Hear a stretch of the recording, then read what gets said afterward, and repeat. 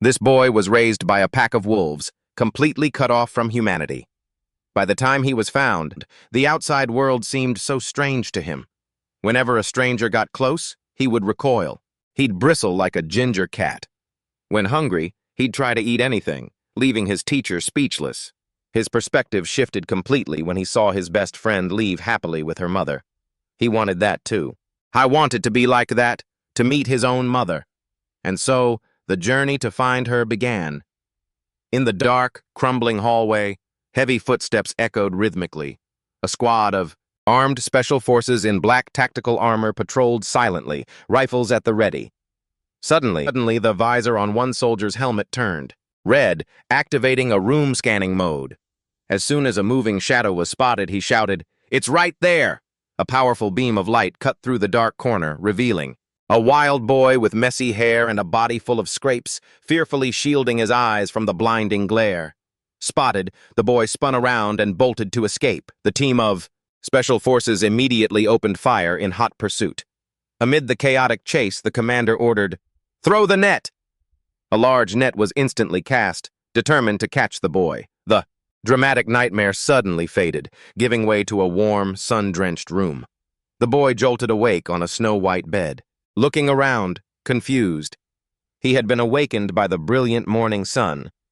Outside the window was a peaceful landscape of green rolling hills where a sign marked it as a child protection zone. To a kid like Mori, who was used to living in abandoned buildings, everything here was incredibly foreign, from the smooth floors and clean, sweet-smelling clothes to meals served right on time. Even so, he couldn't adapt just yet. So he spent most of his time alone on the grassy hillside. Seeing him lonely, two other children approached and invited him, "Why are you all alone? Come play with us." But this sudden friendliness terrified Mori. Guided by wild instincts, he growled and puffed up to defend himself, scaring the other kids into crying and running away in a panic. Once things were quiet again, Mori found simple joy in chasing a yellow butterfly and rolling freely on the green grass. From the window of a room upstairs, a woman with red hair, sitting in the wheelchair, watched him quietly before turning to ask her caregiver, "Can that boy not speak?" The brown-haired girl explained, "No, not exactly. It doesn't seem like a disability. It's just that he hasn't been taught yet. But he seems to understand a few words. Maybe he's slowly picking it up." The rescue team said he was likely raised by animals. Hearing that, the brown-haired girl murmured in surprise, "He's like a real-life Mowgli, isn't he?" "Mowgli?" The woman smiled gently. "You're young, so it's only natural you wouldn't know about that. It's understandable. It's a story that was written long before he was even born." Just then, the church bell rang clearly, signaling recess. The children rushed out to the playground, chattering away under the teacher's guidance. Mori stood back in a corner, watching blankly. He watched curiously as a friend received a letter sealed with red wax. As he stood there, deep in thought, a clear voice spoke up beside him. "It's a letter." That was Dina, a girl with auburn hair in 2 braids. She explained, "That's a letter from a sponsor. Sometimes they send gifts too." Seeing Mori silent, Dina asked, "Don't you have a sponsor?" "Huh?" Then she happily grabbed Mori's hand to lead him away, adding, "A sponsor is an adult who will take care of you." The children in the orphanage were having a very lively discussion about adults. While some thought adults were good, others insisted they were bad. In the end, they all decided that adults were half good and half bad. Sitting in the cafeteria, Dina ate and told Mori about their friend Matthew, who had just received a massive toy from his sponsor and kept showing it off, which really annoyed her. Even when going out to the playground, Dina wouldn't stop talking. She complained about the layered lace dress that Lily had been gifted, saying it looked disgusting. Even the fact that Choi was able to talk directly to his sponsor seemed bizarre to her. But when asked about herself, Dina confidently claimed she didn't need any sponsor at all. She declared loudly, "Because my mom has everything covered, she promised she'd come pick me up." Dina excitedly recounted her mom's promise that she just needed to sleep 100 nights and her mom would come. With the innocent mind of a child, she held her hand out to Mori and said, "It'll be 100 nights in the blink of an eye, you get it?" When night fell, the 2 children sat by the warm lamp. Dina whispered softly, "I hope Mom comes soon." Mori looked quietly at his friend, then turned his eyes to the window to gaze at the starry night sky. He blinked, feeling as if the stars were racing by. But that peaceful world was soon shaken by the secrets of adults. In class, the teacher used paper puppets to tell a story about how friendly extraterrestrial friends from far away in the universe became friends with humanity. Immediately, a boy with glasses stood up, pointed, and retorted, "You're lying. Why would you lie?" Once on the playground, the boy with glasses explained to Mori and Dina's group that adults only lie because they treat them like little kids. To prove it, he snuck a thick, ancient book out of his pocket and opened it to the surprise of the whole group. When a friend curiously asked, "Where did you get that book from?" the boy with glasses revealed he had taken it from the principal's office. The group of children huddled together to read the text inside.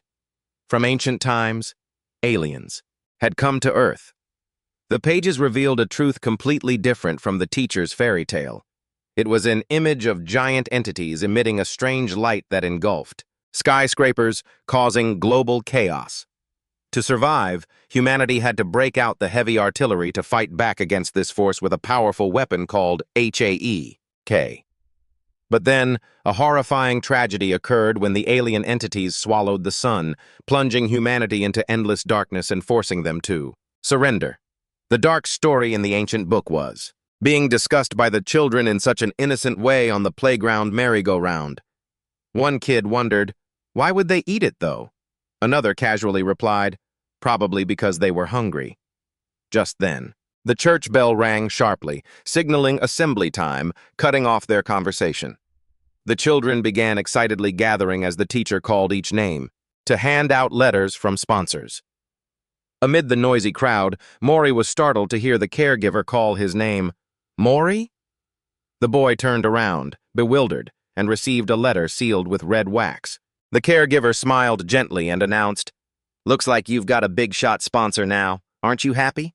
Marie's eyes widened in surprise as he looked at the envelope in his hands, a strange mix of curiosity and confusion washing over him. Suddenly, a loud noise made him jump. He turned toward the door to see a sand toy bucket lying on its side. Dina was standing there, hesitating, staring intently at the letter in Marie's hands. Her face was drenched in tears, her sobbing filling the entire room with deep, inconsolable grief. In the corner of the storage room, the sound of choked, broken sobs echoed. Dina was huddled in the corner, clutching her knees. When she saw Marie timidly peeking from behind the door, she shouted in a fit of rage, "Just get out! Go away!" But Marie didn't leave. He kept pacing around the room as if trying to find a way to reach her. Dina remained with her head buried, crying uncontrollably, when suddenly she looked up in surprise to see a small chocolate cookie placed right beside her. It turned out Marie had quietly crawled over and pushed the cookie toward her. Dina sniffled, looked at the cookie, and whispered, "These are all things you like." She picked up the cookie, her heart a mess of tangled emotions, and sadly confided, "Actually, 100 nights have already passed. Mom thought I wouldn't be able to count to 100, but I did." Tears welled up again, and Dina choked out, "Now I'm all alone." Seeing his friend crying, Marie quietly approached and gently leaned his back against hers, a warm support. The two sat there together under the late afternoon sun. This sweet gesture from Marie made Dina smile faintly through her tears. She held up the cookie and asked, "Can I really eat this?" Seeing Marie nod, Dina broke the cookie to share it with him. The sounds of happy laughter from the two children echoed throughout the cozy storage room. Once she had calmed down, Dina looked at the envelope in Marie's hand and said, "You can't read this, can you? Let me see." She took the letter sent by the sponsor to Marie and read it aloud. "Hello, hello, over there." Dina flipped the empty envelope back and forth, looking confused. "Huh? Is that all?" Just as she tipped the envelope upside down, a small object fell out. It was a beautiful, shimmering blue flower that landed on the wooden floor. Marie stared at the flower with eyes full of wonder. He reached out and picked up the strange, softly glowing flower. That night, in the quiet dormitory, Marie lay in bed, gently bringing the flower to his nose to smell. The lingering scent of the shimmering blue flower lulled him into a deep sleep. In Marie's dreams, he saw himself floating in a sky filled with shimmering blue flowers. The sound of soft snoring filled the quiet dormitory of the orphanage. The next morning, the church bell rang out crisply, signaling a new day. The caretaker ran into the room, waving a letter, and called out, "Marie! Marie!" She smiled tenderly and handed him a gift box wrapped with a pretty red ribbon, saying, "Marie, you're so lucky." The appearance of the gift drew Dina and the other curious children over, and they all gasped in amazement, "Whoa, it's a huge pile!" In front of Marie now lay a mountain of gifts, from a wooden horse and building blocks to a giant set of crayons. Dina curiously opened the sponsor's letter, read it, and frowned. The letter still only has a few simple words. The handwriting is so messy. Meanwhile, the children around were extremely excited. One yelled, "Wow, I've never seen so many colors of crayons before." Another was having fun playing with a talking teddy bear. "This bear can even talk. Let's brush our teeth together." This sudden generosity made the children huddle together and gossip excitedly. One wondered, "What kind of people are they?" Another replied, "Why are they so kind? They must be super rich." But the boy with glasses expressed suspicion. Or maybe they have some ulterior motive? Don't adults only act kind when they feel guilty about something? Looking at the shimmering crayons, Marie blinked, confused, and wondered, "Feel guilty?" Before he could think much, Marie's natural curiosity took over as he picked up a crayon, intending to shove it into his mouth to taste it. Dina, seeing this, panicked and rushed over to grab it. "Marie, stop it!" She patiently took his hand and gently taught him, "You're so silly. Look, you have to write like this." Then she drew a squiggly line in the sketchbook. Just then, rumbling noises outside made Marie jump in surprise. It turned out that as the weather warmed up, the director gathered the children and said, "Since it's warm, we're going to wash the laundry. Can you all lend a hand?" The pure white sheets were taken out to dry under the clear blue sky. Assigned the task, the children were incredibly excited. They rolled up their pants and jumped into the large wooden tubs placed on the lawn to wash the clothes. Little Marie also enjoyed stomping his feet on the soapy laundry. In the next tub, a friend jumped around excitedly and boasted, "Look, my toes are all wrinkled," making the boy with glasses gasp, "It's true." Seeing this, Dina grumbled while wringing out the clothes. "You guys are so silly, what's so strange about that?" But ignoring the grumbling, Marie continued to happily splash around in the tub full of soap suds. He looked up at the shimmering soap bubbles floating in the air, his round eyes filled with childish delight. Marie had a blast splashing around in the wooden tub full of foam.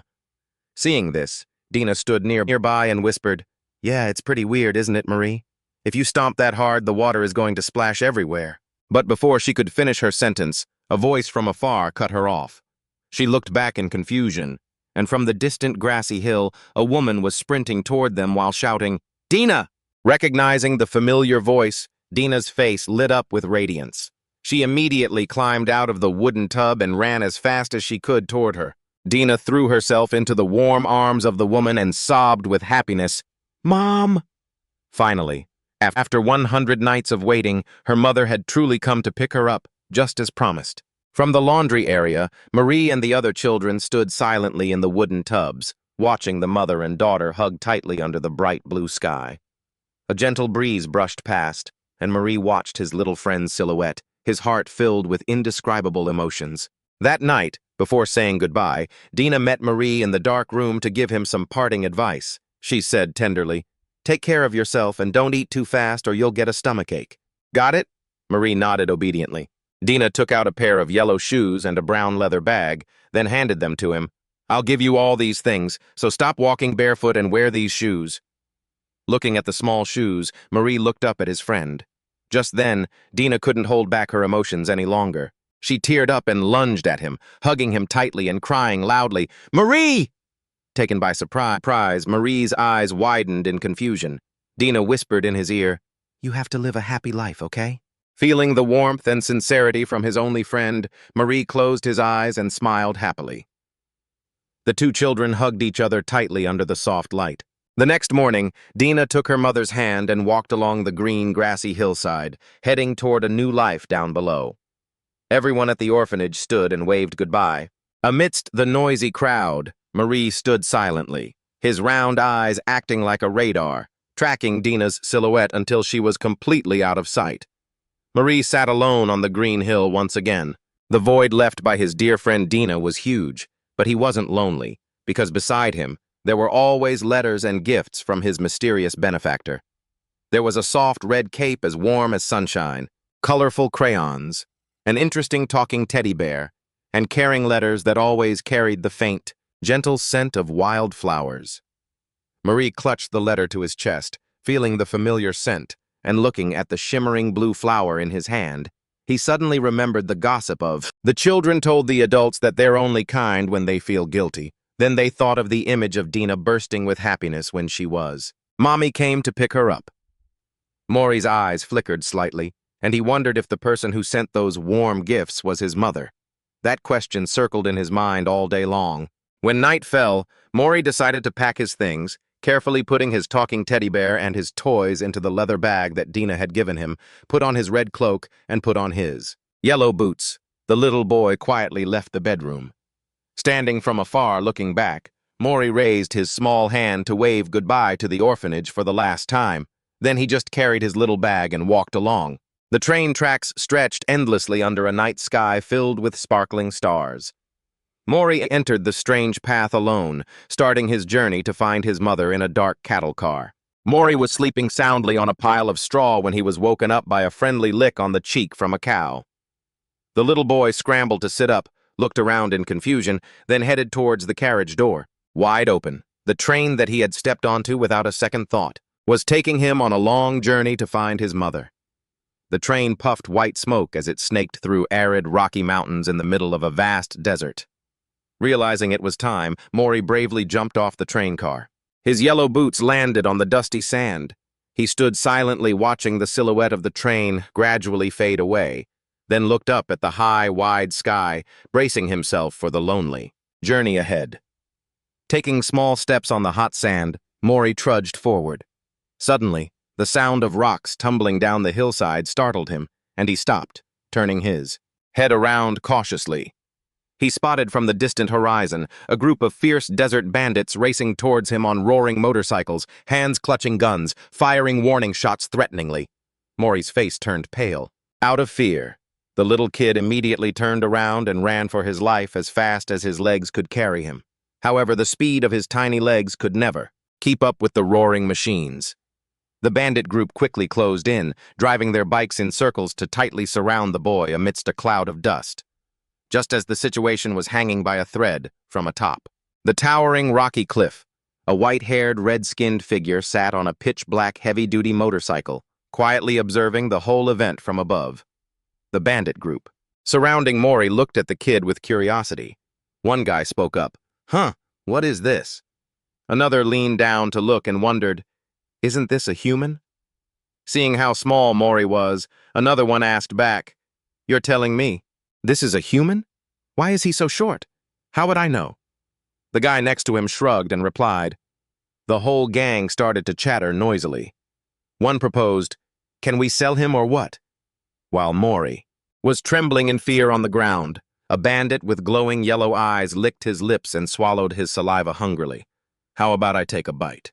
He reassured himself that the kid was so small that no one would even notice, then reached out a filthy hand intending to grab the kid's leg, just one leg. But his dirty hand hadn't even touched Maury when a loud explosion rang out. A giant ash-gray beast suddenly landed in the form of a thunderous punch, flattening the bandit into the ground. The beast roared threateningly, "Who said you could touch him whenever you want, huh?" The pinned bandit could only tremble and beg, "I'm sorry, sir." The beast turned to look at Maury with disdain, clicked its tongue, and remarked, Something this small. That wasn't even enough to get stuck between my teeth." But just as it was about to strike, a strange sound in the distance made it jump and turn around, guarded.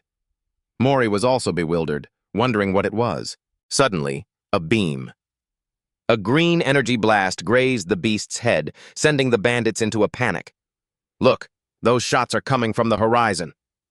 A heavy-duty motorcycle roared as it tore through the desert dust clouds. Seeing the familiar silhouette of the red-skinned, white-haired warrior rushing toward them, the bandits immediately turned pale and screamed in terror, "Ryder! It's Ryder!" There.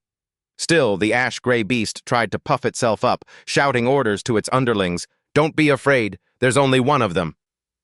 Hearing the command, the bandits immediately pulled out their guns and opened fire in succession. As for Ryder, he easily maneuvered his motorcycle through the intense rain of bullets. Right after that, he activated the 2 heavy cannons mounted on the bike. Charging them with fiery red energy, he unleashed a barrage straight into the enemy formation. The thunderous explosions made the ash-gray beast grind its teeth and roar helplessly, "That bastard!" The giant ash-gray beast immediately lunged forward to counterattack, but Ryder was one step ahead. He steered the bike, tearing off at blinding speed. A massive explosion echoed. Debris went flying, making the beast flash a sinister, triumphant grin, but that smile quickly vanished as its hand suddenly distorted and dissolved into nothingness. The beast stared in shock, eyes wide. Before it could even understand what happened, Ryder steered his bike soaring into the sky. He pulled out the big gun and fired a massive green energy beam that swept across the ground. The pressure from the blast and the thick clouds of dust forced little Mori to cover his face with his hands.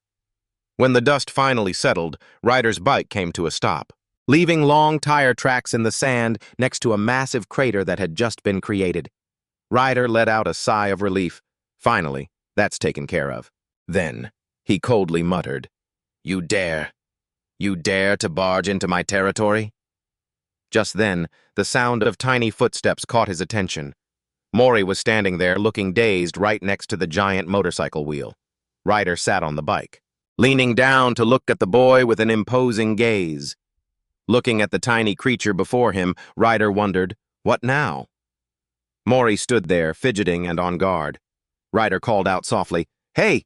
Immediately, a small hovering robot appeared, scanned the boy's entire body, and announced, "This is a human child."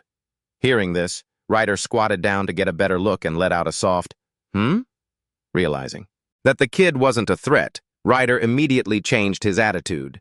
He flashed a bright, cheerful smile and greeted him, "Hello there, kid." The truth was quickly exposed as Ryder thought to himself, "What should I do now? Eating humans isn't illegal, though ethically it's considered taboo." He glanced at the boy who was standing there gloomily, trailing behind him, then clicked his tongue. Besides, this kid doesn't look like good eating anyway. He's probably tender, but there's just not enough of him. Maybe 300 grams? Regardless, this isn't bad. Should I sell him alive to the caverns? There might be some freaks crazy enough to want him as a toy. Ryder's gaze suddenly caught Mori's outfit. Although a bit messy, the clothes looked quite high quality. If he took him to an auction house done thinking, he turned back and called out, "Wait up, kid. There's something here," he said, reaching out to touch Mori's red cloak.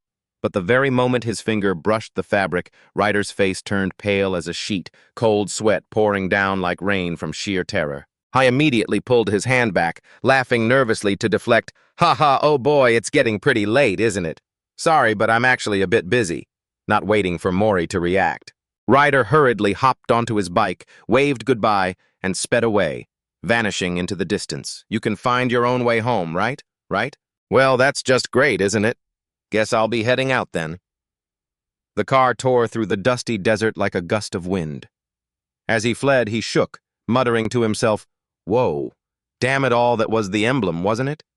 I almost lost my life back there." Seeing this, Aya hovered nearby and teased, "So, would you call this fear?" The red devil flared up and yelled, "Shut it!" To calm his frantic nerves, Ryder muttered, "I'm so scared my throat is bone dry." Just then, a small hand offered a water bottle to him. Ryder took it without thinking, "Ah, thanks," and tilted his head back to gulp it down. But when he lowered the bottle, he froze, his eyes widening in shock. Right in front of his motorcycle's fuel tank, Mori had somehow climbed up and was sitting comfortably. Ryder panicked and shrieked, "What the hell? When did you get up here? How did you even climb up?" As the red devil swerved, struggling with the handlebars, he roared, "You little brat, get down! I said get down!"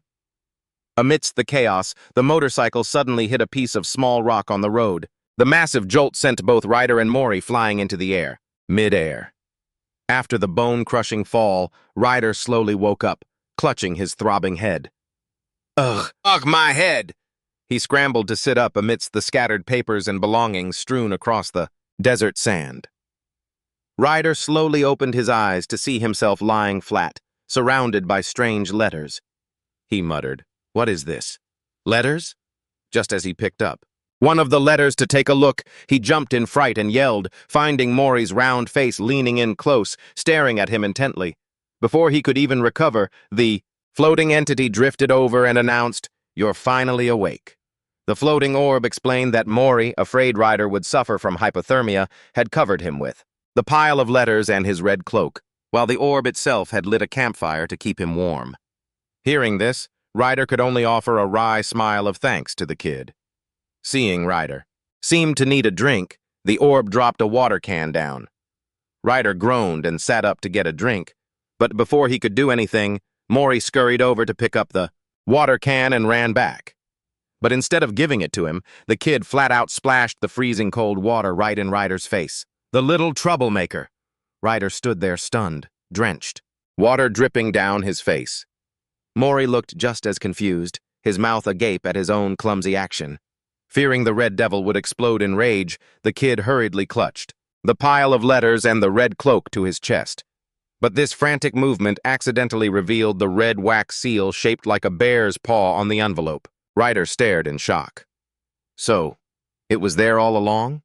He mused, watching the boy hug the letters tightly. That seal, there was no doubt about it. It was the symbol of the Order, one of the 7 fingers of the Lord, the beginning and the end of the universe.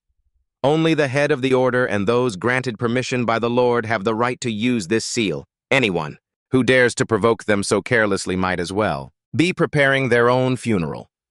In Ryder's mind, Mori's background suddenly seemed incredibly significant. A human boy who looked foolish and clumsy, but possessed letters written on high-end, expensive paper, worth a month's salary for him. Above all, everything was marked with the bear paw symbol, a symbol of the Order's power, accompanied by words filled with boundless love. In Ryder's mind, Mori's background suddenly seemed incredibly significant. On the journey, walking under the scorching sun, Ryder led the way, bragging incessantly about his greatness. He gestured grandly, "Get it?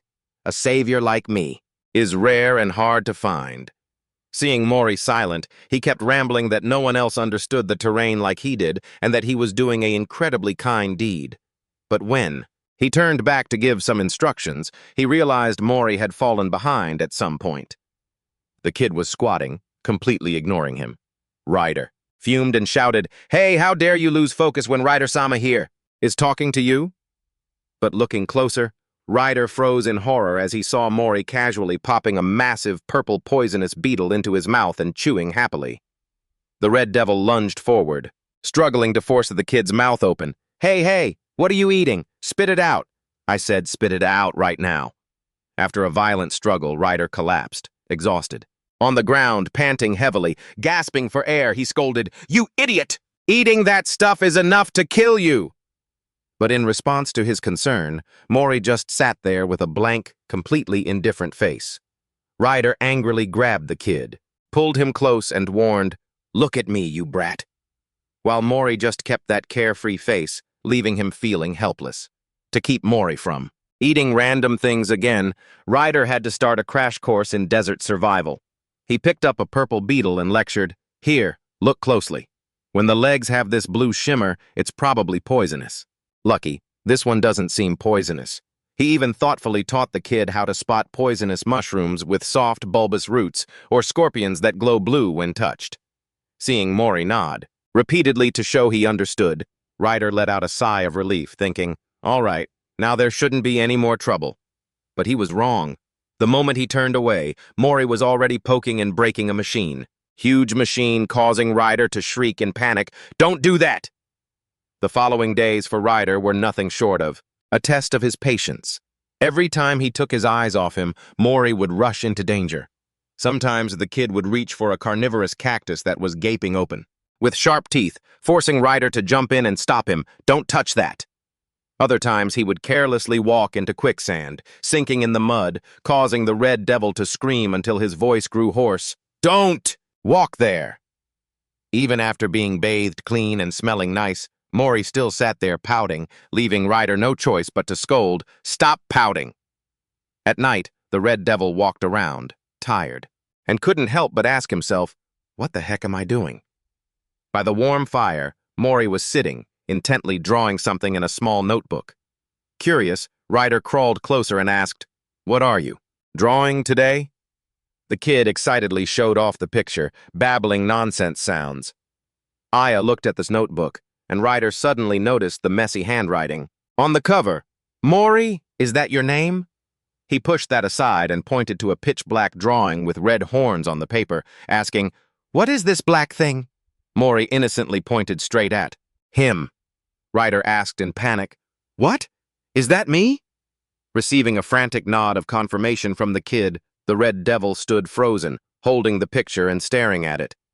Ryder had gazed at that drawing for a long time, because this was the first time in his life someone had drawn him.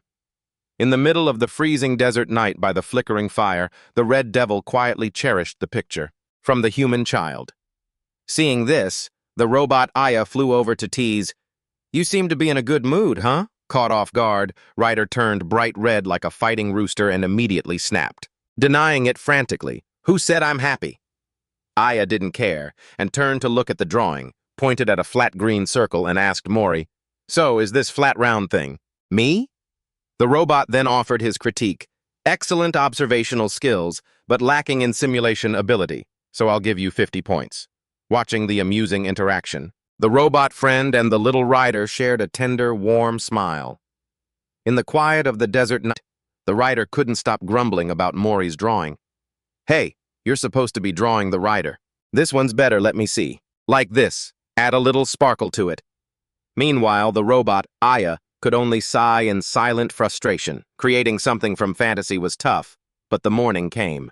As the brilliant sun broke over the horizon, the Ryder woke up and quickly checked the navigation device on his arm. Standing atop a high, rocky hill, he looked out over the vast desert and began to plan. "All right, once we cross that hill," but when he turned back, he saw that Mori had fallen quite far behind. The Ryder shouted in annoyance, "Hey, listen to me, if you're not fast, I'm leaving you behind." The threat was barely finished when the Ryder suddenly froze, noticing something unusual in the distance. Mori was standing curiously, facing a small creature. It was sand-colored, looking like a baby dinosaur. The Ryder wondered, is it a wild beast? But just as Mori moved to get closer, a giant monster of the same species suddenly lunged forward, slamming its claws down in a rage toward the boy. A massive flame erupted violently, engulfing Mori in a sea of red fire. Witnessing this horrific sight right before his eyes, the Ryder was completely stunned, his face drained of color in total shock and horror. The red devil immediately pulled his gun, furiously shouting at the monster, "What do you think you're doing?" The lizard-like beast panicked, clutching its small child as it ran for its life. Disregarding the danger, the Ryder lunged straight toward the raging fire, trying to reach out his hand to save the boy, but the fierce red flames swallowed him up in an instant. The Ryder stood frozen, his heart filled with despair before the flickering fire, blaming himself for not being able to protect the boy, thinking Mori might have already been burned to ashes without leaving a trace. But in that moment of absolute despair, a red strip of cloth suddenly fluttered amidst the sea of fire. It was Mori's red cloak. Strangely, the cloak emitted a magical light that extinguished the flames in a heartbeat, to the astonishment of the Ryder and the robot, Aya. The cloak acted just like a powerful magical treasure. A black and orange energy vortex appeared, gently setting Mori down safely on the desert sand. In the distance, the mother lizard also stopped, staring in awe at the little boy, witnessing this incredible scene. Both the Ryder and the mother lizard were wide-eyed, sweating from the sheer shock. Once he regained his composure, the red devil hurriedly ran over, asking anxiously, "Hey, are you okay?" Seeing Mori no D repeatedly, he finally breathed a sigh of relief. The massive psychological trauma caused the Ryder to drop to his knees on the sand, clutching his head and groaning, "I'm about to faint from the shock." Here Mori quietly stepped forward, leaning against him as a sign of comfort. But the relief didn't last long before the Ryder's anger flared up again, his eyes flashing with a cold, sharp look. He stood up abruptly, leveling his heavy gun directly at the mother lizard and gritting his teeth. "You absolute piece of trash!" Sensing danger, the mother beast hurriedly spread her arms to shield her young one behind her. She timidly stepped toward the Ryder, lightly touching his arm and making clicking sounds as if trying to explain something. But the Ryder completely ignored her. He roared in anger. "What are you talking about? You started the fire and now you're acting like the victim?" Aya, flying beside him, tried to stop the Ryder, but he ignored the advice.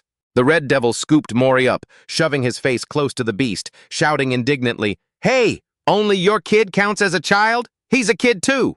You stupid thing, he almost became a barbecue. Do you even know that?" The rider kept shouting at the top of his lungs at the mother lizard, "Want to fight?" Suddenly, the robot assistant, Aya, issued a warning. Something is approaching from below. The ground beneath their feet suddenly shook violently. From deep within the earth, a massive entity emerged, coiling up, towering over the desert sky. It was an adult rockworm with glowing blue grooves on its head. Witnessing the giant monster appear, the rider broke into a cold sweat and cursed, "Damn it, it's an adult!" Realizing the critical situation, he immediately decided he had to get Mori out of there, but before he could act, Aya shouted, "It's coming!" The rider braced himself for an attack, but contrary to its fierce appearance, the giant rockworm gently lowered its head to nuzzle the mother lizard and her young one like a puppy in an incredibly friendly way. The sudden turn of events left the rider frozen in confusion. Well, to cover up his previous aggression, the red devil immediately puffed out his chest and shouted, Don't think I'm going to let you off that easily," causing Aya to sarcastically remark, "Why are you still shouting?"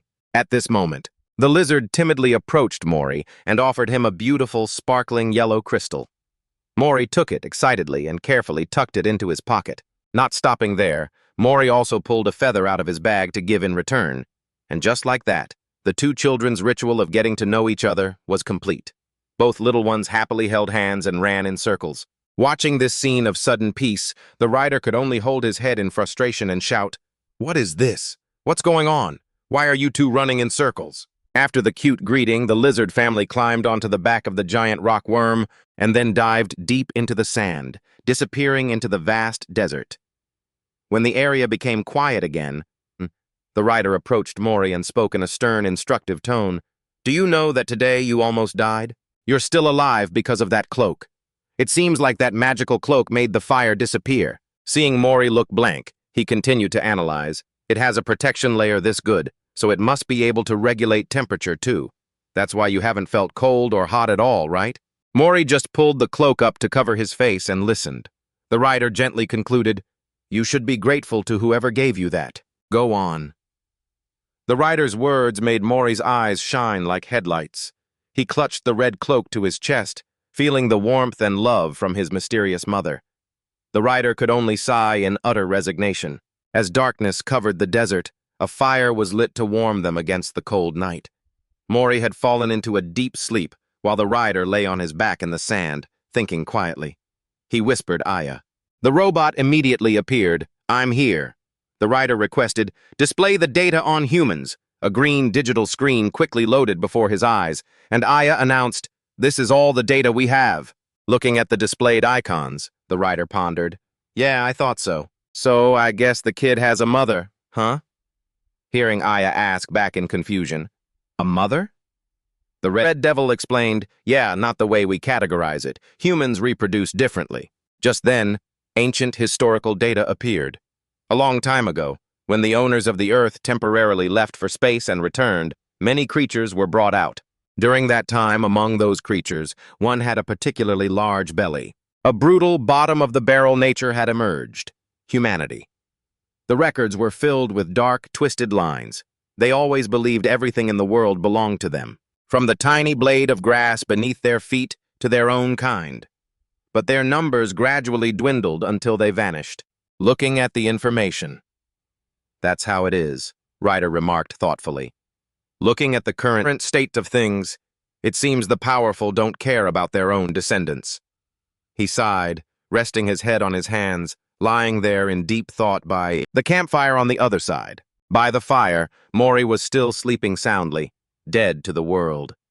Ryder turned slightly, quietly observing the human child. Suddenly, in his drowsiness, Mori's small hand reached out, fumbling until it gripped Ryder's large finger, then pressed it gently against his cheek. The boy's innocent, trusting action made the red demon freeze. Ryder looked at Mori's tiny hand and broke into a tender smile. He gently adjusted the red cloak over the boy, letting Mori smile happily as he drifted deeper into a peaceful sleep beside him. Ryder lay there, quietly contemplating in the dark desert night. Suddenly, the unexpected touch made Ryder flinch as if shocked by electricity. But when he looked over and saw the boy still fast asleep, The red demon offered a gentle smile. He rested his head on his hands, listening to the crackling of the fire in the silent night. But in another dark place, a mysterious conversation was unfolding tensely. Yes, absolutely. The forest around the shelter has been fully bioscanned, so there's no way there could be a mistake. Yes, perhaps it's because of that cloak. From the deep shadows, a terrifying entity with glowing blue eyes revealed itself, declaring coldly in a gravelly voice, "I will find it." Back in the desert, Ryder remained silent, watching the human child sleeping peacefully. The red demon silently resolved to protect the boy at any cost. Mori's eyes fluttered before slowly opening, finding himself lying in the middle of a lush green meadow under a vast blue sky. The boy jumped up, looking around the wide field in confusion, but there wasn't a soul in sight. However, that peaceful scene suddenly vanished like a dream. The clattering of wheels returned, bringing Mori back to reality. The boy opened his eyes to find himself still sitting behind Ryder on the motorcycle. Realizing the boy was awake, Ryder asked, "Up already, kid?" Then, with one arm, he scooped Mori up, pointed ahead, and said, "Look, that's the town." Before them was a town magnificently built inside giant stone pillars looming in the canyon. The motorcycle roared straight into the town. There were stalls selling all kinds of fruit, along with walkways and stone bridges spanning the perilous cliffs. Mori walked along, full of curiosity, gazing blankly at the strange scenery around him. Suddenly, a loud shout, "Ah!" rang out, making both Mori and Ryder startle and turn back in confusion. Immediately, a group of strange demi-humans appeared and surrounded the boy. A female demi-human with red horns beamed, her eyes sparkling like hearts as she excitedly cheered, "Oh, such a cute baby!" The crowd of demi-humans around them began to chirp and swarm Mori. One leaned down to ask, "Are you doing well, little one?" The sudden appearance of the human child caused quite a stir in the market. They kept exclaiming, "Oh, look, a human, so cute!" Seeing Mori starting to panic, Ryder immediately intervened, scooping the boy up to protect him and pushing the crowd aside, roaring like a lion that had broken out of its cage. "Stop! Cut it out! Do you even know how much he's worth? If you want to look, then pay up. Scram! Go on, scram!" After clearing a path for the boy, Ryder breathed a sigh of relief. "You're more popular than I thought, kid." Seeing Mori looking at him blankly, the robot IA, who was flying nearby, commented, "You really are famous, Mori." Ryder carried Mori quickly through the stone hallway, ducking into a busy tavern deep underground. Just as he entered, a curious patron approached and asked, "Ryder, hey, is that brat yours? Can I touch him?" Ryder coldly brushed him off. "Go ask him yourself." Just then, a familiar voice called out from a dining table, "Hey, how have things been lately, Ryder?" The one speaking was Valentine, a goat-folk demi-human with long blonde hair and signature curved horns. Valentine curiously watched Mori, who was sitting obediently in Ryder's lap, then asked, "What's that beside you? Since when did you decide to raise a human?" Fearing his friend might misunderstand, Ryder immediately warned, "He's not food, so don't get any crazy ideas." Valentine burst into a chuckle. "How funny. Who even eats people these days? That's just barbaric." Not wanting to argue further, Ryder pulled out a letter sealed with red wax and placed it on the table, asking in a serious tone, "Have you ever seen this symbol before?" Valentine took the letter, carefully inspecting the wax seal. Then his eyes went wide and his jaw dropped in shock. "What? This is a payment seal, isn't it? I've only seen it once during a trade, so maybe they're in the city." Hearing that, Ryder repeated in surprise, "The city?" The unexpected information left Ryder deep in thought. His face grew serious. "The city where the judge is?" Valentine nodded in confirmation. "Yeah, that's right." The blonde demi-human leaned down to look closely at Mori's face, then laughed boisterously and mindlessly. "This kid has the same black hair as the man who made a deal with me. Ho ho." Realizing he had a clue about Mori's family, Valentine wondered, "Why is this kid here, though?" Ryder sighed and replied, "It's a long story." Putting that aside for a moment, Ryder turned to discuss renting a room. "Anyway, I want a place with an energy terminal, and a solar charging port, too." Valentine immediately quoted a price, 50. The exorbitant price made Ryder shout in surprise, "What?" The red demon immediately blew his top and slammed the table, arguing fiercely, "Don't try to jack up the price, 35 is plenty. That's the deal." But Valentine wasn't a pushover either. He puffed out his neck and retorted, What the heck are you talking about? Be reasonable. Do you know how much inflation has skyrocketed lately? How am I supposed to survive if you do that? Watching the two adults argue to the death, Mori just sat on the ground, curiously poking the robot IA who was hovering in the air. After a fiery dispute, Valentine angrily settled on a final price. Fine, just 42, and that's as low as I go. Ryder, though extremely annoyed, had to grit his teeth and accept the price. Ryder sullenly tossed the gold coins onto the table to pay for the room. Just then, the robot IA chimed in with a suggestion. I've got 70% battery left. Can we sell that? Ryder immediately brushed it off. What a waste. IA still didn't give up and continued asking, what about Mori's stuff? Ryder glanced at the boy clutching his leather bag tightly, then got goosebumps and shuddered, replying, Are you telling me to just go die already? Suddenly, a strange object, Valentine placed on the table next to the pile of coins, caught Ryder's attention.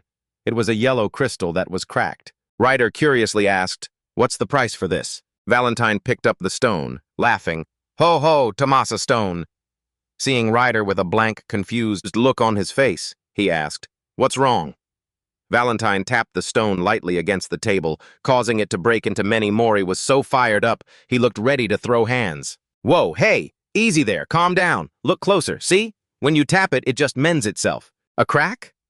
Valentine smiled, presenting it. What do you think? It's as good as new, see? It repairs itself. Plus, it absorbs light, so it actually glows at night. Is that so? Ryder asked, intrigued. Well then, is it expensive? But Valentine poured cold water on that. It's so common these days, it's not worth much. Ryder clicked his tongue, disappointed. Tch, figures. Take it. Go on, Mori. The red demon tossed the stone to the kid. But Mori wasn't ready, and the stone slipped from his hands, rolling away across the floor. The stone caught the attention of a stray cat that started batting it around. Mori scurried after it, chasing it deep into a dark, secluded corner of the inn. Just as Mori bent down to pick the stone up, a pitch-black hand suddenly reached out. As he touched it, Mori looked up, bewildered. Standing before him was a tall figure in a dark green hooded cloak, wearing a strange white mask with round golden eyes. The stranger stared down at the kid and whispered, Oh, how adorable. Sensing something was wrong, Mori hugged the stone tight and turned to bolt, but the kidnapper was fast. Like a flash, he reached out a large black hand and snatched the boy by his red cape. With a swift pull, he dragged Mori into a dark purple swirling rift that opened up right beneath the ground. Mori flailed in the void, surrounded by pitch-black hands wearing gold rings. The kidnapper leaned in close, his face full of jagged teeth behind the mask, and signaled, Shh! Mori was scared out of his wits. Before he was completely swallowed by the darkness, the kidnapper glanced around one last time and vanished without a trace. Mori came to, finding himself left behind all alone in a pitch-black void. The boy looked around, confused, but there was nothing but an endless expanse. No one, just an empty shadow. Overwhelmed by fear and loneliness, Mori let out a wail, lifting his tiny fists and sobbing miserably. Meanwhile, back at the inn, Ryder suddenly realized something was wrong. The red demon stood up abruptly, scanning the crowded marketplace anxiously, but Mori's small frame was nowhere to be seen. Amidst the noisy crowd, Ryder called out frantically, Mori, where'd the kid go? Mori! While searching desperately, Ryder spotted something suspicious moving behind a woven curtain. A figure in a dark green cloak was sneaking through a gap in the doorway, trying to escape. Ryder froze when he locked eyes with the masked stranger, who glanced back with glowing, eerie golden eyes. Realizing he'd been spotted, the masked figure immediately turned and bolted. Ryder shouted as he gave chase, Hey, wait up! The AI robot A flew alongside, quickly activating its scanner to search the crowded stone market. The red demon roared, trying to block the way. Hey, you! Stop right there! But the kidnapper ignored him, lugging the bag with Mori inside and weaving through the crowd. Ryder yelled in a rage, I said stop moving! He reached out to grab him, but the masked figure was one step ahead. He recklessly jumped straight off the high canyon cliff to escape. Ryder rushed to the edge of the cliff, staring down at the treacherous ravine below in shock. The masked figure landed safely on a giant stone bridge and glanced back up, full of defiance. Right then, the AI robot A issued an urgent alert. There is a living subject with a body temperature of 36.8 degrees inside the bag. Hearing that, Ryder's blood boiled. He roared, "You jerk, he's got Mori!" Not wanting to lose the target, the red demon ordered his assistant, "Get ahead and cut him off! Fly!" Following the order, A zipped up high while Ryder pushed himself to sprint through the shortcuts along the cliffside to track the kidnapper down. The AI robot hovered in midair, activating the scanning system and announced scanning the entire town. A beam of green light swept over the stone structures and the maze-like walkways of the canyon town. The interface of AI-A was constantly analyzing a detailed 3D map of the area to find the shortest route. It quickly processed the town's layout and reported, "There are 14 possible routes." Based on his speed and direction, he seems to be taking Route 2. Ryder locked onto the coordinates and immediately picked up the pace. Chasing him down. AI, continued guiding him, stairs ahead. Ryder nimbly vaulted over the stone steps, while the kidnapper ahead hesitated slightly as he faced obstacles in his path. To keep up with the target, Ryder dashed across a long stone bridge spanning the canyon.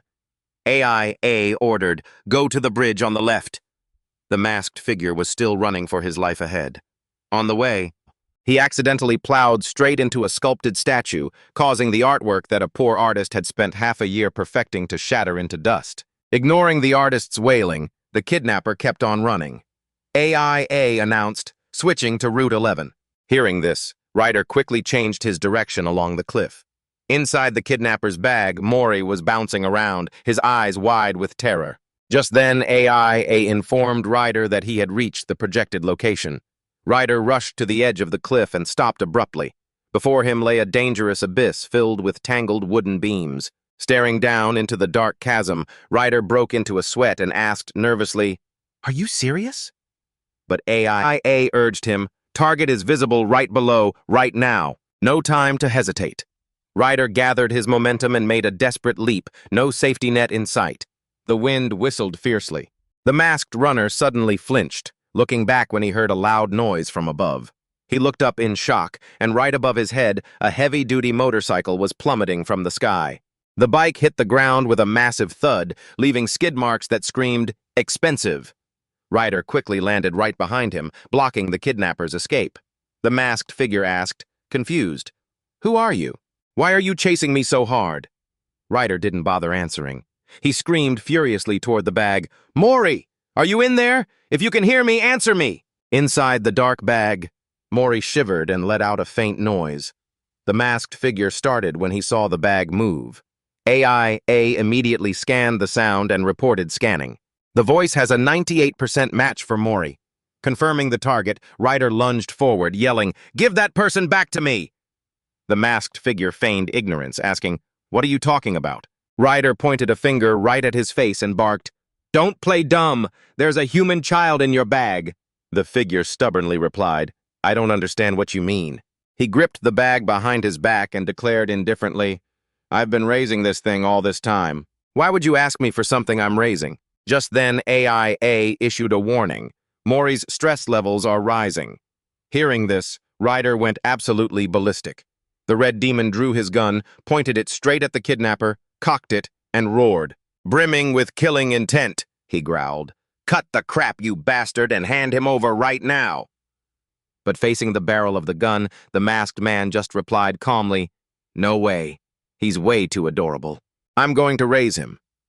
The white-masked kidnapper casually declared his intention to keep Mori, claiming the boy was just too cute. Ryder, furious, called him a psycho, but the kidnapper just retorted with a sneer, pointing out that Ryder was nothing but a notorious outlaw who specialized in making illegal weapons. He shot back, "How could a dangerous guy like you possibly raise a human child?"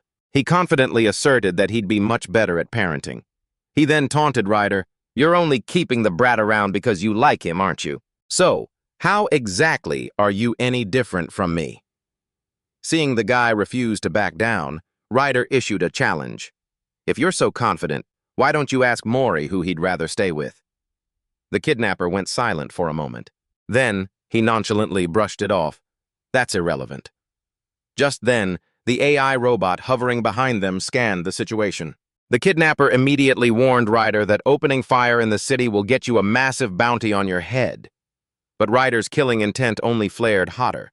He coldly replied, "That doesn't matter." Meanwhile, as the two stood in a tense standoff, Mori, trapped inside the dark, cramped bag, was terrified. The boy sobbed, struggling to find a way out, but it was hopeless, and he tumbled over. Amidst that moment of despair, a familiar voice suddenly spoke from the talking teddy bear inside the bag. "Don't forget to use the potty before bed, okay?" The unexpected remark made Mori startle, his eyes going wide. Outside, the kidnapper still nonchalantly proposed a savage compromise. "How about this? I'll be generous and compromise with you. I'll take the head, and you can keep the body." The disgusting offer made Ryder livid. In his head, he quickly analyzed the situation. With 63% of his energy remaining, his gun could easily blow the guy's head off. But if the bag holding Mori was rigged to his muscles, it would instantly tighten the moment its master was shot. Ryder worried if Mori's red cloak could withstand that crushing force. Gritting his teeth in frustration, he muttered, "Damn it, if I could just get Mori out of there." Seeing Ryder stay silent, the kidnapper pressed him. "Are you even listening to me?" The kidnapper continued to mumble nonchalantly. "Annoyed at being ignored," he barked. "How dare you blow me off, you brat!" But then, he suddenly froze, suspicious, as he felt a strange wetness spreading from inside the bag. Behind him, his eyes rolled back in horror, and then he let out a blood-curdling scream. It turned out that little Mori, out of sheer terror, had peed right inside his pocket. Seizing the moment the kidnapper was panicked and jumping around from the filth, Ryder moved like a flash, lunging forward to yank Mori safely out of the bag. The kidnapper shook violently with disgust, screaming like a madman, "Filthy! How filthy! How dare you! In my pocket!" But before he could even process it, a cold, wind-tearing slash whipped by, severing his dark, mangled hand clean off. He clutched his bleeding arm and wailed in agony. "My hand! My hand!" Immediately, Ryder hoisted his ultimate weapon, pointing it right at the guy's face. The Red Devil growled, dripping with murderous intent. "Listen closely. If you ever dare to touch him with that dirty hand again, I'll have you crawling like a snake." The intense killing intent radiating from Ryder's glowing eyes left the kidnapper completely silenced by fear.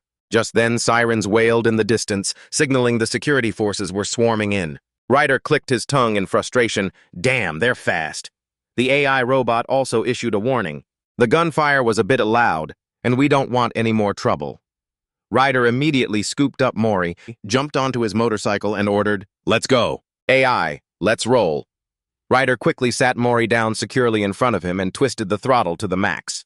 The motorcycle roared and tore through the wind, leaving the chaotic scene behind. After riding a bit, the Red Devil couldn't help but chuckle. Seeing Mori staring at him with curiosity, Ryder burst into hearty laughter. "Ha ha ha! Did you see how he panicked? Filthy, filthy, ha ha ha!" Even the Shadow had to nod in approval at Mori's life-saving pee.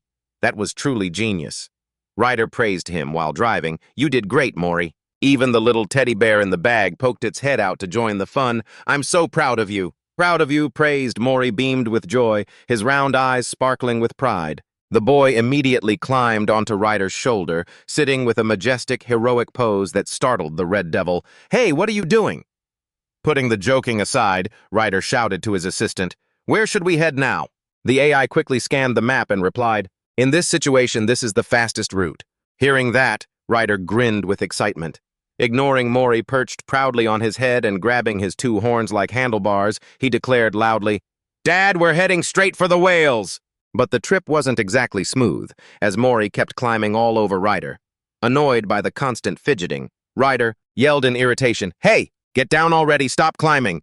The noise from the pair was so much that even the AI robot driving the bike had to plead helplessly, "You two, please sit still while I'm driving." After a long journey crossing bumpy roads, the bike finally came to a stop. Mori's yellow boots touched the lush green grass. Ryder took the boy's hand and trekked silently up the rugged, rocky slopes. The moment they stepped onto the hilltop, a refreshing breeze blew, making Mori's red cloak flutter wildly. The boy opened his eyes wide in wonder, looking ahead. Before them lay a magnificent, lush green valley with grass stretching out to the horizon.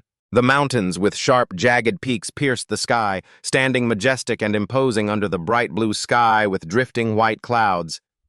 Ryder stood with his arms crossed, silently gazing at the magnificent view, while Mori went into hover mode on the rock, spreading his arms wide to welcome the cool breeze of this new land. Ryder led Mori across the green valley, heading toward the snow-white mountains in the distance. Under Mori's feet, white wildflowers released a soft fragrance, a sight that immediately reminded him of the mysterious mother's pile of paper. They both continued to cross a giant ancient tree trunk, bridging a deep ravine, then entered a moss-covered ancient stone corridor. When night fell, they camped under an old stone overhang, warming themselves by the crackling fire. The journey became increasingly difficult as they had to hide behind a giant rock to avoid massive, long-legged monsters slowly moving through the fog. In the darkness, Ryder accidentally turned on his flashlight, startling Mori, who gasped and clutched the teddy bear tightly. The AI robot immediately recorded the boy's fear of the flashlight into its memory, deepening their way into the light. The flashlight beam hit the old stone wall, revealing a trail of graffiti. That night, Ryder quietly pulled Mori into his arms, using a small wooden shield to keep the little guy cozy and asleep. The next morning, they crossed a crystal-clear blue river. Marie lay back and enjoyed the ride on a small wooden raft with Aya, while Ryder waded through the water, pulling them along. But as they entered a dark cave, pairs of glowing red, menacing eyes suddenly appeared. A swarm of purple monsters lunged in a fierce attack. Ryder immediately hugged Mori tight to protect him, despite his gold boots. The kid and the IA robot tumbled into the water. Once they safely escaped the cave, Mori nervously held a container of blue ointment and ran toward Ryder. He gently applied the cream to the wounds on the red demon's cheek. Seeing Mori's clumsy yet caring expression, Ryder could only accept it in silence. As night fell once more, the motorcycle rolled on again, carrying them both across a vast grassland under a starry night sky. Mori sat in front of Ryder, staring up in wonder. Before their eyes lay a magnificent sight never seen before, an entire pod of giant whales soaring freely through the night sky amidst shimmering green auroras. The deep, warm calls of the giants shattered the silence of the desert night.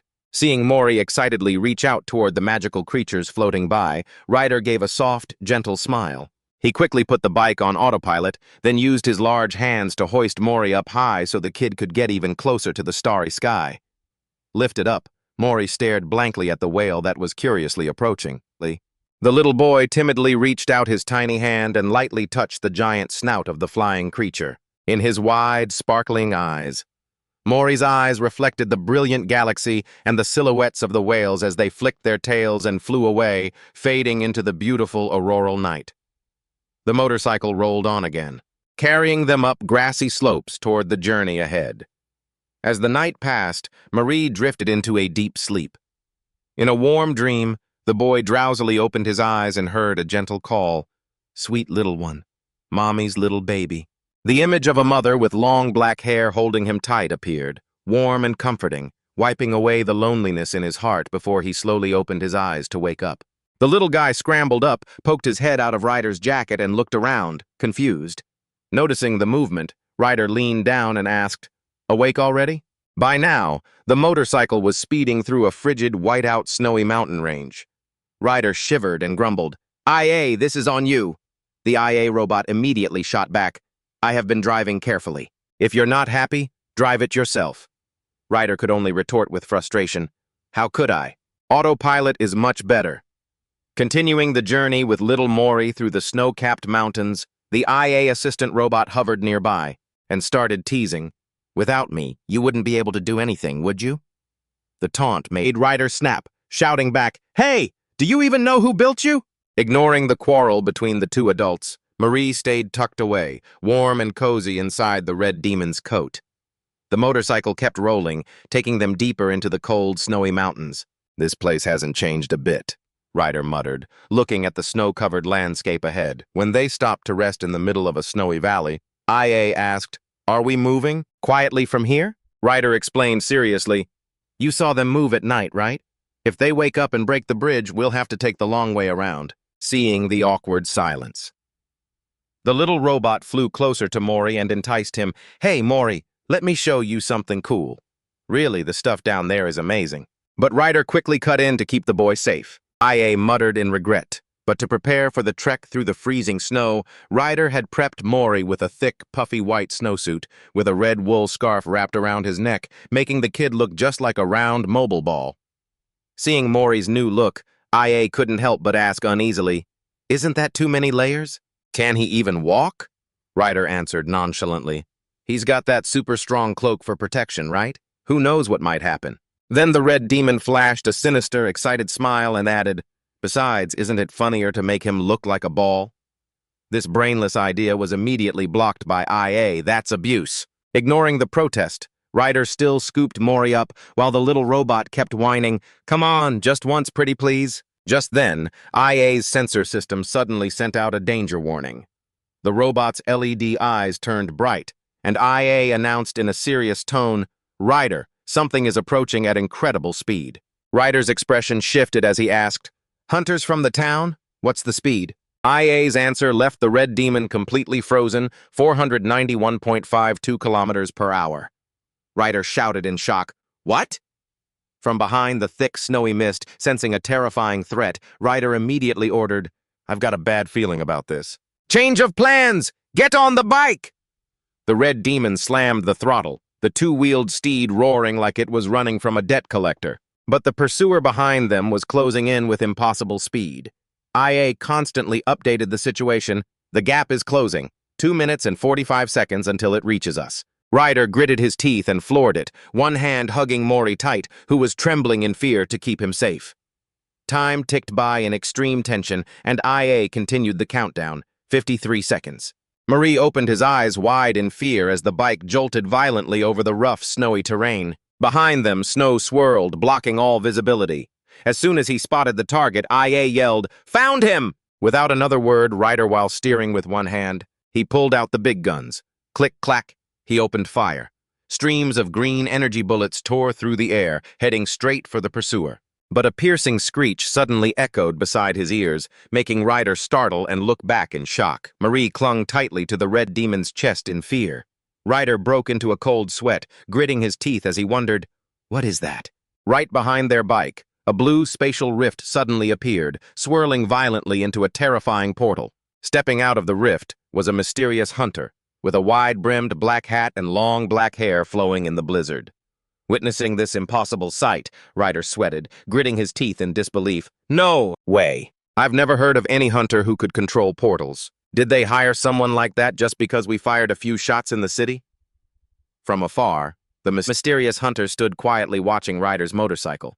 Marie clung to Ryder's coat, while the pursuer observed silently through a black mask with strange glowing blue rims. Realizing the situation was dire, Ryder held Mori tight, and I hurriedly asked my AI assistant what my winning odds were if I went all out. The cold bucket of water from the AI left the red devil frozen for a solid 5 seconds. 16%.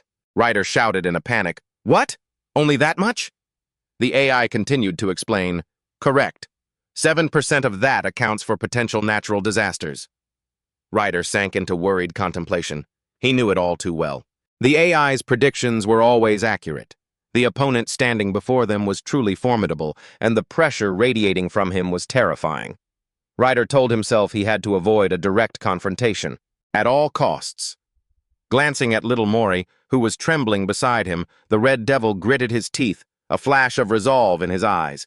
He decisively cocked his gun with a click, ready to play his last card. Sink or swim.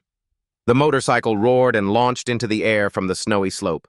Ryder shouted, commanding his AI assistant, Remove the limiters, now! The screen of the AI flashed a bright red warning, activating maximum output.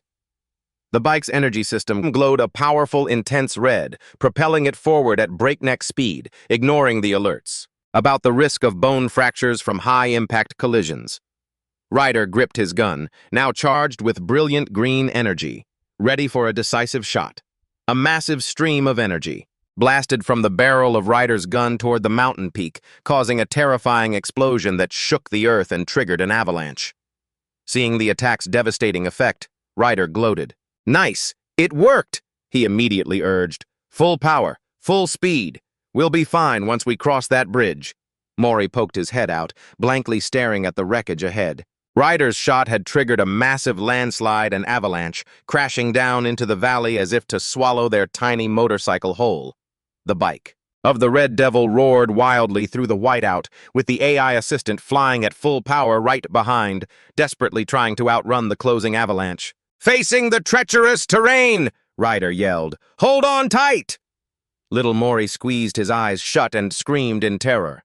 Just then, Ryder spotted an escape route as the system signaled. Bridge detected. Before them was a natural ice bridge spanning a bottomless abyss. Without a second thought, Ryder pinned the throttle, sending the bike flying.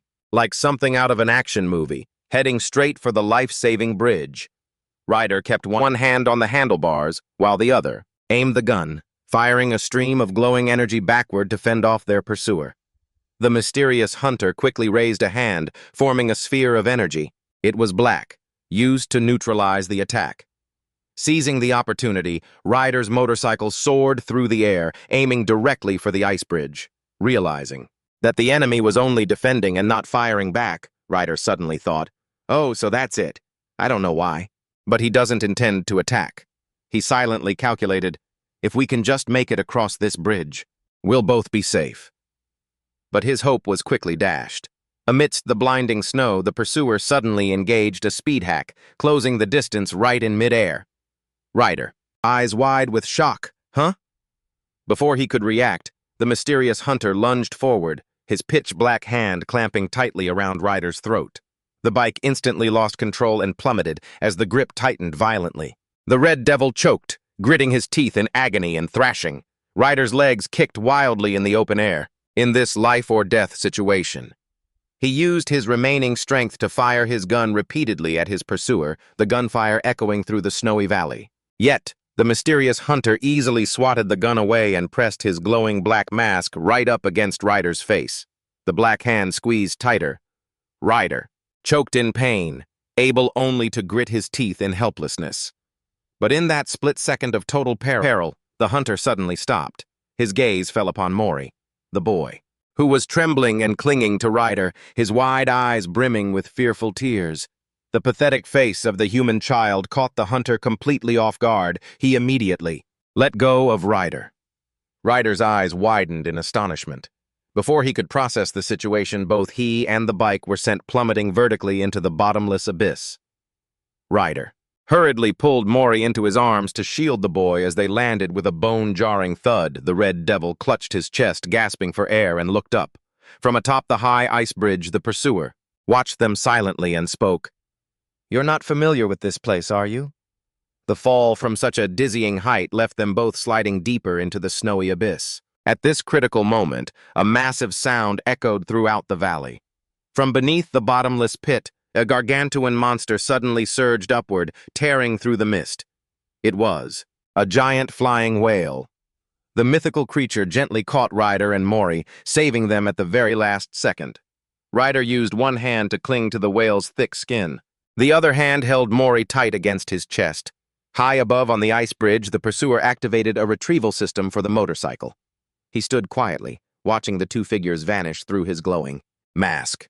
Mori lay safely on the giant whale's back, turning his head to look at the hunter one last time. Protected by the pod of giant whales soaring freely through the snowy sky, the journey of Mori and Ryder continued, leaving the lonely silhouette of the pursuer fading far behind.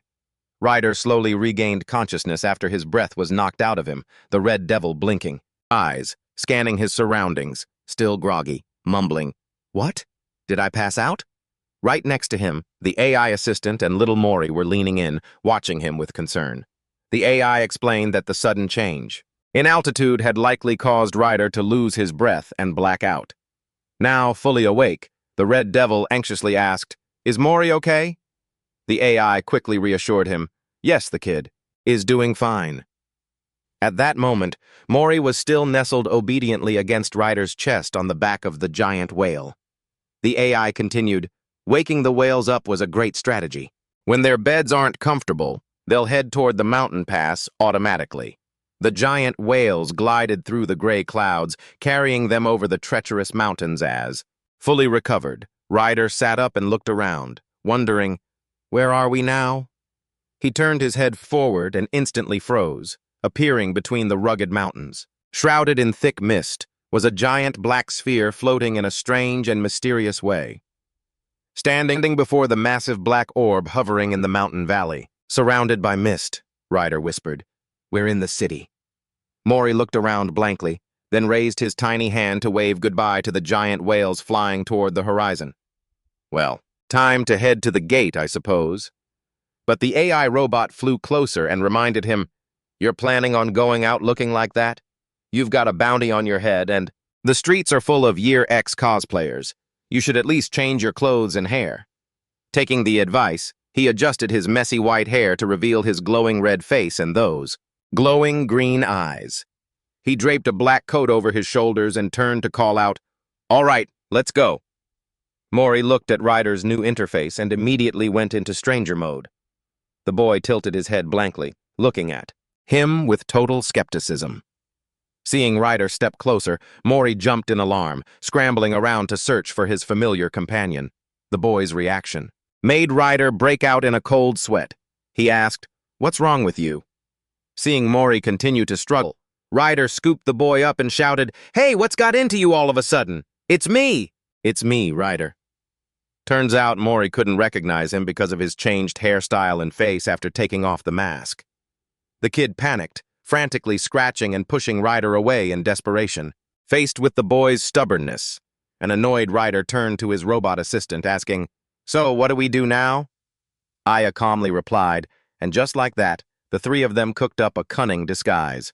To fool Mori, sitting perched on Ryder's shoulders, draped in a long black coat that covered him completely, while the robot Aya hid inside the kid's hood, revealing only its green eyes to lead the way. With that strange, towering disguise, they began to enter the city. The three of them moved along a massive, deep triangular corridor with columns made of gray stone, stacked in perfect layers. Being up so high made Mori so excited that he kept kicking his legs enthusiastically, causing Ryder to scowl. "Mori, stop swinging your legs!" the boy babbled, a playful sound, prompting Aya to chime in. "You two are too noisy." As they reached a large white gate, they suddenly froze when a voice rang out, "Hello, welcome to the city. Is there anything I can help you with?" Standing right in their path was a strange guide entity with a floating, glossy black sphere for a head, faceless, and wearing a high-collared white outfit like a ceramic vase. Facing the strange guide, Ryder spoke up confidently, "We're here to see P."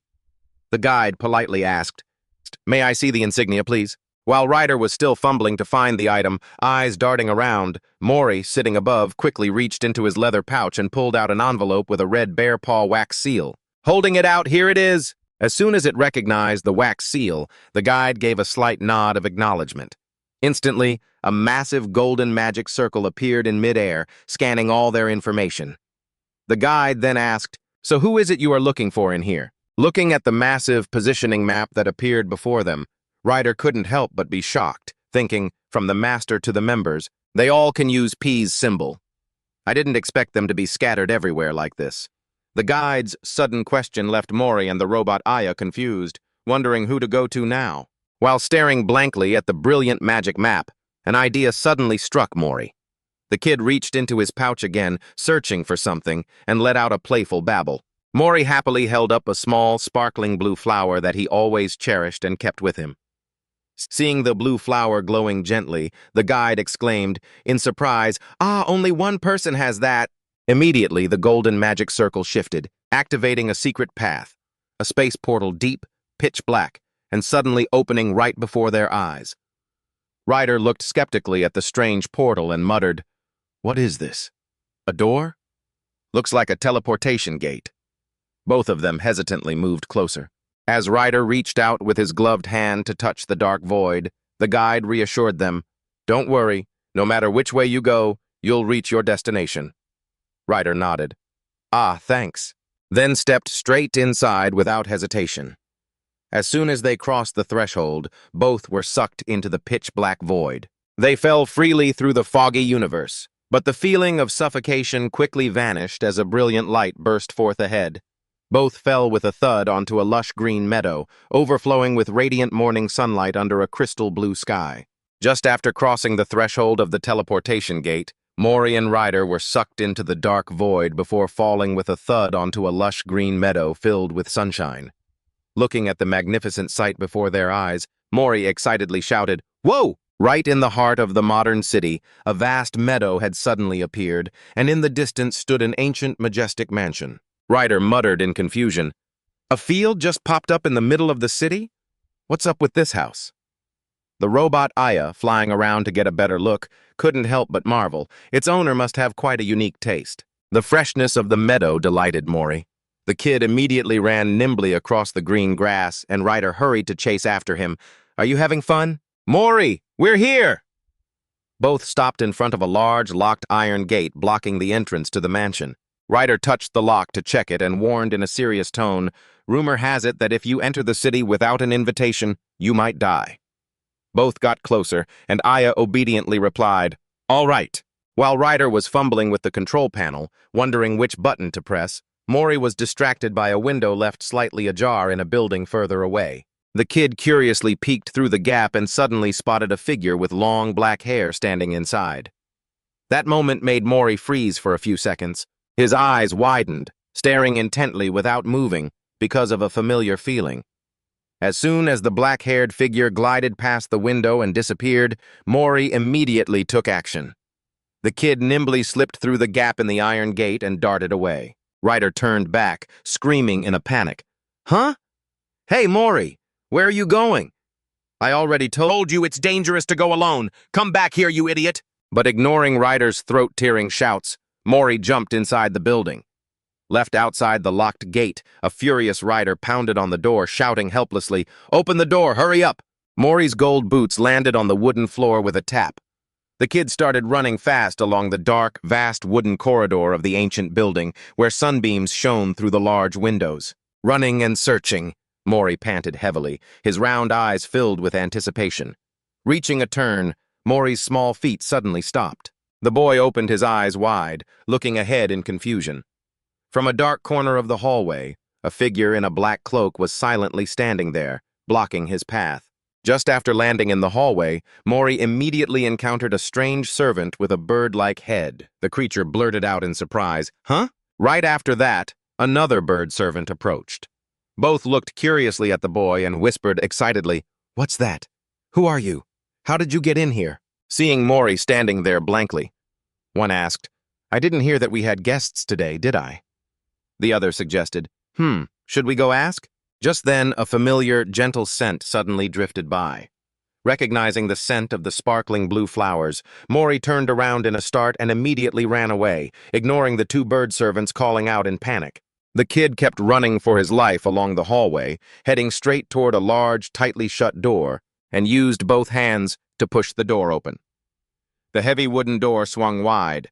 The moment he stepped into the dark room, Mori's eyes suddenly lit up with sparkling amazement. Before the boy's eyes was an extremely tall and mysterious entity. That was Miria, the leader of the P-Force. She stood tall in the darkness, draped in a pitch-black cloak that spread out like the wings of a night butterfly, studded with countless glowing yellow eyes that shined with a magical, eerie light. Little Mori stood still at her feet, looking up in awe. Standing before the mysterious woman, in Mori's heart. Suddenly, indescribable emotions welled up. The boy remembered his friend Dina, sobbing with happiness when her mother hugged her. As if sensing the child's inner thoughts, Miria silently reached out her pitch-black hand. She gently stroked Mori's hair, her touch full of affection. Overwhelmed by a sense of loneliness, Mori couldn't hold it in anymore. He began to pout, then burst into loud sobs.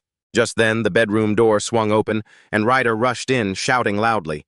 Seeing his familiar guardian, Mori cried even harder. The sound of his wailing echoed throughout the room and out into the old mansion. The boy's distress left both Ryder and Miria deeply flustered, not knowing how to comfort him. To hide from everyone, Mori snuck into a dark corner under the bed. He huddled there, whimpering. Ryder knelt down by the bedside, coaxing him gently. "Mori, you must be really scared, right? I've handled everything, so why don't you come out?" Seeing the boy remained silent, the red demon continued. He resorted to pleading. "You must be hungry, right? How about we go grab a snack, or maybe draw some pictures? You're a good boy, aren't you?" But all of Ryder's attempts to sweet-talk him were in vain.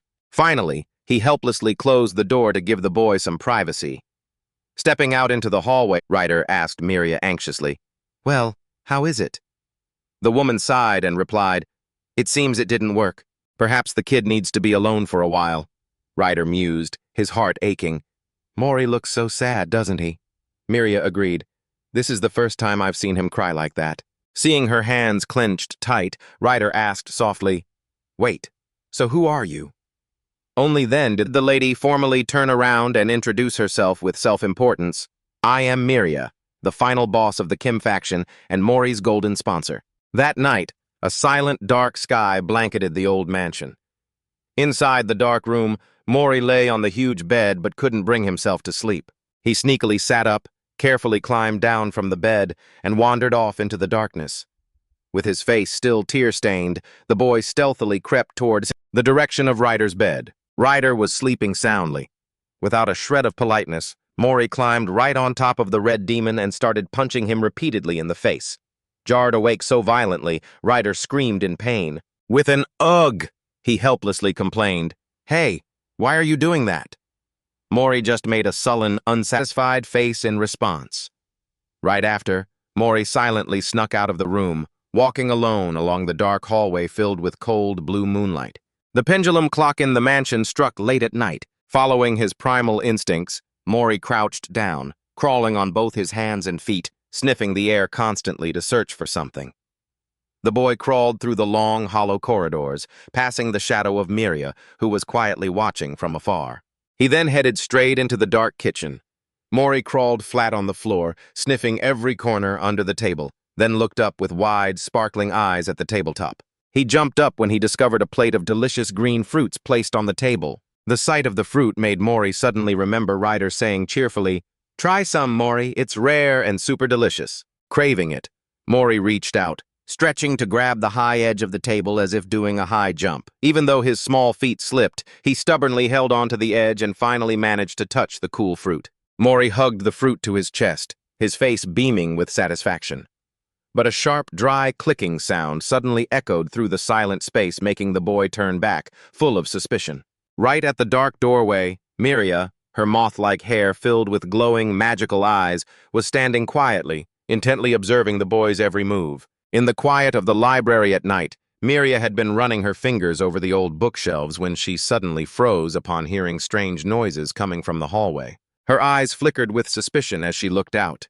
She saw Mori crawling low to the ground, sniffing like a puppy. Silently following him to the kitchen, Miria peeked through the door and saw the boy struggling to climb onto the table to reach the fruit plate.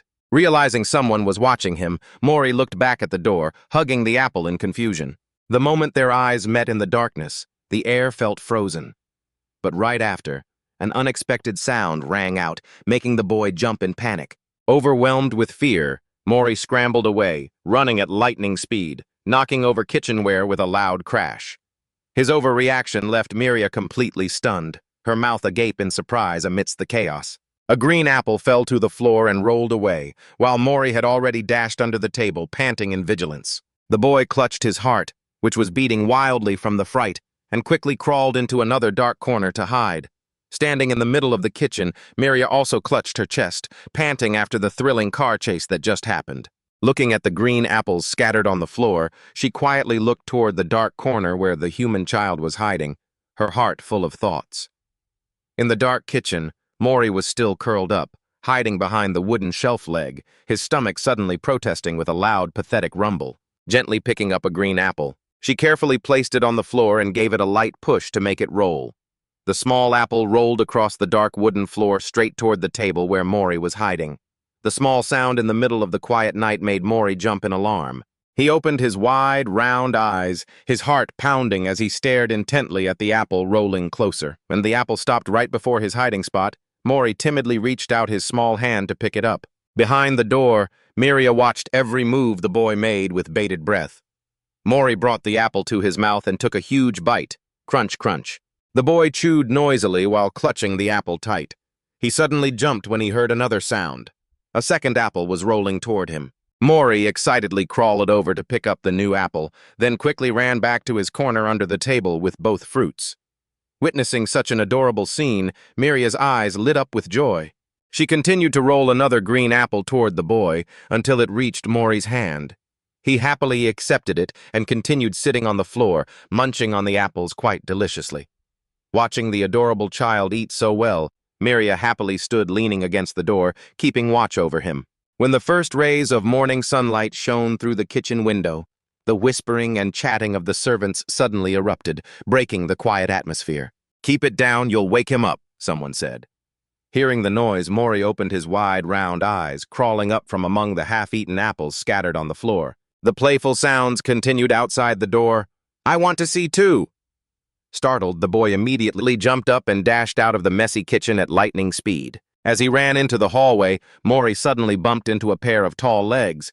He looked up in confusion, and before his eyes appeared the Red Devil face with a radiant smile from Ryder. The Red Devil greeted him cheerfully. "Where are you off to, kid? Did you sleep well?" Seeing the dirty face of the boy, the AI robot scanned him and judged, "Face covered in 40% impurities, go wash immediately." "Mori!" Recognizing his familiar guardian, Mori was overjoyed and immediately rushed to hug Ryder's leg, even though the Red Devil grumbled reluctantly, "Hey, what are you doing so early in the morning?" He still gently scooped the boy into his arms. This gentleness. Not one to miss a chance to tease, they knew their mouth said one thing, but their body was being way too honest. Right after that, the little robot flew up to Mori and announced in a serious tone, "Listen up, Mori, about Ryder yesterday." Meanwhile, in the mansion's lavish living room, a conversation between Ryder and Miria, the master of the faction, was unfolding over a warm cup of tea. Miria gently poured the tea and slowly explained, "My language is different from humans, so this might not be precise, but since the friend at Mori's sanctuary had left, I simply followed the trail toward that friend's house. Still, I never expected the kid to make it all the way here. I don't know how to thank you enough." Hearing the sincere thanks, Ryder shyly scratched his head. Well, you see." Right at that moment, Miria placed a small black wooden box on the table and said, "Go ahead, open it." Ryder curiously lifted the lid. Instantly, a brilliant, shimmering light radiated from within the box, casting a glow over the astonished face of the Red Demon and the little robot, IA, right beside him.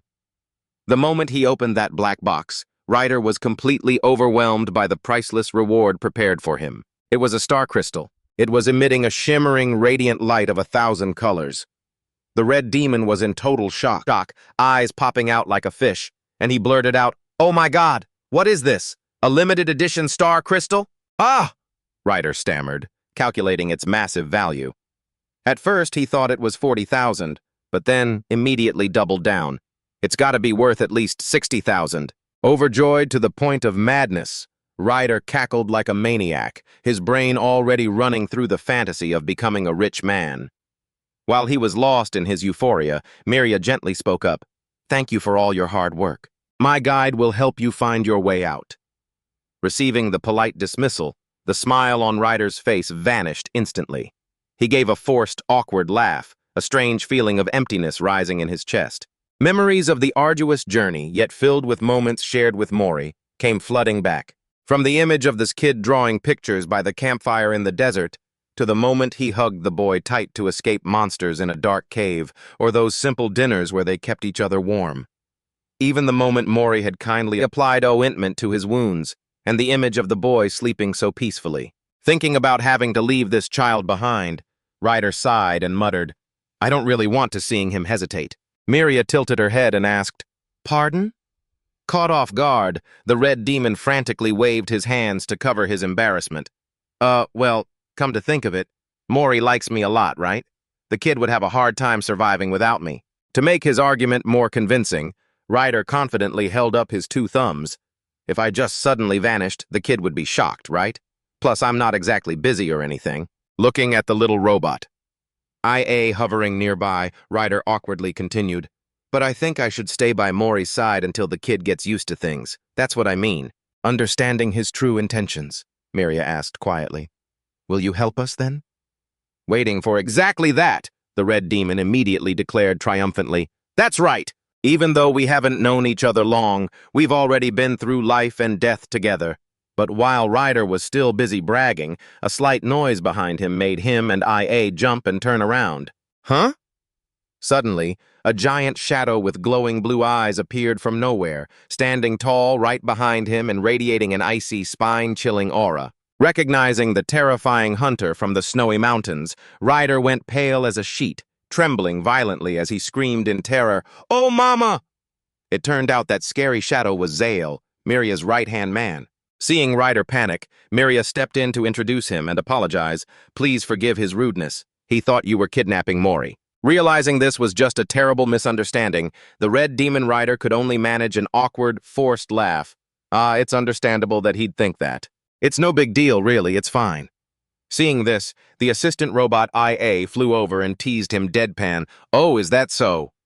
To keep Mori from hearing complicated adult talk, Ryder quickly covered the kid's ears and scolded, IA, pipe down! Mori doesn't understand those complicated words. This action only made the little robot retort, then why are you covering his ears? Sensing that the adults were talking about something intense, Ryder picked Mori up and switched to a sweet, sugary voice. Mori, kiddo, you haven't been to a place this fancy, have you? Right? I've got some business to discuss with them, so why don't you go for a stroll with IA?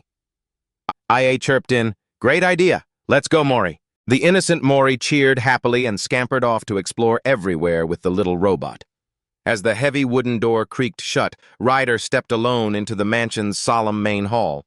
Miria was waiting and greeted him politely. Greetings. Please, make yourself comfortable. Ryder replied, thank you, then sat down and looked around. Miria declared in a serious tone, everyone is here. Let's begin the meeting. The official meeting started with tense information from Miria. We still haven't been able to contact Salem. Sitting small between two penguin servants, Ryder blankly asked, who is Salem? The Red Demon's ignorant question made the two penguin servants absolutely stunned. They clutched their faces and scoffed sarcastically. You don't know the judge? His pride wounded. Ryder immediately flew into a rage, gritting his teeth and snapping back, who doesn't know the judge? I know too, all right? In reality, the judge is the master of the earth and the law governing life in this world. It is operated by two arms wielding the power of omnipotent gravity, along with three pairs of legs holding the power of balance. Miria explained pensively, and I, V, am one of the 7 fingers tasked with handling the creation of black holes in place of Master Salem. He is also my colleague. She also revealed a truth that the terrifying displacement black hole Yahello had used in the snowy mountains was actually just a tiny fraction of the power she had lent him to find Mori. On the shimmering 3D magic map in the middle of the room, Miria explained that Salem's territory stretches from the high mountains to the Rhine River. The sanctuary where Mori once lived is also located deep in this forest. Because the entire region falls under Salem's jurisdiction, they were forced to contact him. But the strange thing is, even when Mori vanished, the sanctuary also completely lost contact with the judge. See, for the past few weeks we haven't received any periodic reports regarding Mori either. That's why we were a bit late in finding the kid. Hearing this, one of the penguin servants stepped in to reassure them that the situation might not be too serious, because Salem is notoriously busy and has been suffering from insomnia lately, making him very hard to meet. Miria nodded in agreement and said she would keep sending messages. In the meantime, she earnestly asked Ryder to stay by Mori's side and protect him and not go anywhere until contact with Salem was established. Ryder immediately nodded in agreement, but just as the Red Demon stood up to leave, the Raven Butler suddenly appeared from behind and leaned in close to his ear, whispering suggestively, "Now, shall we get to the real meeting?" A dark, killing intent filled the air, making Ryder panic, thinking he was about to face some sort of grueling challenge. However, the real meeting turned out to be the serving of a tiny wooden tray containing a set of miniature dishes. Looking at the spoon, which was the size of his fingertip, Ryder stood there blankly, not understanding what was happening. The penguin servant then proudly introduced, "This is a custom set of dishes I made for Mori yesterday. Seeing the item, Tiny Toys?" Ryder roared, unable to hold back. "He's so small, how's the poor kid supposed to eat with those?" "What? Do you think he's an ant?" The penguin servant wiped away tears, explaining that since Mori is tiny, no bigger than a finger, this dish set is perfectly sized. But they weren't done yet. Another servant excitedly dragged Ryder to the next room to show off the next achievement. The door opened to reveal a colossal wooden bed. The penguins hopped around, thrilled, dancing to show off this bed. Custom built for Mori's love of hiding under the bed, it can hold 40 of him. Seeing their overwhelming enthusiasm, Ryder could only offer a helpless, awkward laugh. Meanwhile, in another corner of the mansion, Mori was playfully shaking the AI robot A. The little guy started an adventure to tear the house down with his tiny robot friend. Mori dropped A from the windowsill, skipping along down the vast, sun-drenched wooden hallways, passing by luxurious golden-framed paintings. As he passed the stairs, his mischievous instincts kicked in, and he pulled out some crayons. He scribbled all over the floors and walls, including a familiar drawing of Ryder with red horns. The two little friends continued to sneak into the kitchen, passing baskets of fragrant fruit. Then, they stepped out into the courtyard. Mori was incredibly curious about everything. He pointed at the chandelier on the ceiling and chirped, "Ek!" faithfully translated. "That's a lamp." He pointed to a potted plant by the window and squealed, "Ung!" The little robot patiently translated again, "That's a potted plant with a plant inside." Finally, Mori ran to the large window, pointed at the vast landscape outside, and excitedly cried, "Ek!" The AI robot hovering nearby could only display a question mark, utterly helpless before the boy's boundless curiosity. AI hovered, observing the scraps of paper and drawings on the table, and remarked, "That looks like leftover scraps from making something." Mori climbed up on an ottoman to get a better look. He stared blankly at the scribbles on the paper. AI deduced, "Ah, I see. Perhaps it's for crafts?" Seeing Mori tilt his head with a questioning look, the little robot added, "Mori, I'm talking about your cape." The remark startled the boy. His eyes went wide with surprise.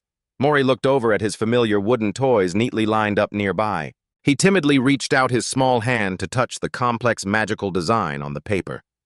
In that very moment, a vague memory rushed back into his mind.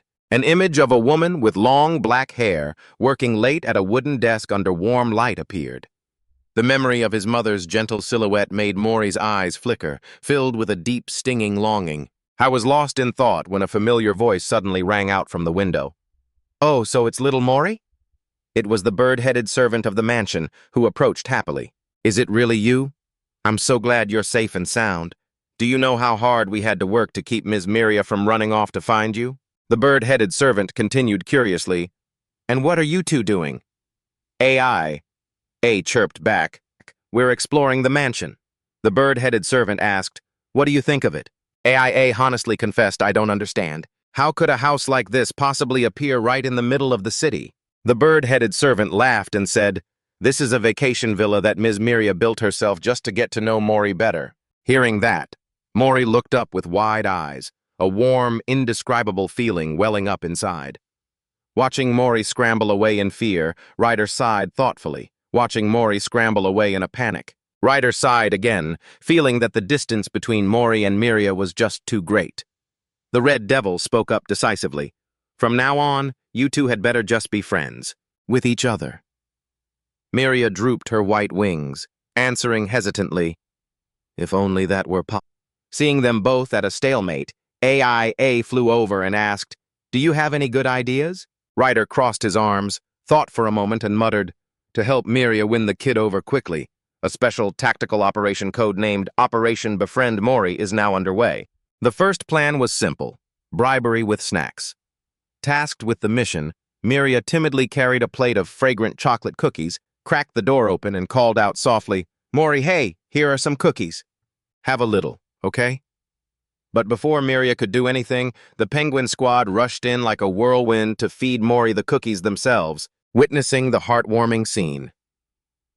Miria could only stand frozen at the door, dropping the plate of cookies to the floor in defeat. Outside, Ryder was munching on a cookie, and AIA calmly remarked, "I forgot that this is something anyone can do." The Red Devil nodded in agreement and decisively gave the next order. Undeterred, the group quickly moved to the second plan: transform into something Mori likes. Miria transformed her black cape into a mobile Christmas tree covered in toys and snacks that Mori loves, such as crayons, green apples, cookies, and a little teddy bear right on her chest. Admiring her new look in the mirror, Miria declared confidently, "Perfect." Ryder pointed and instructed, "Now just walk past the kid naturally." Miria nodded, "Okay," and glided through the hallway where Mori was sitting and eating cookies. Seeing a figure glide by, Mori curiously turned his head to look. But instead of joy, the boy jumped and his eyes went wide in terror, thinking this giant toy-covered creature had come to take back his cookies. Mori trembled, hurriedly held out the plate, and cried out, "I'm sorry. I'll give them back right now." Failed. After 2 humiliating failures, Ryder decided to take matters into his own hands with a third plan: create a sense of familiarity. The Red Devil declared confidently, Obviously, the rider on a motorcycle look. The kid likes me, so this should be twice as effective. No sooner said than done, Ryder ordered his assistant, AIA, get the bike out.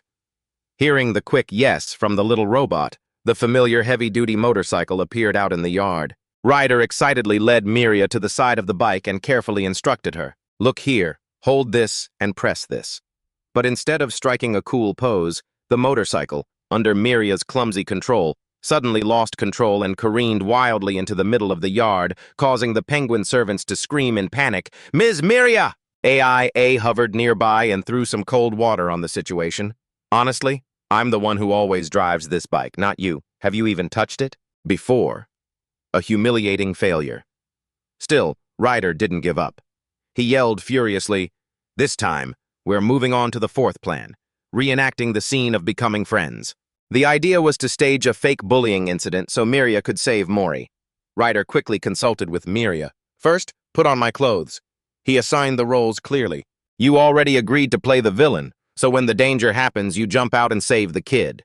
"That'll work." Miria agreed firmly. "Fine." The plan was immediately set in motion. Mori was sitting alone in his room when a tall, dark shadow in a gray cloak and a mysterious, wide-brimmed hat slowly approached. Watching from afar, Ryder gave a subtle signal to, "It's time, Merida." Merida immediately got into character. He kicked the door wide open, threw his arms out wide, and shouted, "Mori!" But the sight before him made Merida freeze. It took a few seconds to process, as the extra playing the villain had already been knocked out cold by Mori, lying flat on the floor. Seeing the scene ruined, Ryder stormed over, fuming, "Hey, you! I told you to act like a bully!" But Mori's cuteness had completely disarmed him. He gently cradled the little boy, letting Mori happily munch on an apple. They had tried for so long, but every attempt ended in failure. As time passed, night fell, bringing a heavy thunderstorm outside the window. In the warm bedroom, Mori had fallen into a deep sleep under the covers. It was warm. Yet, that peace was quickly shattered by a horrific nightmare. In Mori's dream, the dark memories of the armed special forces pursuit and those burning red eyes returned. The blinding light from the flashlights shone directly into his eyes, and the chaotic vortex of energy was reflected in the boy's terrified gaze. Thunder rumbled across the sky. It dragged him back to the haunting reality. Mori jolted awake in the middle of the dark night. I was gasping for air, drenched in cold sweat, his tear-filled eyes staring into the empty void in terror. Amidst the thunder still roaring outside, Mori started awake in the dead of night. Covered in sweat and breathing heavily from the nightmare, he looked around, bewildered. In the pitch-black room, he let out a soft, stuttering sound. Just then, a blinding flash of lightning tore through the night sky outside, illuminating the entire room. A deafening clap of thunder followed immediately. It made Mori scream in pure terror. He scrambled up and bolted out of the room to escape. He ran for his life down the dark hallway, gasping for breath as he ran. Filled with fear, Mori timidly opened a bedroom door a crack, whispering, hello?" But right now, Ryder was busy wearing glowing tech goggles, focused on repairing equipment. Seeing Ryder was busy, Mori quietly turned away.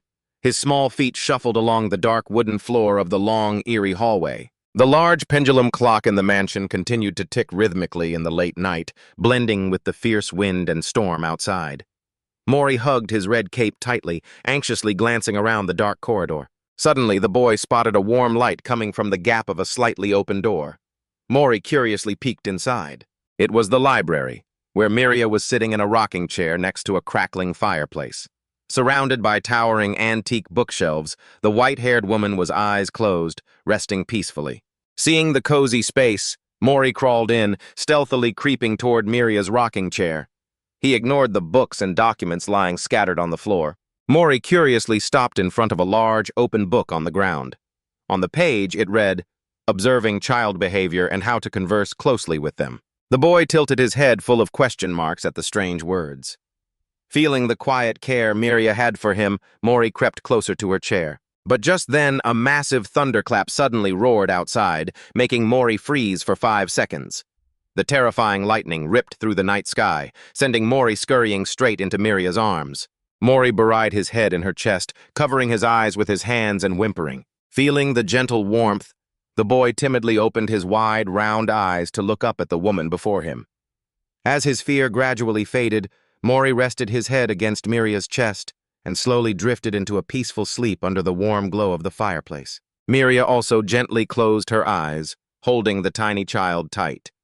Lying obediently in Miria's warm embrace, Mori's little chest was still pounding rapidly. His eyes fluttered slightly before he completely drifted into a deep sleep. In his drowsy state, Mori's mind floated into a mysterious space filled with sparkling blue flowers. The boy thought to himself as he saw familiar notes appearing with the word "hello" written on them. The dream took Mori flying through a star-filled galaxy where there were colored pencils, a wooden horse, a talking teddy bear, and lovely notes like "round cutie. Let's play and be careful." The image of Miria hugging him tight appeared warmly amidst the fragrant blue flowers. Is this a mother? Mother? The boy wondered. The firewood crackled in the fireplace in the quiet night. Miria stirred and slowly opened her eyes. She reached up to stroke her hair, murmuring wearily, "Oh, when did I fall asleep? I should get to my room." But Miria looked down, and her heart skipped a beat because there was a cotton ball lying in her lap. She went completely stiff upon discovering that little Mori was fast asleep, curled up snugly in her lap. Miria was completely panicked, her mind racing with confusion. Since when had Mori been here? Panicked, she thought frantically. What do I do? What do I do now? Should I call Ryder and Aya? But just as she was about to move, she paused when she saw Mori still sleeping very soundly, nestling deeper into her arms. Seeing the little child sleeping so peacefully, Miria went still. Her eyes softened, overflowing with tenderness and affection. She gently hugged Mori tight, stroking and shielding him by the warm, crackling fireplace. The two of them spent the rest of the late night in peace. The next morning, bright sunlight illuminated the ancient mansion. Ryder stepped out of his room, stretched, and let out a long, weary yawn. The robot assistant, Aya, flew by his side and said, "You did well.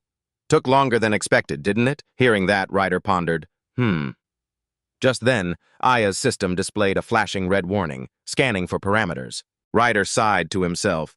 Overworking it. Now the machine is lagging. Aya immediately gave a reminder.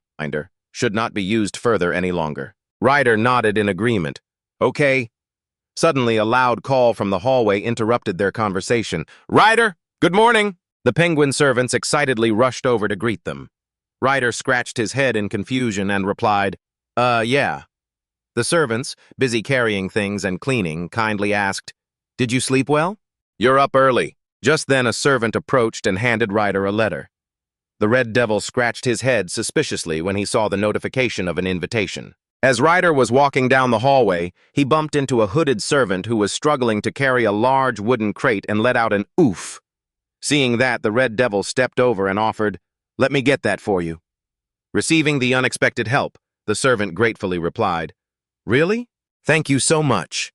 Then, not forgetting to add, Just give it to Ms. Miria. Taking the wooden crate, Ryder headed up the stairs to find Miria's room.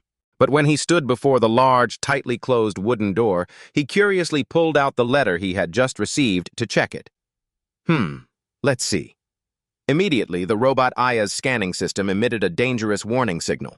It displayed a bright red wanted poster for Ryder himself, with his red-skinned, black-horned face clearly visible. Seeing this, Ryder was so shocked he froze, his face darkening with astonishment.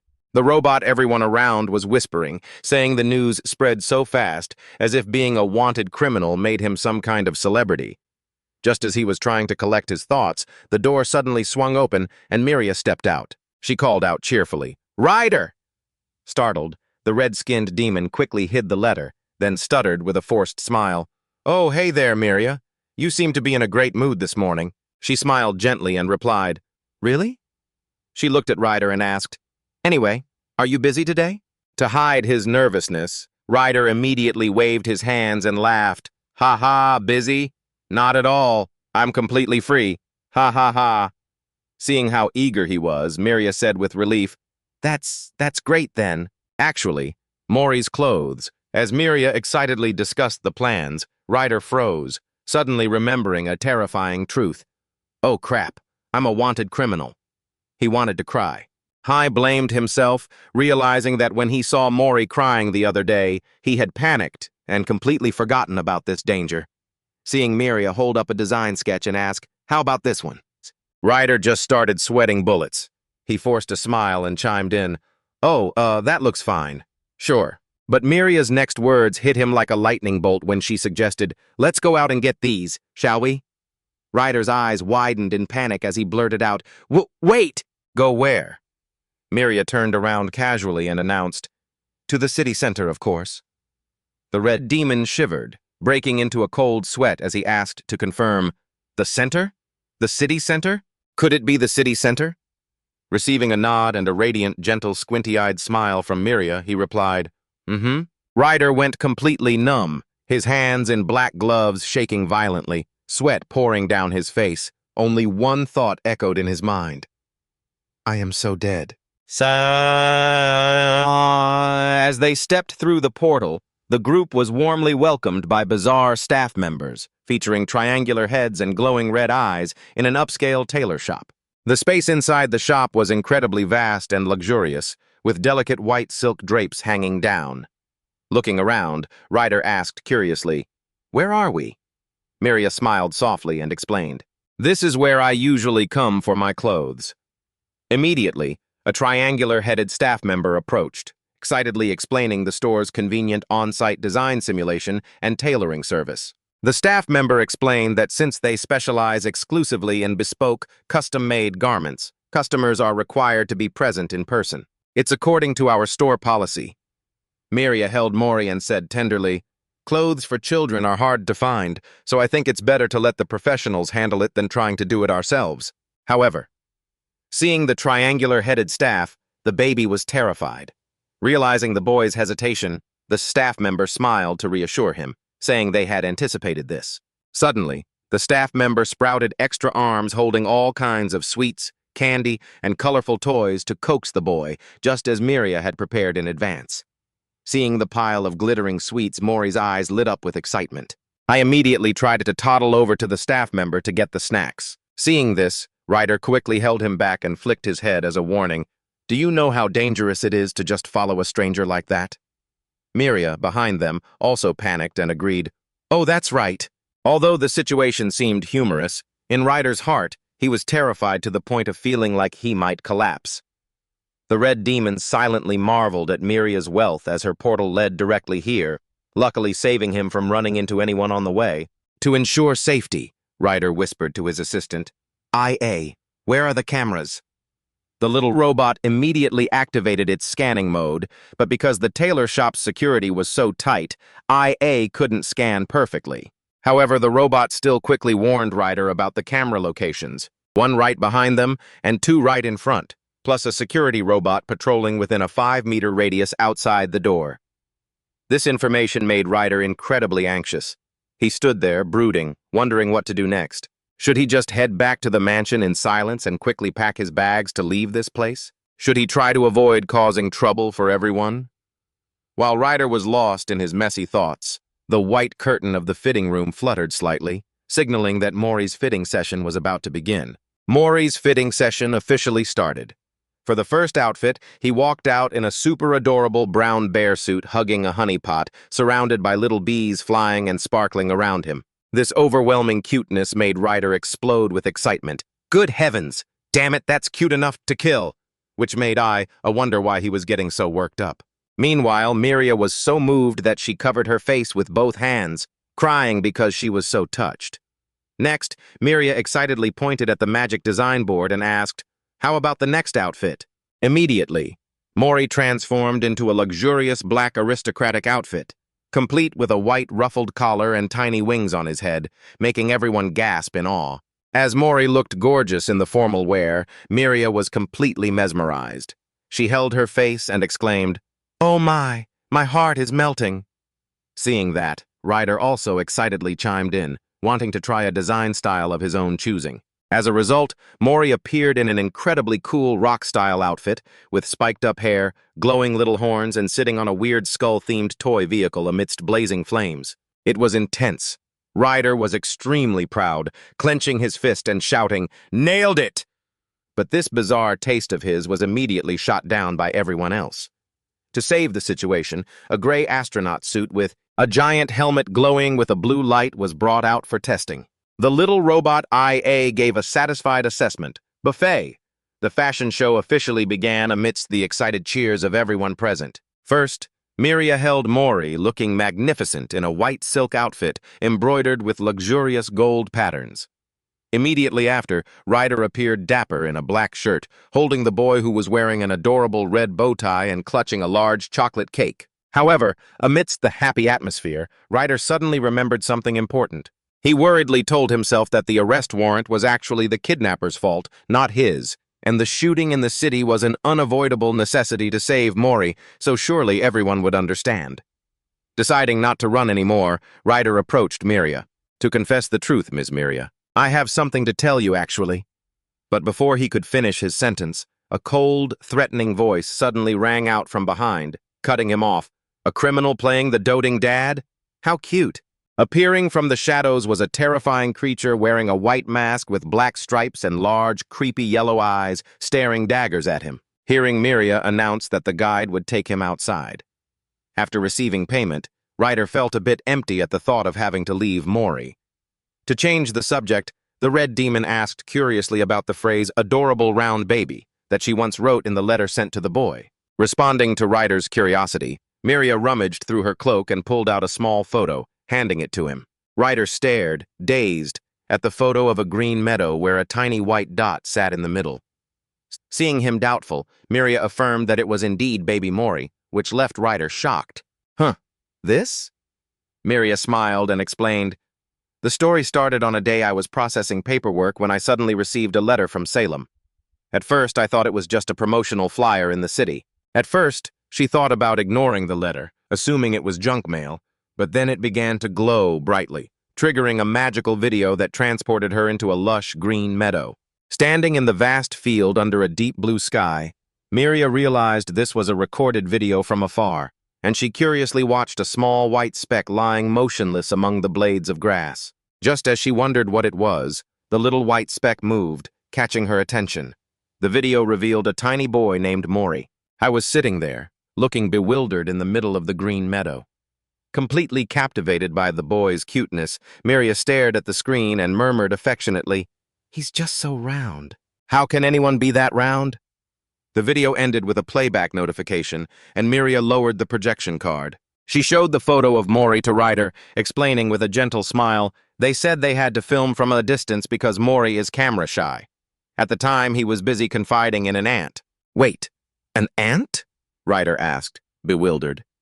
Miria chuckled and continued, "By the time I came to my senses, I had already finished the sponsorship paperwork and even prepared a gift for Mori." "More, huh? A bit boring, isn't it?" Ryder looked at her and replied softly, "Not at all. Starting like that is just fine." The Red Devil turned away, muttering to himself, unlike someone else. Meanwhile, in the dressing room, Mori was sitting obediently as a tailor took his measurements. The little robot, Aya, flew nearby and commented, "He really just sits wherever he happens to be." The dedicated tailor kindly asked the boy, "So, how about this fabric?" "Huh?" Suddenly, a board fell to the ground with a loud bang. The room went dark, causing the tailor to panic and apologize. "Oh, I'm so sorry, Light, come on!" In the enveloping darkness, Mori stood alone, his hands trembling with fear. Just then, a blinding beam of light hit him square in the face, triggering something. A horrifying memory from deep within Mori's mind resurfaced. He remembered himself as a toddler, standing in front of a giant, intensely glowing gateway amidst the ruins. Mori's eyes widened, his pupils constricted, and cold sweat streamed down his face. In a state of extreme panic and terror, the intense fear of the blinding light caused Mori to lose all control. The boy ran for his life, bolting straight toward the brilliant golden light at the end of the hallway. The incident happened so fast that both Ryder and Yahello, standing nearby, could only watch in shock. The boy tripped and tumbled several times on the cold stone floor of the city. Before he could recover, a tall guard in a black cloak appeared right above, him shining a blinding light directly at the boy. Seeing Mori in danger, Ryder lunged forward from behind, shouting loudly. Seeing Ryder about to rush in to save him, the robot, Assistant Aya immediately issued an emergency warning. "Ryder, If you go out there now. But the Red Devil completely ignored it, risking his life to run along the massive stone corridor. Immediately, a Black City security Orbi detected the intrusion. It hovered close behind and activated a red scanning system to track the wanted person. Ryder's eyes reflected the fiery red light from the approaching security device. At that split second, Zale suddenly lunged forward, grabbing Ryder tightly from behind, pulling him into a free fall into the deep abyss to avoid the scan. In the windy midair, Zale spread his snow-white wings, using his hands to shield and protect Ryder from the city's aggressive security system. Amidst the dark space, which looked like the galaxy, Mori found himself free-falling from a brilliant golden light, gliding past sparkling blue flowers. Then he fell toward the bottom, where Ryder and Miria were waiting on a dark hillside. As soon as he landed safely, Ryder and Miria rushed over to catch him. Ryder shouted anxiously, "Mori, kid! Are you okay? Are you hurt anywhere?" Seeing Mori bewildered and drenched in sweat, Aya immediately warned, "His heart is beating like a drum." Miria also cried out in distress, "Oh my goodness, look at that sweat." Ryder frantically checked the boy all over. "Here? Does this hurt?" The urgency of everyone around him, combined with the lingering fear, made Mori feel vulnerable. The boy pouted and burst into tears in the warm arms of his two protectors. Late that night, in the quiet bedroom of the mansion, Mori was fast asleep, his hand still tightly clutching the wax-sealed letter. Read. Standing by the bed watching the boy, Miria mused, "It's not just the light, is it?" Ryder nodded slowly in agreement. "I think so too. Gunfire is even brighter," but he never reacted like that.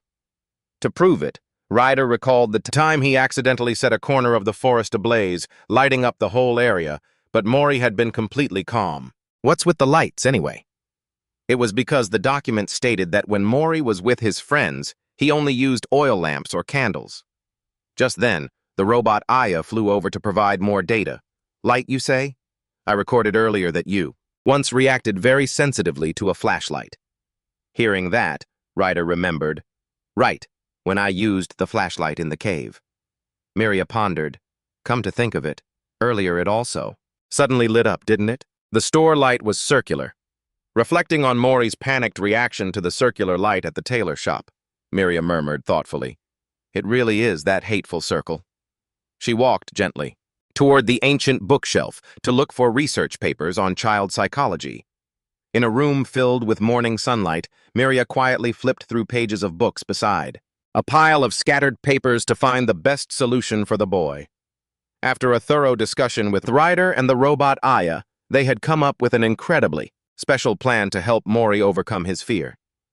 The next morning, while Mori was busy lying on the floor drawing, Ryder and the servants were busy preparing the stage by hanging a giant white sheet on the wall. When everything was ready, the servants signaled each other to stay quiet then, led Mori into a pitch-black room.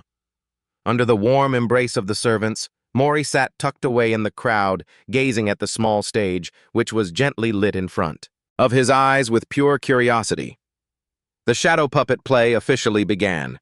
The robot Aya hovered behind the stage, cleared its throat, ahem, and began to narrate, "Once upon a time, in a forest, there lived 3 little pigs." As soon as the shadows of the 3 paper pigs appeared on the screen, Mori's eyes widened with amazement and delight. Aya continued to narrate, "And a wolf lived there too. Along with that, the shadow of a fierce wolf, created by hands, appeared. The appearance of the wolf made Mori so excited that he jumped right out of his seat. On the screen, the little pig was busy holding a hammer to build a house under the silent gaze of the wolf. It turned out that the person playing the fierce wolf was none other than Ryder himself. The Red Devil, hiding behind a fake bush, smiled triumphantly, seeing that his and Miria's plan had been a complete success. This shadow puppet idea had actually been discussed by both of them beforehand. When Miria proposed it, Ryder had been skeptical, asking, "Puppet dancing? A devil doing puppet shows? Forget it." But when he heard her insist that it must be using square light, he immediately agreed to cooperate to bring joy to the boy. To continue the story, the robot, Aya began to adjust the light on the stage. The puppet show slowly shifted from a square to a circle. Miria stood among the servants, watching every movement on the screen intently. The plan was unfolding perfectly, just as intended, helping the little boy gradually adapt to circular light and creating beautiful memories. But just as the play reached its climax, Aya opened the script book. Then, with a start, they realized it was just Mori's messy sketchbook. The little robot suddenly remembered the kid had been crawling on the floor doodling earlier, so it had to improvise and read along. After that, the three little pigs decided to trust and work together. On the shadow puppet stage, the three pigs appeared to confront the wolf, leaving the audience completely bewildered. IA continued reading the incredibly confusing lines about pooling money for construction materials and land usage. The person holding the props behind the screen was also extremely confused, but IA kept enthusiastically reading from its experience. From the three previous houses, they had created a giant super alloy house to fight off the wolf. On the shadow projection, a giant robot suddenly appeared and lunged into a fierce brawl with the wolf. Ryder, annoyed, threw the props away and yelled, "What is going on?" The chaos, which wasn't in the script, left. Mori stunned for a moment. Then, both he and the bird servants burst into uncontrollable laughter. The boy's eyes crinkled with pure joy. Seeing Mori enjoying it, a surprised IA decided to keep playing along to please the kid. IA quickly improvised lines. To save the scene, right then, the mother pig and the wolf mother appeared from afar, saying, "Stop fighting, go home and get to work." Mori's cheerful laughter echoed throughout the ancient mansion, under the starry night sky. But just as peace was returning, in another dark place, heavy footsteps began to echo steadily. A shadowy figure was silently walking down the long, dark corridor of a massive temple, heading toward two towering white guardian statues standing watch in the shadows. Standing before the two faceless giants, from deep within the infinite darkness, a mysterious entity radiated a dark aura and issued a cold, authoritative command: "Summon Miria." A new day began as the brilliant morning sun shone through the window, lighting up the entire large bedroom. Little Mori lazily woke up in his cozy bed, drool still stuck to his chin from sleep. The kid was dazed and let out a sound when he noticed the robot IA had been floating beside him the whole time. IA greeted him happily. "Morning, Mori. Up so early, planning to cause trouble?" Welcomed, Mori affectionately rubbed his head against the little robot and playfully stretched and rolled around on the crisp white bed. Waking up with boundless energy, Mori crawled over to Ryder, who was still soundly asleep under the covers. The kid jumped right on top of the red devil to wake him up. Ryder, sleepy-eyed, peeked out from under the blanket, gently hugged Mori close and begged, "Mori, let me sleep for 10 more minutes, please." Getting cuddled, Mori beamed with happiness. But immediately after, the red devil covered himself back up to sleep in, leaving the kid to play by himself on the floor. Not one to sit still, Mori decided to open the bedroom door himself to go exploring. Ryder startled and called out after Mori, but the kid had already run off with IA. Wearing his familiar yellow boots, Mori clattered down the wooden hallway of the mansion. The kid suddenly ran into the penguin butler, Rael, who was kindly asking if he'd slept well. Just then, another bird servant carrying a cleaning bucket shouted in a panic, "Slow down, you're going to trip and break your face." Ignoring the warnings behind him, Mori curiously reached out his little hand and pushed hard against another large wooden door to continue his adventure. The kid toddled in and was gently caught by Miria. In the blink of an eye, a whole month had passed since the boy started living in this peaceful mansion. Even though he was getting used to things, Mori's mischievous nature hadn't dimmed one bit. The kid ran around everywhere in his muddy yellow boots, and in a moment of naughtiness, he accidentally spilled a whole jar of white magic powder all over the floor in front of everyone. Seeing the new disaster zone, the penguin butler could only clutch his head and scream in despair, "Oh no, I just cleaned that up." Meanwhile, Mori had already scurried away. After running for a bit, Mori's tummy suddenly let out a loud rumble from hunger.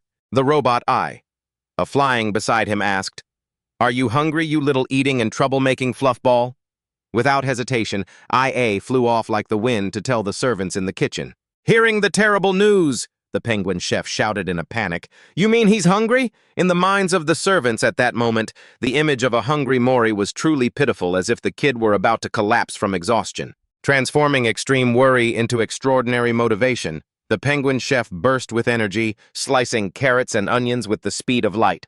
The pan flared up fiercely. Food was stir-fried with great skill, and delicious dishes were tossed high into the air. Mori gasped in excitement, constantly catching the tasty morsels flying straight into his mouth. After a hearty feast, the penguin chef wiped his sweat, breathing a sigh of relief. Behind him, Mori had eaten until his belly was round as a ball, lying satisfied on the floor next to IA. To clean the kid's messy face after the meal, Rael carried Mori to the sink. But with his clumsy, giant hands, Rael scrubbed Mori's face so roughly that the kid could only cry out, "Echbu AC" in helplessness. Witnessing this funny yet chaotic scene, Aya couldn't help but comment, "Are you washing a face or scrubbing a rug, my friend?" After getting cleaned up, Mori and IA timidly peeked into Miria's office. Beneath the brilliant sunlight streaming through the window, the leader was sitting quietly at her desk. She was intently reading the glowing invitation in her hand with a thoughtful expression. Mori was staring at something with sparkling, curious eyes. Seeing this, Ryder walked into the room, surprised. "Whoa, look at the boss studying so hard." It turned out that right on the library floor, Miria was sitting huddled between piles of messy drawings with Mori and IA. Hearing Ryder ask, "What are you two doing?" Miria happily explained, "We're artifying the alphabet." But the robot IA threw cold water on them immediately. But it's all wrong. Looking at Mori's scribbles, Ryder was speechless. Trying to save face, Miria held up a drawing and defended it. "Look closely. This looks kind of like it, right?" But even she had to admit that her own brain was starting to get scrambled. While the adults were confused, Mori had clattered up to the bookshelf to pull down a thick, ancient book. Seeing the kid was curious, IA offered, "Let me read that for you." The robot began reading the confusing lines. Pierrot's preparatory stance. "This looks like some kind of phenomenon." Hearing that, Miria explained to Ryder, "It's talking about cell division." "I didn't tell you yet?" Ryder, who was lying lazily on the floor, replied softly, "I don't really know." Miria slowly explained that depending on the species, biological lifespans vary and can differ by hundreds of years. But basically, when the body's lifespan ends, the cells enter a dormant state to restart the division process. From one cell into one or more other cells is called cell division. Miria used herself as an example. She was born from the judge's fourth finger, while Salim was perhaps from the first finger. She added that when entering the pyro state, she completely loses her ability to defend herself, so she must be in a safe place. IA exclaimed, "I see." Miria turned to look at Ryder and smiled. "What about you?" This might be a bit hard for Mori to understand, but when they turned around, they discovered Mori had vanished. Just then a shrill scream echoed from the hallway. The butler Zael shouted angrily, "Good heavens, he's doodling on the walls again!" It turned out Mori had secretly used a purple crayon to draw giant, squiggly scribbles covered the polished wooden wall. She thrust a rag into his hand, stern and punishing. "Look at this. Clean it up right now like this, see?" Peeking from behind the door, Ryder, Miria, and Aya held their breath. Being scolded so suddenly, Marie felt small. Her big, round eyes welled up with tears, and she started sobbing. Ryder couldn't just stand by. With a playful chuckle, he teased, "I thought you were a good kid, but you're still a crybaby, huh?" Miria gently picked Mori up to soothe him. "Mori, this isn't the place for drawing. Don't do it again, okay?" Ryder nodded. He chimed in, playing along. "Yeah, if you don't listen, Rael is gonna scold you. Got it?" When news of an invitation arrived, Ryder jumped and shouted, "Me?" Trying to score some points, the Red Devil jumped in quickly. "I'll go get it." He bolted off at light speed, leaving Miria standing there, bewildered. A moment later, Ryder returned and bowed respectfully. He offered the golden envelope to their leader. "Here's your mail." He was grinning, but cold sweat was pouring down his face. Taking the letter, Miria said softly, "Thank you, Ryder." The Red Devil scratched his head, offering an awkward smile. "No problem." As he turned to walk away, Ryder let out a sigh of relief, thinking, "Good, no wanted poster in this one." But he had no idea that behind him, Miria was watching him silently with piercing, glowing eyes. Suddenly, Miria's voice cut through his thoughts. She called out his name, making the Red Devil jump in surprise and stammer. He replied, "You, yeah?" Miria slowly walked over and suggested, "Can we talk for a minute?" Her tone was gentle, but it sounded like a death sentence. Facing the leader's request, Ryder's group trembled and agreed, "Huh, sure." Walking down the hallway, The Red Devil was incredibly anxious, breaking out into a cold sweat. His mind was a mess of panic. What is this? Did I see something wrong? The fear of his wanted status being discovered made Ryder tremble as he thought, did she find something out? I should confess before she says anything. But before he could even open his mouth to confess, Miria held out a black-gloved hand and said, "Hey, look at this hot stuff." In her palm were 2 black crystals etched with ancient runes. Ryder asked, bewildered. "What is this?" Miria explained. "These are crystals to open the gateway to the judge's domain." Ryder let out a gasp. "Huh?" Miria continued with a bombshell. "I've already contacted the judge." Hearing this, Ryder completely froze. His face went dark, and cold sweat streamed down his cheeks. The Red Devil's mind began to spin. A worst-case scenario formed. He panicked, wondering, the judge? Did she report me? When did she find out? Don't tell me she kept me off guard this whole time just to keep me from running away. Is she planning to throw me in prison? His fear peaked. Ryder trembled, imagining the terrible outcome. But just at that moment, as he was sinking into despair, Miria held her hand out toward him and asked gently, "Ryder, do you want to join our group?" The leader's sudden offer completely stunned the Red Devil. Caught off guard by Miria's unexpected invitation to join, Ryder froze and stammered, "Say what?" Miria brought a hand to her mouth, looking a bit awkward. Was that too sudden? Realizing the misunderstanding, Ryder quickly waved his hands. No, it's not like that," Miria calmly explained.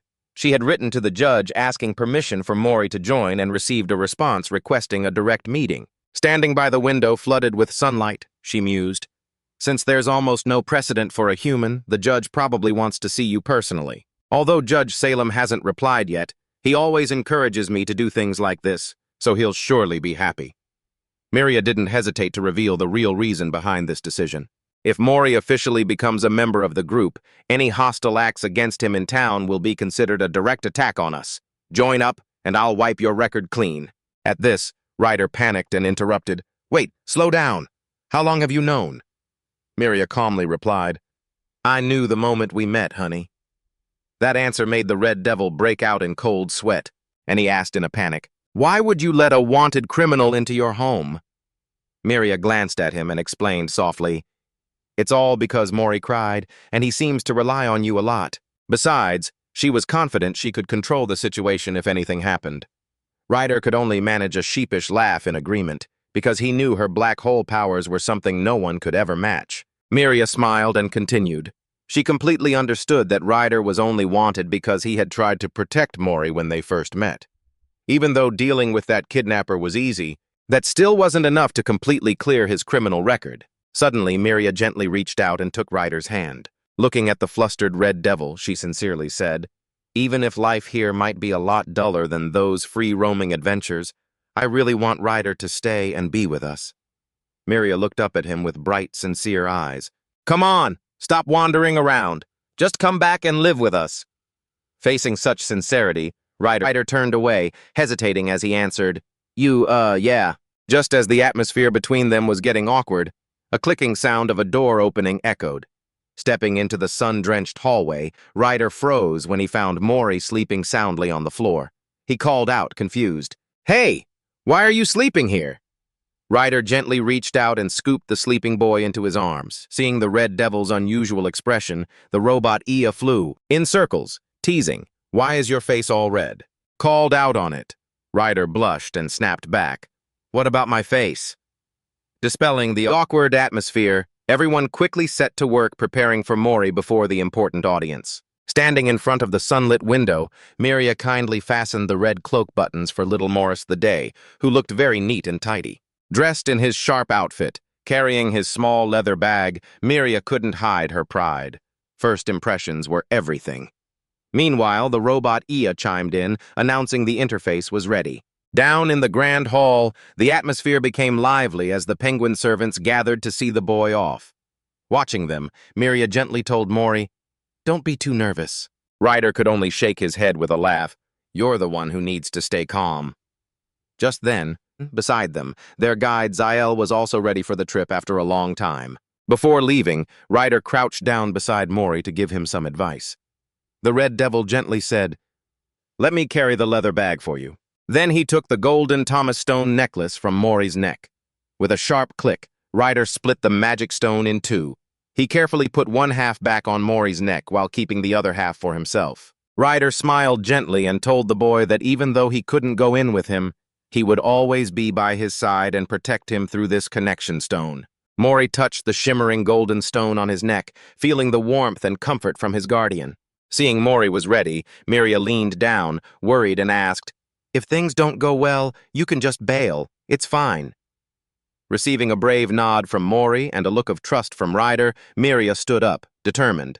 She tossed the crystal black stones levitated into the air, activating a magic spell that tore open a towering pitch-black portal right in the middle of the grand living room.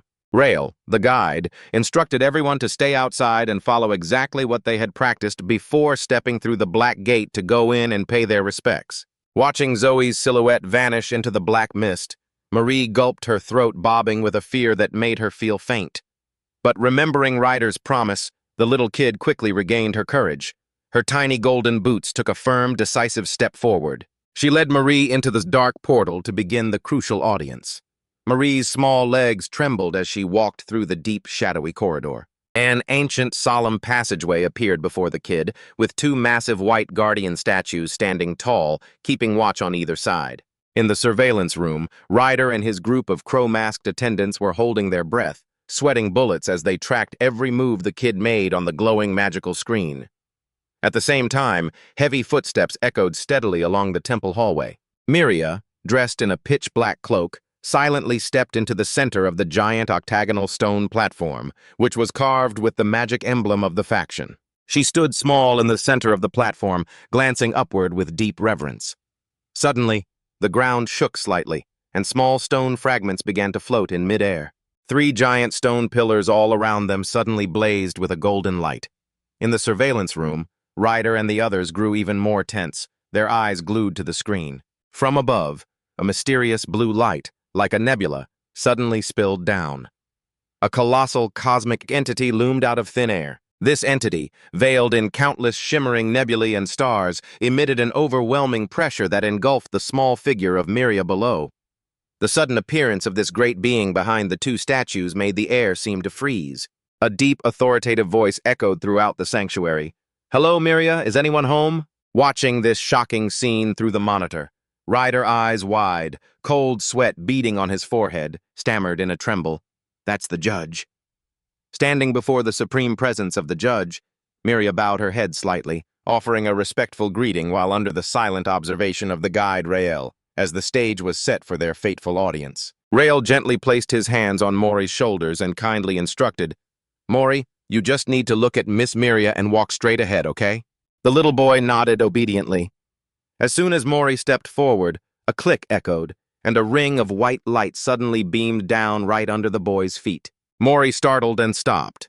He pulled himself in, his hands tightly clutching the stone necklace around his neck in anxiety, then trudged forward again as the light ring moved along with every step he took. Meanwhile, in the control room, Ryder and the servants were watching the boy's every move on the magic screen with intense excitement. A servant cheered with joy. So epic. Finally, those shadow puppetry classes every weekend paid off. Another servant was moved to tears. So cute. Investing in that shadow puppetry course was such a steal. A nervous thumping of heartbeats filled the air. Mori still bravely stepped forward. At the end of the path, Leader Miria stood waiting solemnly beneath the magical, star-filled sky. Seeing her familiar silhouette, Mori's eyes lit up. He immediately ran quickly toward her, hoping to find the safety he sought. But when he was just a short distance away, Mori suddenly froze, his round eyes wide open in confusion. Blocking his path right then was a tall gatekeeper wearing a high-necked white cloak and a bizarre jet-black helmet. The gatekeeper stood as still as a stone statue right in front of him. Suddenly, the white circle in the center of his helmet flared with a magical glow. Mori stared up, the ring of white light reflecting clearly in the boy's wide, stunned eyes. Mori panicked and tumbled to the ground. Through the monitoring screen, Ryder was going crazy with worry seeing the boy in danger, while Miria also panicked and shouted, "Mori!" Just at that moment, a salam guard in a white cloak emerged from the shadows. Mori looked up, startled, as a gloved black hand suddenly grabbed his arm. The guard softly asked, "Are you okay, kid?" Mori shivered in fear, cold sweat streaming down.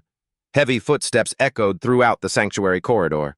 Seeing the Salem guard with the circular mask approaching the boy, Miria couldn't help but shout in alarm, "Wait!" But the circle on the guard's helmet suddenly flared up, a beam of shimmering, multicolored light, a strange, swirling energy that reflected clearly in Mori's dilated pupils. Triggered by extreme fear, Mori's primal instincts kicked in. He opened his mouth and bit down hard on the guard's arm. The sudden, violent resistance caught the guard off guard. What the? Despite the shouting, Mori gritted his teeth and wouldn't let go, causing the guard to wail in agony. "Ah! Let go! That hurts, damn it!" Witnessing the chaotic situation, Miria flashed her hand, ready to activate black hole magic to rescue the boy.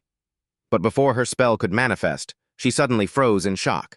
A white messenger with a bizarre mushroom-shaped head suddenly appeared, blocking her path and coldly warning, "Freeze right there, no tricks allowed." Blocked. Miria could only stand helplessly as the group of Salam guards took Mori and ran along the long, dark, endless temple corridor. A burst of brilliant white light with multicolored edges flared up and vanished, leaving behind only a dark, silent void. Witnessing Mori being taken away right before their eyes, both Miria and Ryder were stunned into silence. Meanwhile, little Mori was completely exhausted, his eyes fluttering shut as he was drawn deep into a teleportation black hole, vanishing without a trace into the infinite void. Miria stood still, watching the black hole close in the high sky of the sanctuary. Just then, a deep, authoritative voice called out her name. Miria. The colossal cosmic entity loomed behind the messengers and sternly demanded, "You must explain this situation." Back in the residence's meeting room, Ryder slammed the table, his face turning red with fury as he barked back, "That's absurd! I take such good care of the kid and you accuse me of mistreatment?" Miria bowed her head sadly, slowly explaining to the Red Devil, "They believe Mori is too unstable, and they think it might be my fault, so they decided to protect him within their own territory." Hearing this, Ryder still refused to accept it. He jumped up and shouted, waving his arms, "On what grounds do they think that?" The little robot Aya, hovering nearby, quickly tried to calm him down. "Calm down, Ryder." Remembering the image of Mori fearfully biting down on the arm of the circular-masked Salam guard, Miria grew pensive and asked a probing question. How could the Salem search team even enter the judge's chamber? At the interrogation trial, 3 colossal, 4-armed entities, wearing triangular helmets representing the 3 pillars of the judge, stood looming with an oppressive aura. One judge spoke up and pressed her. "I don't understand how a child from the Salem territory could make it all the way here. That is not a distance a human child could cross alone." Through the monitor, the short-winged servants asked anxiously, "Who is that over there?" Ryder explained. "Those are the 3 pillars of the judge." Back at the sanctuary, the pillars turned their stern gazes toward Miria, who stood bowing her head in worry, and demanded in a stern voice, "Speak the truth." The atmosphere at the interrogation trial became increasingly stifling under the weight of the Supreme Council of Judges. One judge spoke in a cold, accusing tone. "You kidnapped the fluff ball to raise him, didn't you? Denying it?" This baseless accusation made Miria furious, and she immediately retorted, "That is completely absurd. Mori escaped the Salem territory using his own power." However, the council remained skeptical, continuing to ask, how could a human cross the Salem border? Anyway? To explain this, Miria bowed her head and admitted, "I made him clothes using Rao's fabric. Perhaps that is the reason." The questioning didn't stop there. The council continued to press. "Did you do it intentionally? Knowing the Salem border was weakening for your own benefit?" Miria immediately denied it. "No. Oh, I am a loving mother caring for my child. How could I have evil intentions?" She also honestly explained further about the reason for finding Mori. "We were worried because many months had passed, and we hadn't received any reports on Mori's situation from the shelter. My assistant went to check on Mori's situation and discovered that Mori had disappeared, so we followed his trail." Hearing about the state of the border, Miria couldn't help but be shocked and thought to herself, "This is the first time I've heard about the Salem border weakening." Then, she bowed her head slightly and continued her report. As for the city, a female visitor brought him there. Immediately, the white messenger pressed, "That person. Where is he being kept? To protect Ryder?" Miria lowered her eyes slightly and lied. "He's no longer in the city," the white messenger remarked coldly. "Are you saying you have no way to prove that?" Miria could only respond helplessly, Yes. Seizing the opportunity, the Supreme Judging Council continued to present unfavorable evidence. What kind of mother are you, letting the kid almost turn into a pancake like that? Seeing the image of Mori crying pitifully, Miria's heart tightened. She bowed her head in pain and admitted her fault. I was careless. I'm sorry. But her apology couldn't sway them. Facing the council's cold verdict, they stated firmly, the boy is not qualified. We must send him back to human society. What was that shelter doing in the first place? Once a human has left the territory, we cannot bring the child back to a place like that again. Faced with the council's cold decision, Miria pleaded, put him in a VIP room at least. Where else would you send him? Please reconsider. About the emotional aspect of a child having to adapt to a new environment all over again. But the white messenger immediately protested, that place might be familiar to us, but it is a place inhabited by people completely different from where Mori is. And what about the child? Communicating with humans is impossible. The boy isn't smart enough to use language. Does even Miria think so? Unwilling to give in, Miria stood firm in defending the boy. Even if his language skills are weak, he is a child who knows how to express his feelings clearly. Please let me speak with him. Faced with her persistence, the council compromised. We will consider it. The judges always put the happiness and safety of human children first. That's all for today. The hearing is adjourned. Miria walked silently along the long, hollow stone corridor of the sanctuary. Amidst the quiet, a deep, warm voice echoed in her mind. Miria. She turned her head slightly, her sorrowful gaze directed toward the shimmering galaxy glowing behind her. Memories and thoughts of the judge flooded her mind. Miria murmured, the judge has sent the ultimatum. In her trance-like reverie, Mori's small figure appeared amidst a space filled with sparkling blue flowers. Miria smiled gently, reaching out both hands to welcome him. Little Mori rushed into her arms, gently touching her cheek with his small hand, full of trust. The child's warmth made her heart ache at the cruel truth. They don't live in the same world as us. The image of a human's withered, frail hand slowly going limp in the darkness appeared hauntingly. As the light began to fade, the silence became endless. Can one endure the moment of the end?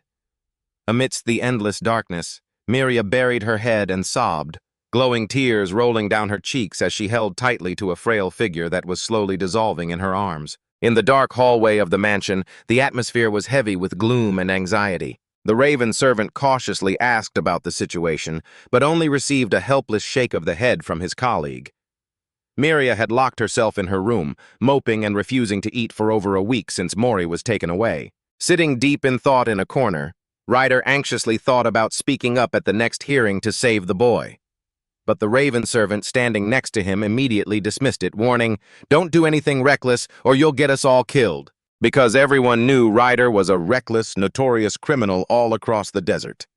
The raven servant pointed out bluntly that even with Miria currently under suspicion, the words of a criminal like Ryder wouldn't carry any weight before the judges. Even the fact that he carried IA, a construct capable of absorbing knowledge, was already illegal. If he acted thoughtlessly and without a plan, not only would he fail to save Mori, but the robot IA would also be confiscated. Anger flared up. Ryder stood up abruptly, his green eyes glowing fiercely with murderous intent. He gritted his teeth and roared in outrage. How dare you? Who do you think you are? I created IA. He belongs to me. Seeing the red devil fly into a rage, the penguin servant hurriedly intervened, advising him to calm down because that was only a warning about the worst-case scenario. But ignoring all advice, Ryder swore in anger and turned away decisively, leaving the group of servants who could only watch helplessly. The robot IA quietly flew after his creator. Ryder walked sullenly along the sun-drenched corridor of the mansion, his mind a mess. The image of the innocent and adorable Mori appearing in his mind only made him feel more heartbroken and frustrated by his own helplessness. Just as he was sinking into despair, a notification in yellow suddenly appeared before his eyes. A letter had arrived. Ryder hurried to the office door, frantically checking the information on the device, and was completely stunned to the point of freezing. It was the reply letter radiating a warm, magical light, sitting right on Miria's desk. Looking at the letter, Miria was still drowning in the gloom and sorrow she had felt for the past few days. Just then, the office door was suddenly pushed open. Ryder rushed in, his face beaming with excitement as he shouted, "Miria, this is the response regarding the meeting request that I sent earlier. Hot news! The court is letting you see the kid!" The unexpected news made Miria jump up in astonishment, hope blooming after the dark days. The two immediately began preparing for the trip. At the mansion, the gloomy atmosphere was quickly dispelled, replaced by the bustling activity of the servants. Everyone was scrambling to prepare thoughtful gifts for the boy. One worried about preparing the food Mori liked along with homemade juice. Another nervously asked if there were enough toys or if they should prepare extra toothbrushes and chocolate cookies for him. Seeing everyone's warm care for Mori, Miria smiled appreciatively. "Thank you, everyone." After finishing the preparations, Ryder and Miria nodded to each other, ready to set off. Standing in the middle of the grand hall, Miria decisively threw a black crystal into the air. Immediately, a massive pitch-black portal opened up before them. Ryder looked silently at the dark gate, his heart full of restless anxiety. Heavy, rhythmic footsteps echoed, leading them deeper into the infinite void. As soon as they stepped out of the portal, Miria saw two salam guards in white cloaks waiting in the shadows. They bowed respectfully and announced, "Follow me." One guard signaled with his hand this way. Under the strict guidance of the two guards, Miria walked silently along the dark corridor, preparing to face the challenging meeting ahead. Passing through the portal, Miria entered the city's high-tech research zone, where massive metal towers rose into the clouds. Sitting in the transport pod in the darkness, she quietly steeled herself for the upcoming meeting. In Miria's hand was the scribbled drawing Mori had made earlier, depicting himself holding hands with her and Ryder in a green meadow. Looking at the child's innocent drawing, Miria smiled to herself, telling herself she must be strong. The metal door of the cell slowly opened, but the scene inside left Miria stunned. Through the glass, she saw Mori lying still and frail on the floor, his back riddled with tangled feeding tubes. Deeply shocked by this sight, Miria trembled and asked, "What is going on in here?" The staff member in the hazmat suit replied nonchalantly, "Well, subject 1125 refuses to eat, so we have to force feed him." Miria, horrified, pressed on. "The boy won't eat? Since when?" "Well," the staff member explained while checking a data tablet. "Let's see. He's been like this since he arrived. His cloak was confiscated because it could be a safety hazard."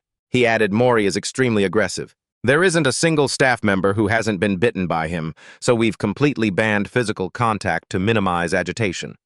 He held the tablet up to Miria and said, "Sign quickly so you can visit. Don't drag this out." Seeing Miria stand frozen, the staff member prompted, "Lord Miria?" Snapped out of her thoughts, she was flustered. She replied, "Oh no, I mean..." Then she took out a wooden box and instructed him gently, "Oh, that's right. These are the foods Mori likes. Perhaps he will eat these. I've cut them into bite-sized pieces, so please place them into his hands one by one." Her face was filled with sorrow, her voice choked with worry. "Remember not to let him drink juice too quickly, and here are the toys he likes." Looking through the observation glass, Miria's eyes welled up with tears at the sight of Mori's thin arm lying weakly on the floor. Unable to bear this heartbreaking scene any longer, she turned and hurried straight toward the cell. The staff member yelled out in a panic, Please wait a moment." But ignoring his warning, the cold cell door opened instantly. Inside the high-tech research room, Mori was lying weakly on his stomach on the floor, his small back filled with tangled IV tubes. Hearing the strange noise, the boy stirred and then clumsily tried to crawl up, babbling, "Oh, I!" Looking around the unfamiliar lab, Mori crawled heavily on the floor, dragging the cumbersome tubes behind him. Spotting the familiar silhouette of Miria on the other side of the glass, the boy crawled over hurriedly, slammed his tiny hands against the glass, and cried out, "Oi, oi!" Tears streamed down his grimy face. Mori pressed his face against the glass, sobbing pathetically, "AAU." The boy's extreme agitation immediately triggered the lab's alarm system, causing the warning screens to flash bright red alongside a blaring siren. The staff member in the hazmat suit panicked. Why is this happening now? Fumbling with the control panel to calm him. It's okay, hush now, quiet down." Trying to soothe a child like this only made him cry more. Immediately, the automatic sedative system activated, releasing white mist from the ceiling. Under the influence of the medication, Mori's eyes grew hazy and eventually closed shut. His small hands slowly slipped from the glass. The boy went completely limp, collapsing onto the cold floor of the cell. That night, the atmosphere blanketing the mansion was incredibly gloomy and tense. Standing outside the dark hallway, the servants whispered anxiously about the situation with Miria, who had locked herself in her room since returning. When a servant hesitated to bring in some food to check on her, they told themselves they had never seen Miria this broken before, and that if anyone disturbed her now, the whole mansion might just blow up. But ignoring the servants' panicked warnings, the red demon walked decisively and pushed the door open to step inside. Was he a hero or a destroyer? Entering the dark room warmed only by the flickering fire in the hearth, Ryder saw Miria sitting quietly in a rocking chair, back turned to the door. He called her name softly and suggested they talk. But Miria only apologized and expressed her desire to be left alone. Just then, in the silence, Ryder's gaze fell upon a document glowing brightly on her desk. Stepping closer to check, Ryder was completely frozen when he saw the words on the document. Resignation letter. Realizing her intention, the red demon couldn't help but ask in shock, "Are you planning to throw away little Mori?" "Huh?" Anger flared up.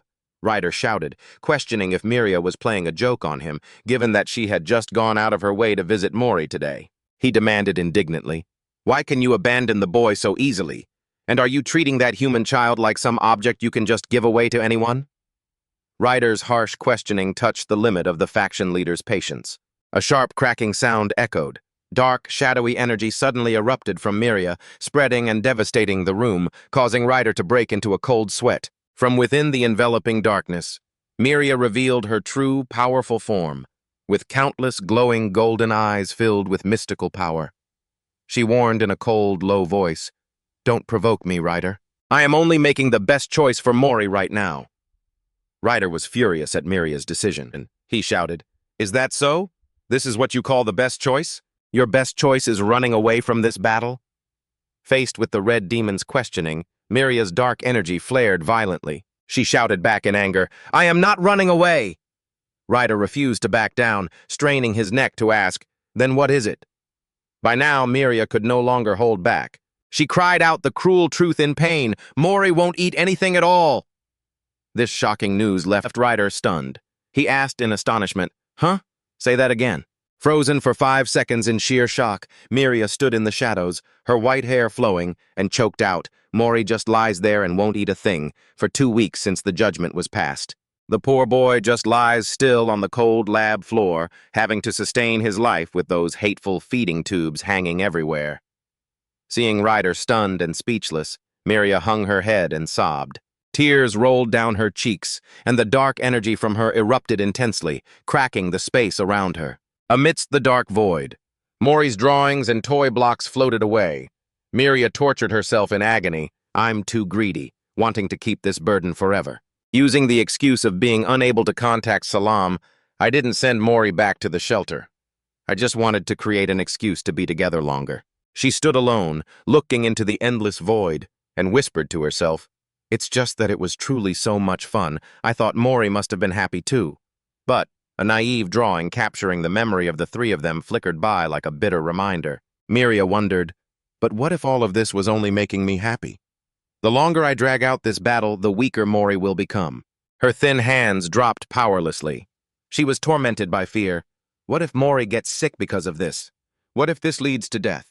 Tears glowing as they rolled down the faction leader's dark face, leaving a painful silence over the room. Miria hung her head sadly and muttered, "Then perhaps for Mori's own benefit."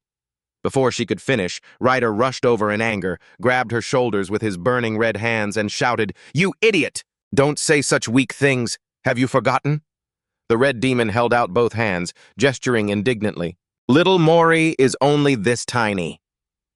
Ryder's intensity left Miria dazed. She asked, "Huh?" Ignoring her confusion, Ryder continued, pushing her. "He's tiny!" Even from someone who says that, a small mistake can be fatal. Kids may look tough, but that's just how they are. The guy groaned, pulling at his hair in frustration. "We met Mori for the first time in the Red Desert, so that clearly wasn't the beginning." "Damn it, Ryder's agitation is making the robot—" IA, floating behind them, spoke up to intervene. "Ryder, what are you saying?" But Ryder couldn't keep his cool. He strained his neck and shouted, "You don't get it at all. I mean about Mori. Even a guy like me had a hell of a time crossing that long distance.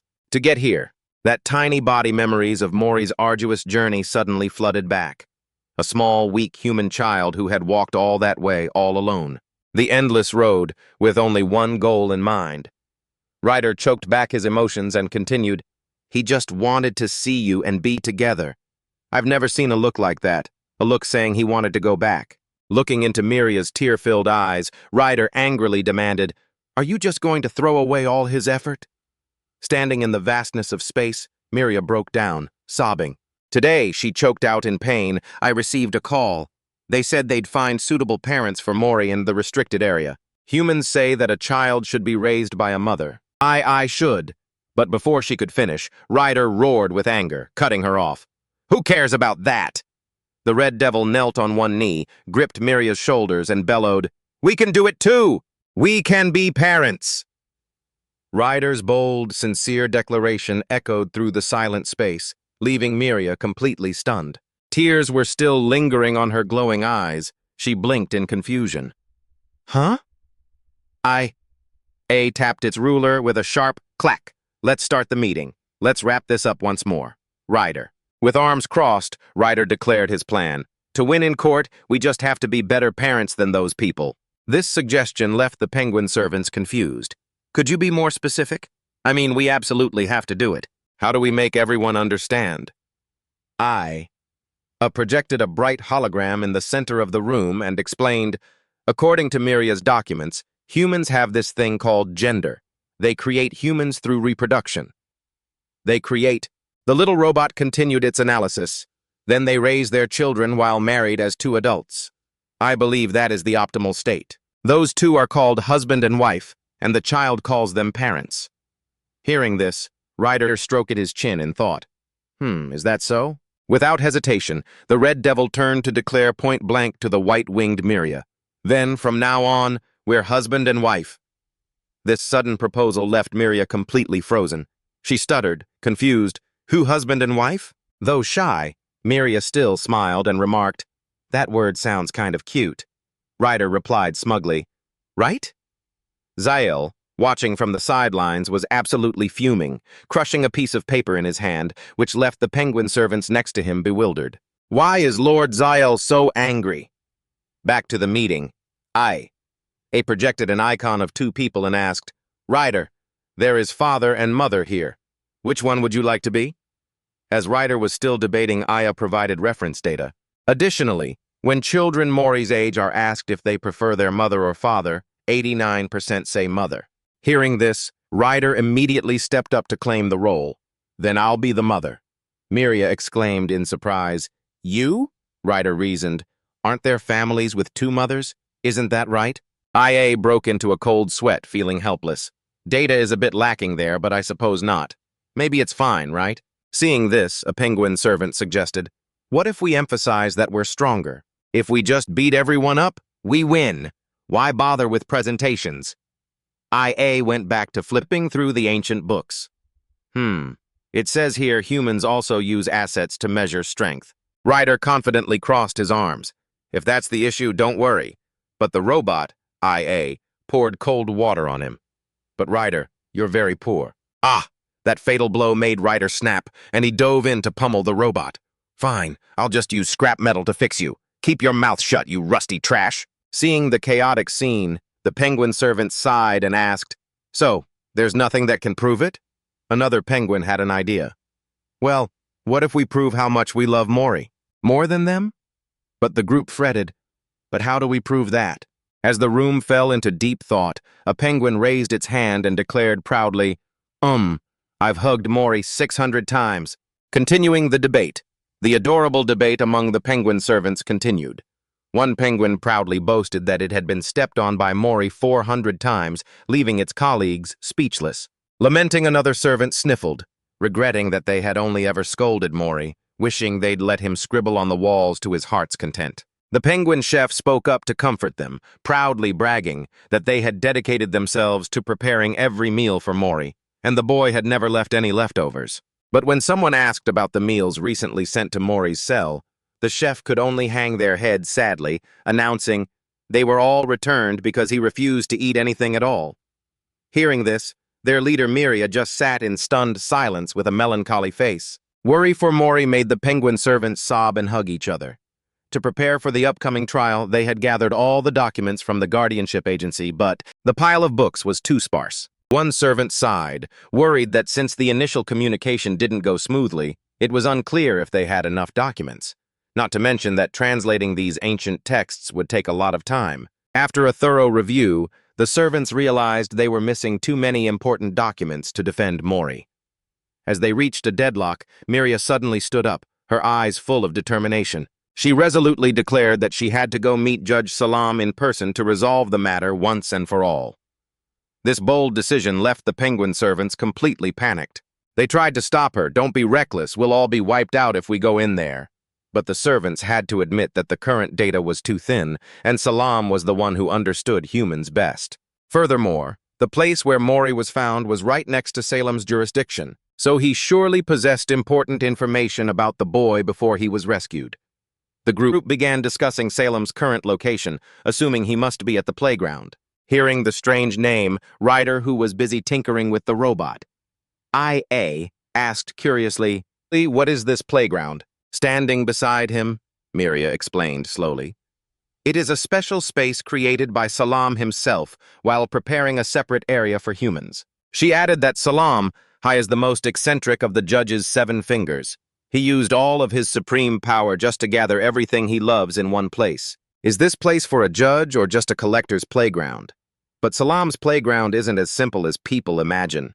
It's not a paradise filled with colors, rainbows, cookies, and sunny beaches. It is, in fact, a space created entirely by supreme power. If an outsider stays there too long without the owner's permission, their ego will be eroded. They won't be able to bear the pressure and will eventually go insane. Even though she could use her powers to protect everyone, breaking into this place uninvited is still an extremely reckless move. Furthermore, they have no idea exactly where Salam is within that infinite space. Despite knowing the dangers lurking ahead, Miria remains steadfast in her decision. Seeing her determination, Ryder immediately gets excited and urges everyone to prepare to set off. Watching the red demon and the little robot, Aya, busily packing gear in the messy library, Miria asks in surprise if he really wants to come along. Ryder loudly declares he cannot sit idly by and watch Mori suffer anymore, because now both he and she are that boy's parents. His confident declaration is immediately met with a splash of cold water by Aya, who remarks that he was never very smart to begin with. This makes Ryder snap back irritably. "Say what? You want me to turn you into a pile of scrap metal?" Just then, Yahello walks up, bows respectfully, and earnestly asks to follow them to serve and protect Miria. Seeing this, the penguin servants worry aloud if this company will actually be helpful, or if Miria will just have to waste more energy protecting them. Miria smiles gently and explains that she only needs to share a portion of her black hole power with Yahello for him to be able to operate freely at the playground all day. Splitting up to search will definitely help them find Salam's tracks faster. Plus, since she has never traveled far before, she really needs Ryder and Aya to guide her. Trusting in them, Ryder happily agrees immediately. The group quickly accepts the supplies the penguin servants have prepared for the trip. Miria gently opens a small wooden box and takes out a shimmering, glowing crystal. Seeing the brilliant crystal in her hand, Ryder can't help but marvel, as this is the first time in his life he has witnessed someone use a star fragment. In truth, the penguin servant nearby sighs softly, revealing that they had a very hard time stopping Miria from using this priceless treasure to look for Mori earlier. The robot Aya asks out of curiosity about its use, and Miria explains that this star fragment has the power to teleport them to anywhere they want. With that, she firmly crushes the crystal, creating dry, cracking sounds. Multicolored specks of brilliant light shatter and fall around them. Miria sternly warns them, "I don't know where we'll land, so hold on tight." Immediately, a massive, deep, pitch-black vortex, resembling a shining galaxy, opens right under the floor of the study, quickly swallowing Miria, Ryder, and Yahello before the worried eyes of the penguin servants. All three are sucked into the void before free-falling from the gray sky down toward the rough sea. Swimming until exhausted, Ryder frantically flails his limbs in midair, screaming in terror. Dark waves crash against the rocky shore, foaming white under the gloomy, gray-clouded sky. Ryder's black boots thud onto the damp, stony ground near the water's edge. The three of them and the robot Aya stand silently on the desolate beach, drenched by the incoming waves. Amidst the cold, gloomy space of the playground, the three small, lonely figures look out toward the far sea, beginning the journey of searching full of hardships and challenges ahead. Continuing the journey, as soon as they set foot on the black beach of the playground, Ryder, Miria, and Zael have to face a space that is extremely cold and gloomy. The sound of the sea roaring against the pitch-black sand, foam spraying white under the gray sky. All three walk sullenly along the water's edge, their small silhouettes dwarfed by the towering snowy mountains surrounding them. Past the black sand beach, they climb up a treacherous rocky slope, where a calm lake reflects the image of the layered mountains. The further they go inside, the more spectacular the scenery becomes, almost unbelievably so. Standing on the top of a lush green hill, Ryder and Miria gaze up at the sky in awe. Amidst the misty fog, a flock of giant creatures resembling stingrays are freely flying around the sky-piercing snow-capped peaks. However, the journey to find Salam is not easy at all. To push deep into the inner area, the group has to wade through a swampy area with water waist-deep. Ryder struggles with every step under the freezing water, stepping on rotten tree trunks covered in moss. After a tiring time wading through the water, what appears before their eyes in the middle of the dense old forest is a giant, dark, and deep ancient stone archway. Looking at the ominous entrance that looks like a beast's mouth, Miria shakes her head in dismay, wanting to turn back home immediately upon seeing the gate. Ryder is also sweating bullets, awkwardly scratching his head as he looks at the robot Aya floating beside him. Despite being full of anxiety, both still have to wade through the deep blue water to enter. They step into a misty pine forest where thick fog obscures their vision. On the moss-covered ancient tree trunks grow strange, glowing blue and purple mushrooms. As they walk, Ryder suddenly stops in suspicion, sensing a killing intent. The red demon cautiously turns his head to look back. Right on the old tree trunk behind him, a bizarre creature with a snow-white deer skull and a jet-black body is clinging tightly, looking down at him intently. The grotesque sight in the middle of the deep forest gives Ryder goosebumps, and his whole body trembles violently. Without a second thought, the red demon rushes over to hide tightly behind Miria's back. Cold sweat pours down like a shower, making Miria look back in confusion. Overcoming their fear, the group continues to cross a pine forest flooded with warm, golden sunlight, where the ground is full of giant red mushrooms. They walk through a golden meadow stretching as far as the eye can see under the brilliant sunshine of the late afternoon. As dusk falls, the sky turns a beautiful, vibrant orange. Standing on the hilltop, Ryder and Miria stand silently watching giant flying jellyfish emitting mystical blue light freely moving among the aurora clouds. Night falls and the sky is filled with twinkling stars, carrying the chill of the desert. Preparing to camp and rest, Ryder happily waves goodbye to Zael, who is standing guard in the distance on the grassy hill. Looking at the noisy red demon, Zael stands silently in the darkness, shaking his head helplessly. After a long journey of constant movement, Miria collapses, exhausted, onto the cold, rocky ground. Seeing this, Ryder rushes over, asking with concern, "Are you okay?" Miria gasps, struggling to reply, "I've just been sitting around for the past 100 years. My gears are breaking down after walking for just a bit." She silently looks up at the star-filled night sky through the cave entrance and whispers, "So beautiful." That night, the group decides to stop and camp, warming themselves by the flickering fire in the quiet cave. Gazing at the sparkling green light specks in her hand, Miria smiles gently. Mori would surely love these too. Ryder watches in deep thought. He stoked the fire and gave a soft nod. Yeah, that sounds like something he'd do, he thought to himself, though the red demon couldn't help but think that the kid would definitely try to put them in his mouth first. Everything just ends up in his mouth. He couldn't help but chuckle, remembering how silly Mori was, popping everything into his mouth for a taste, only to scamper away in a panic when everyone chased after him to stop him. Ryder shook his head with a wry smile and joked, "Our luggage is probably going to increase by another 67%. Miria joined in cheerfully. "Yeah, just a tiny bit. That really does require a whole bunch of stuff." Amidst the cozy atmosphere by the fire, Rael stood quietly in the corner and opened up. "Actually, at first I didn't understand you, Miria. Not one bit, to be honest. Humans aren't exactly anything special to us after all." He bowed his head, looking at the old photo of his friend Dina, looking happy. But after helping you, Miria, I found myself spending more time with Mori every day. Rael turned and walked away, thinking to himself that he didn't really need to understand. Warm memories of little Mori suddenly flooded his mind.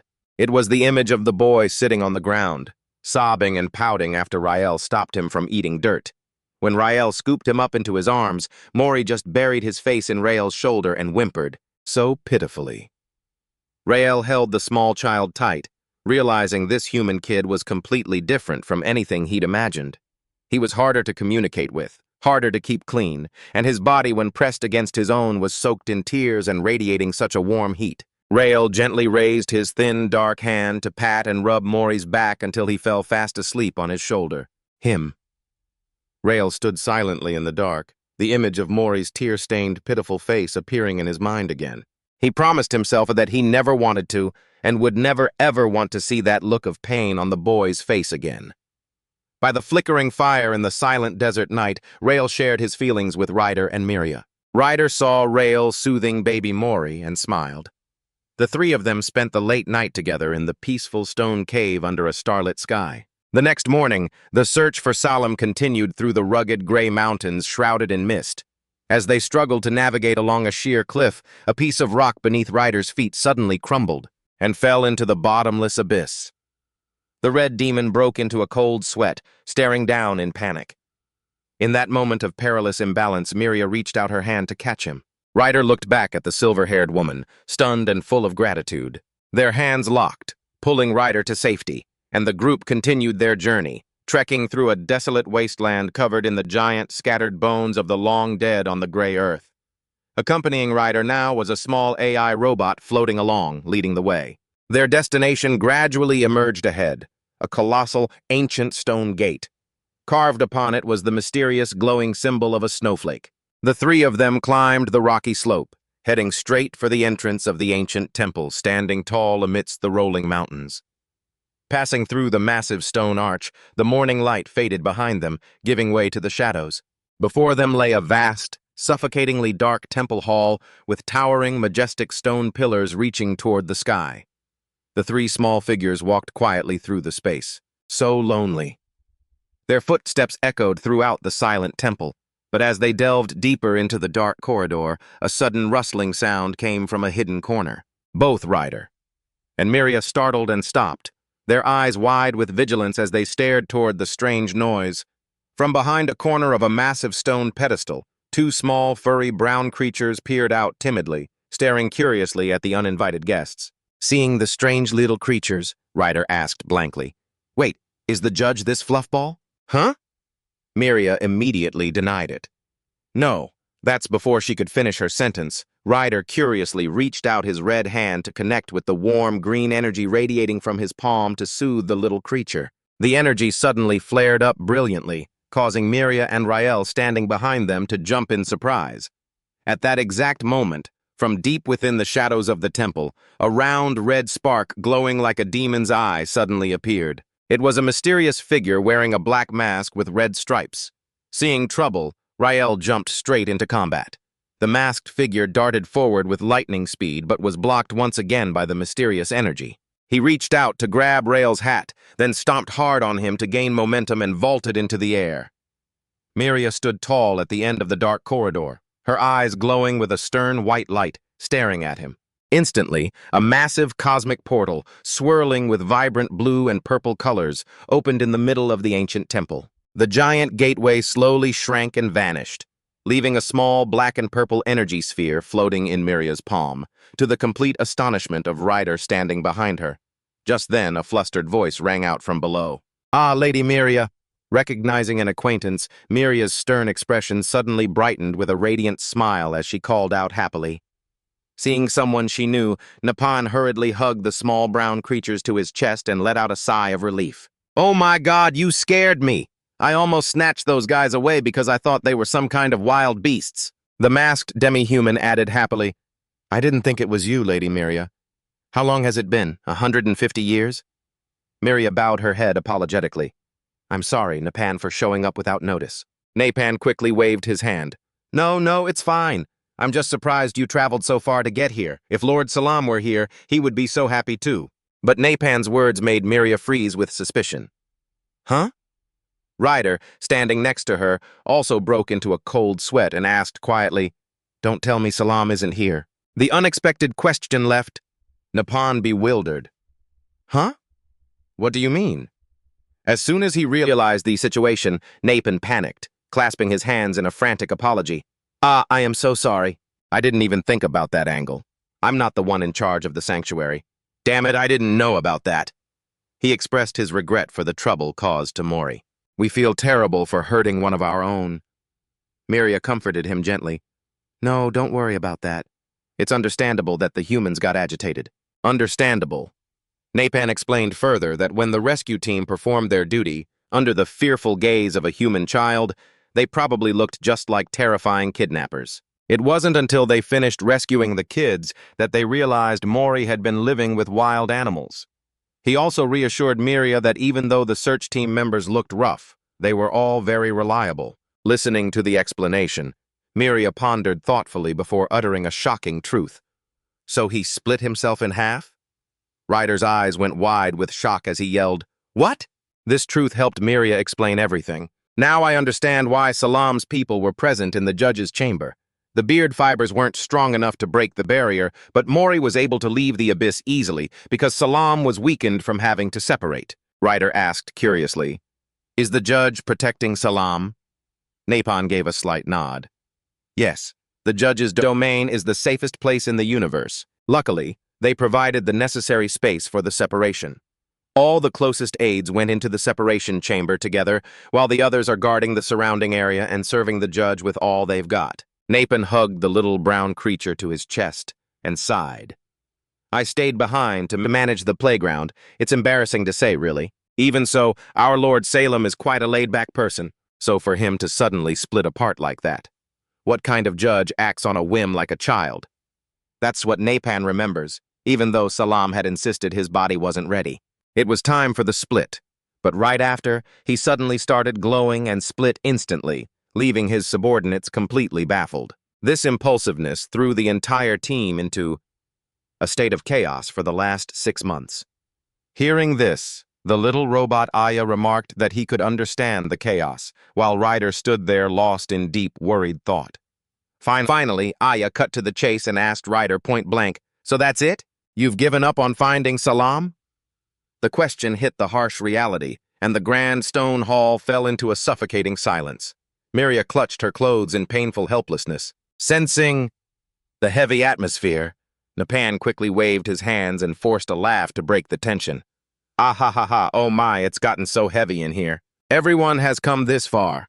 Would you like to look around to clear your heads? Even though Miria gently declined, Napan insisted enthusiastically, Don't be like that. There are so many interesting things Lord Salem has collected. In his excitement, Napan eagerly introduced the space that recreated the Mesozoic era, along with a room filled with miniature versions of creatures, all incredibly cute, collected by Salam.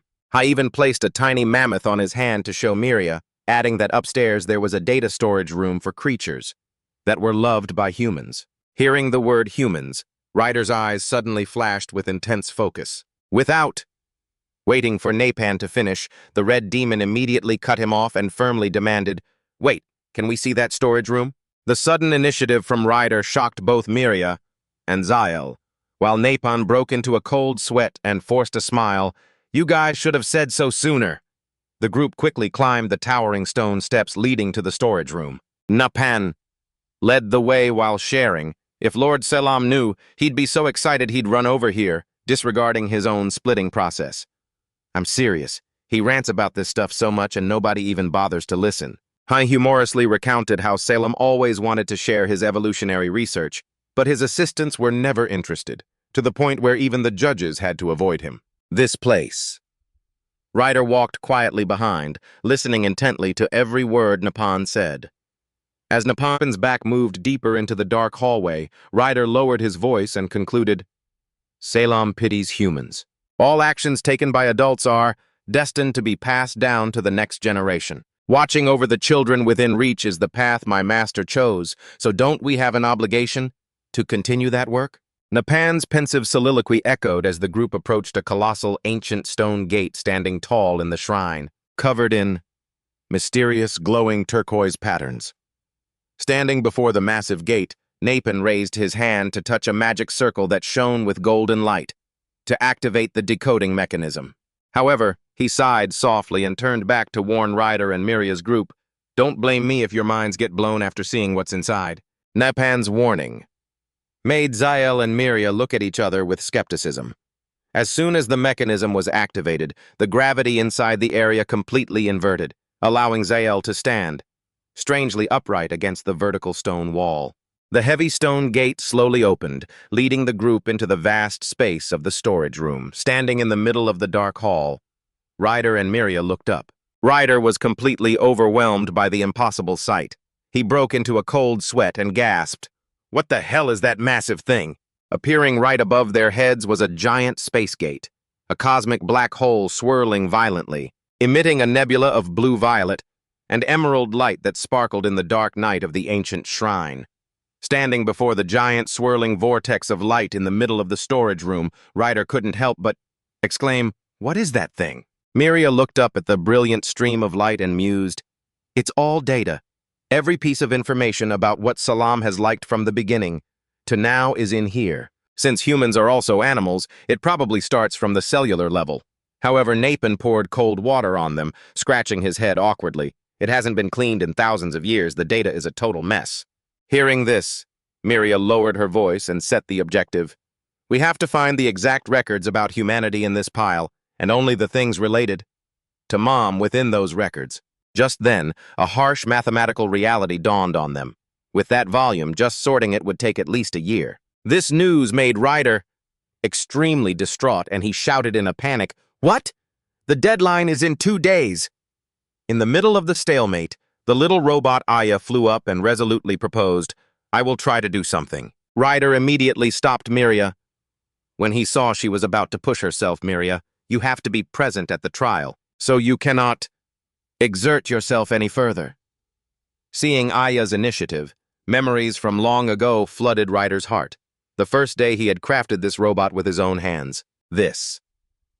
Amidst the warm fire of the mechanical workshop back then, the Red Demon had been incredibly excited to see his invention start up successfully. "Ha, it really works! Hello!" Back from the flow of memories. Having named his little friend, "From now on, your name is Aya." Returning to the tense reality, the little robot Aya asked softly, "How much energy do we have left?" Then, without waiting for Ryder to answer, Aya turned to Napan and proposed, "I want to use that amplification gate. Can you lend it to me?" Napan hesitated for a moment, then agreed, Sure, but there's no equipment included." With it, receiving a firm, "It's fine" from Aya, Ryder looked at his little friend with worry. A dry, sharp click sounded. Aya flew decisively toward the amplification gate and declared, "Let me try this sorting. For the first time, I've already connected the power source." But Ryder immediately swatted him away and shouted, "No! Is your memory broken? I already said no. You can't push yourself after releasing your limiters in the whale cradle for so long." The Red Demon worriedly questioned the robot's endurance in its current exhausted state. When Aya's screen displayed a damage probability of 88.2%, Ryder became even more furious. "See? And you still want to use the amplification gate? Don't you realize that if you overload any more, you will..." In the middle of Ryder's rage, Aya suddenly interrupted with a serious question. "Ryder, why did you create me? A robot?" Asking a brain-teasing question indeed. The sudden question left the Red Demon standing there stunned. Aya slowly continued, "If it was only for convenience, why give me the name Aya and add a laughing function as well?" Old memories of the days they spent together in the vast desert flooded back. Aya looked at his creator and asked the most profound question, "Why did you want to create me?" The little robot joked softly, "Well, I've never said this because I hate seeing you get cocky, but your repair skills are actually top-notch. A rare compliment, accompanied by..." The demand for high-end parts for the next repair made Ryder roar in frustration. "This was your main goal all along, right?" Returning to reality, Aya turned her gaze toward the vortex. Such massive data. Aya mused. The range I can categorize is probably just a tiny speck, but it will definitely help. The rest is up to you all. Deal! With that, the little robot decisively flew straight into the heart of the massive amplifier gate. The system immediately triggered a bright red warning. The overexhaustion mode had begun. Facing the immense torrent of energy, Aya activated the data categorization process. The little robot softly sent out one last plea. Please bring Mori back to me. The massive amplifier gate began to spin round and round, letting out fierce roars and unleashing a brilliant stream of energy that engulfed everything. Floating silently in the center of the shifting black hole, Aya's system displayed a message. Currently reading information. Aya dove into Salem's massive data black hole, starting the countdown to dive deep into the system. The complex biological data of humans began to unfold, from DNA genetic codes to ancient records of the sacred bond of motherhood.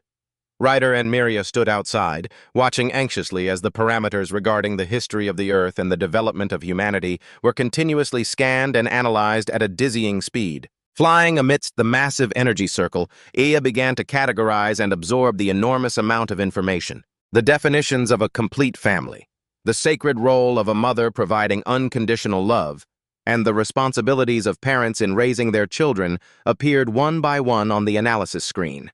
However, the data overload from Salam's system was spiraling out of control, causing Aya's system to spark with dangerous electric arcs. Glowing deep red, it left Miria outside trembling in extreme anxiety, watching the little robot bear such immense pressure. Witnessing her little friend shrouded in intense, biting energy lightning, Ryder panicked and screamed, "That's too much!"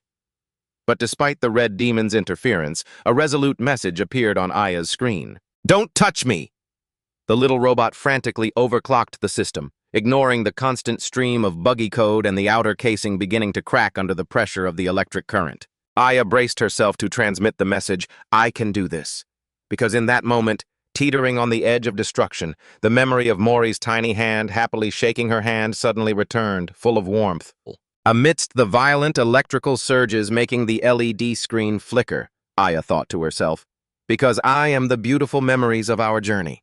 The memories of accompanying Mori flashed vividly through the little robot's mind. From the moment she stood guard while the boy slept peacefully on a wooden raft in the middle of the river, to the steps they took exploring together in the dark kitchen, or the times Mori fell asleep right beside her. The definition of human happiness surfaced, and Aya realized the meaning of her own existence. The little robot used her last bit of remaining strength to send out an emotional message. I am the one whom Mori. In Aya's mind at that moment, the image of young Mori holding a toy, smiling radiantly under the warm sun appeared so vividly. Yet reality was cruelly harsh. The little robot was straining herself, fighting to hold on amidst Salam's massive torrent of data. The streams of energy lightning continuously erupted, wrapping around Aya's body, causing her system to crack violently. The sound of electrical short-circuiting hissed incessantly. A blue lightning bolt flared up and swallowed Aya's tiny silhouette.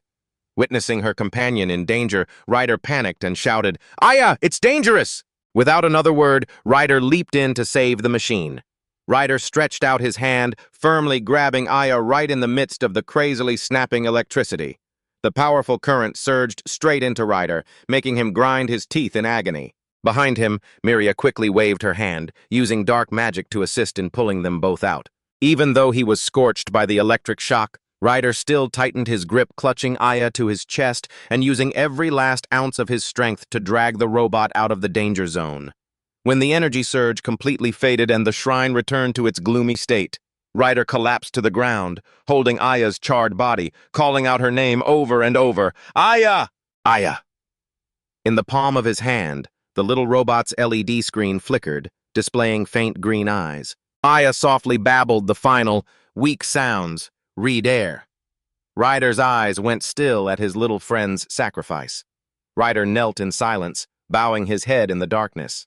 A single teardrop burning hot fell and touched Aya's cold metal casing. By now, the screen had completely gone dark. Brushing aside his sorrow, the red demon asked in a raspy voice, "Miria, how is the data?" "From behind," Miria replied softly. "We got it all." Ryder gritted his teeth, stood up decisively, and ordered, "Let's head back." The fiery red sunset descended, enveloping the ancient villa.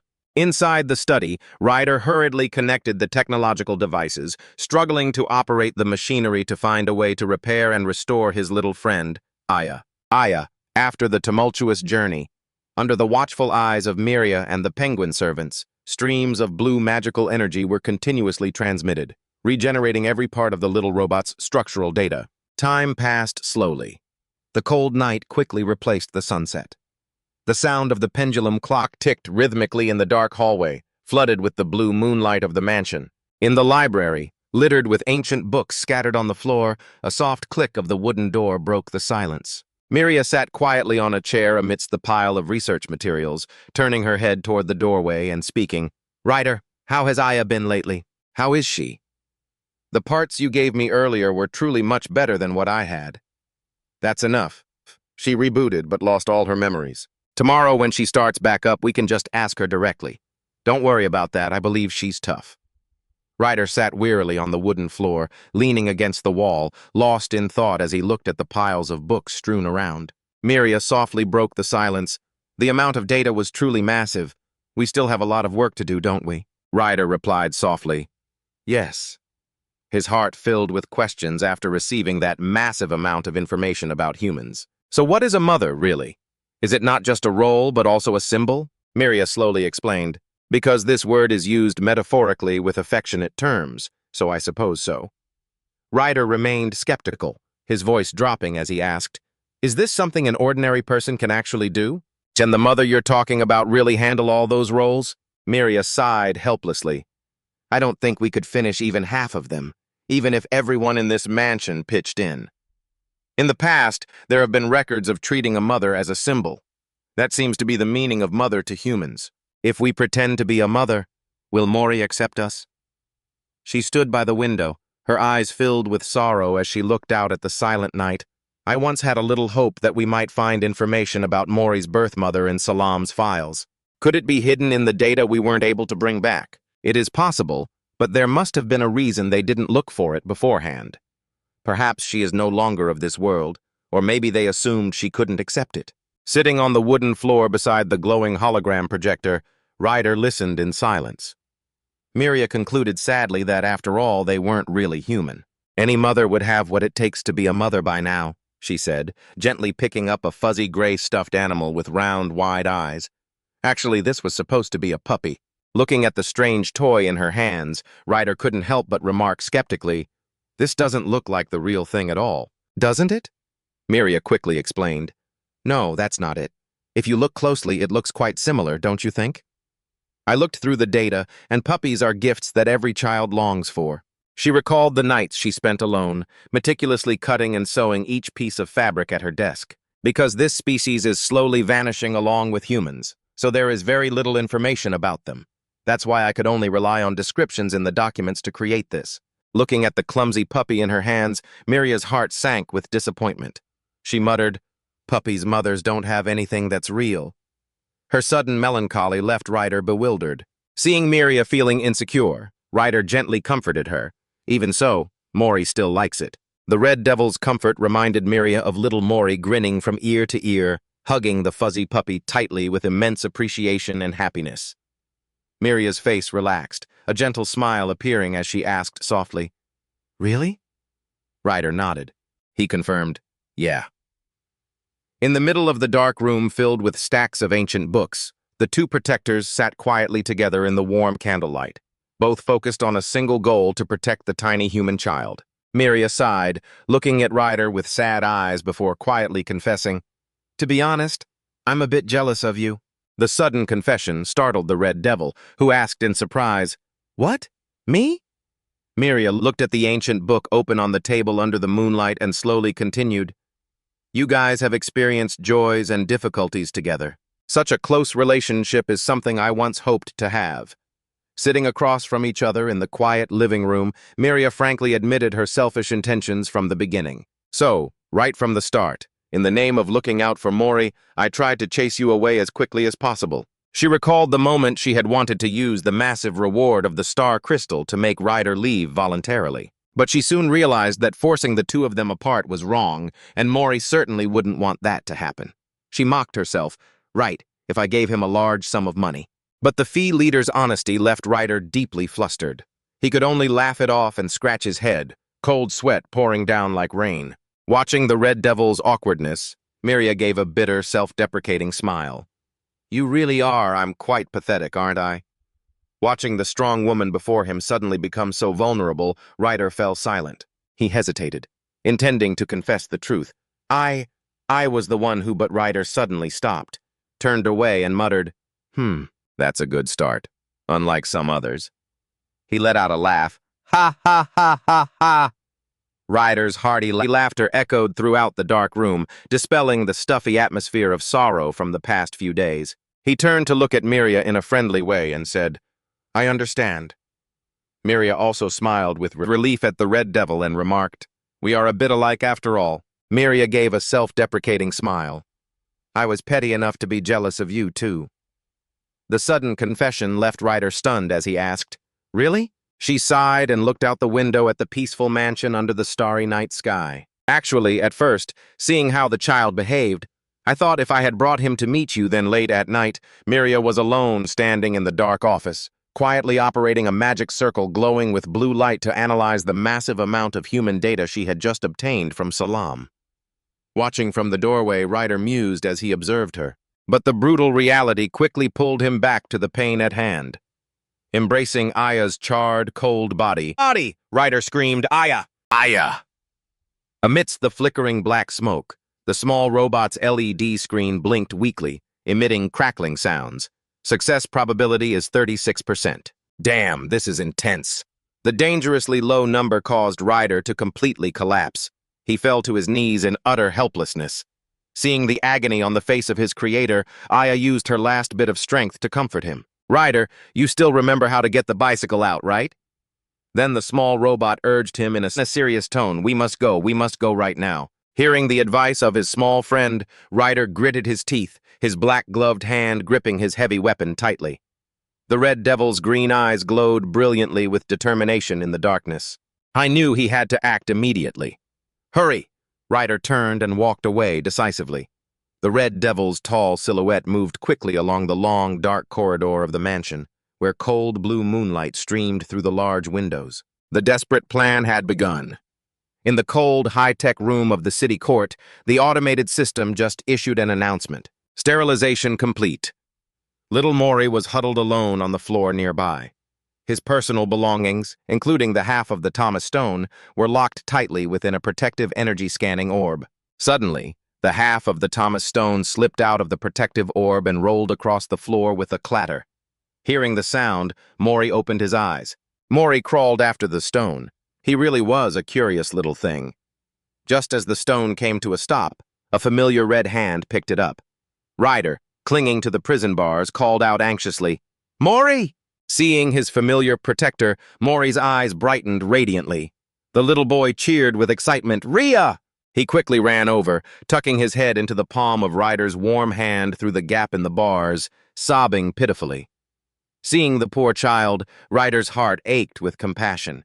He gently consoled him, Don't cry, Mori. Don't cry now.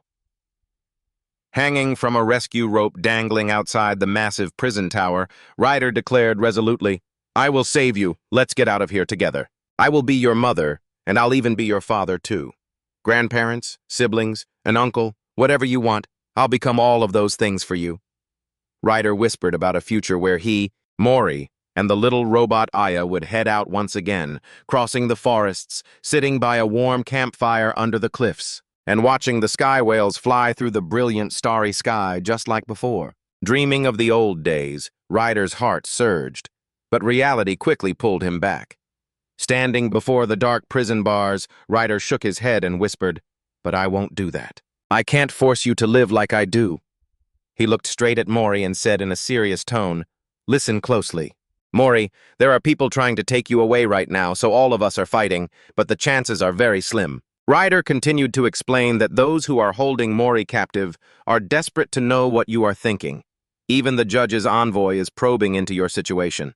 He revealed that Aya, before she faded away, had said they must reach Mori quickly, and the answer to resolve everything might be right there with the boy. Ryder pressed his face against the bars, imploring Mori, I need your power, kid. Is there any way? Can you convey your thoughts? Inside the cold prison cell, Mori stared at the glowing fragment of the Thomas stone on the floor, then looked up at the energy-scanning orb.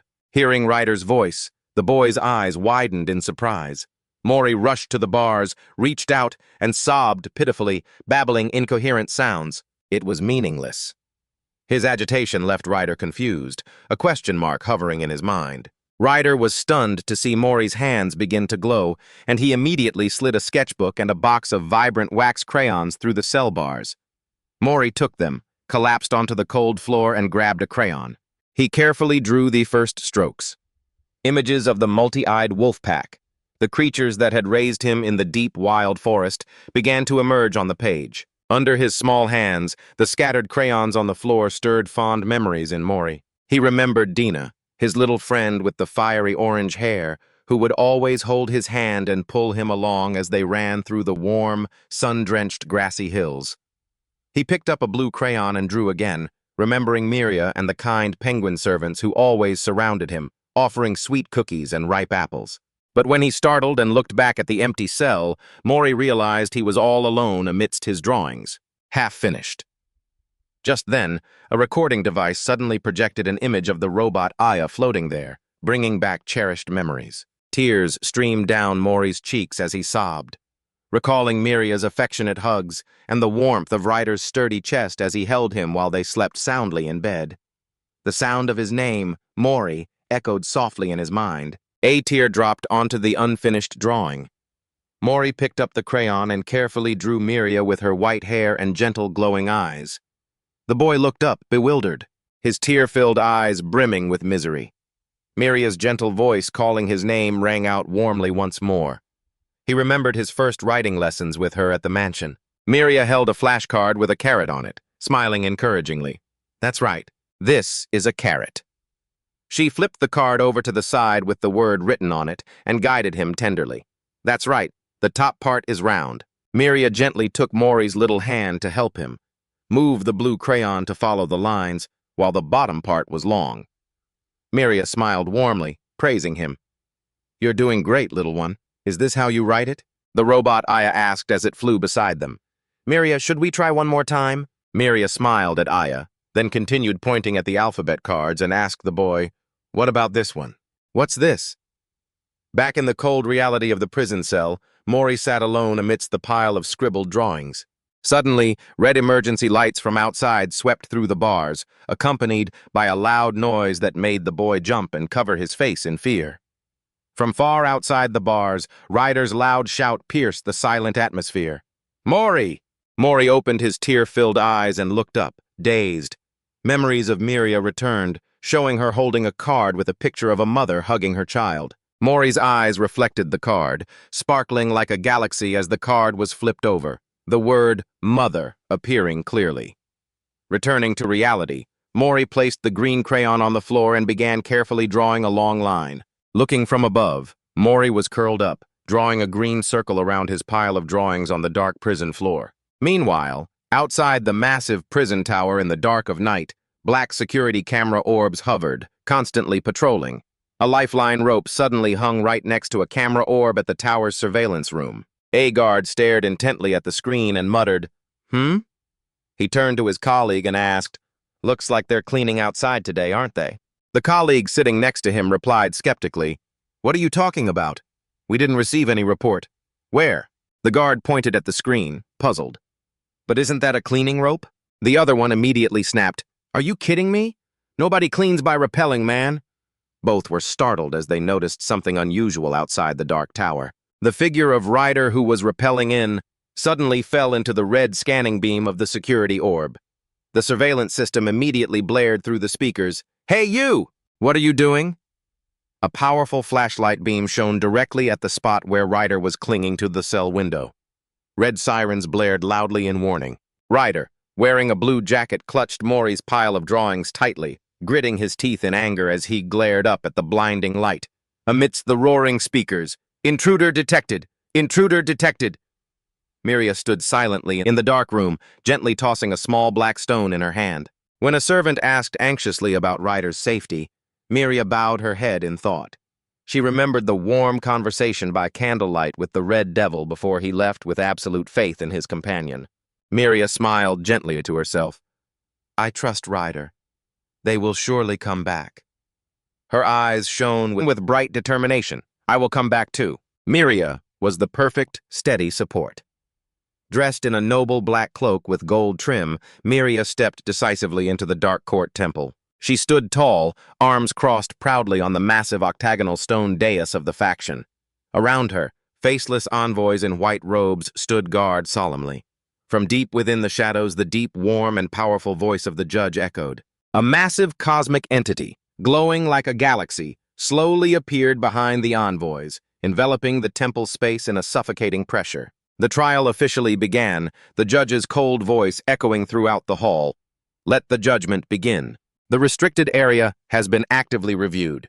3 giant triangular-headed entities, representing the 3 pillars of the judges, stood tall, crossing their arms to exert pressure, and demanded, Are you still being stubborn and refusing to yield? Facing the majesty of the council, Miria held her head high, her gaze firm as she declared, Unless Mori says himself that he wants to leave me, I will not give up.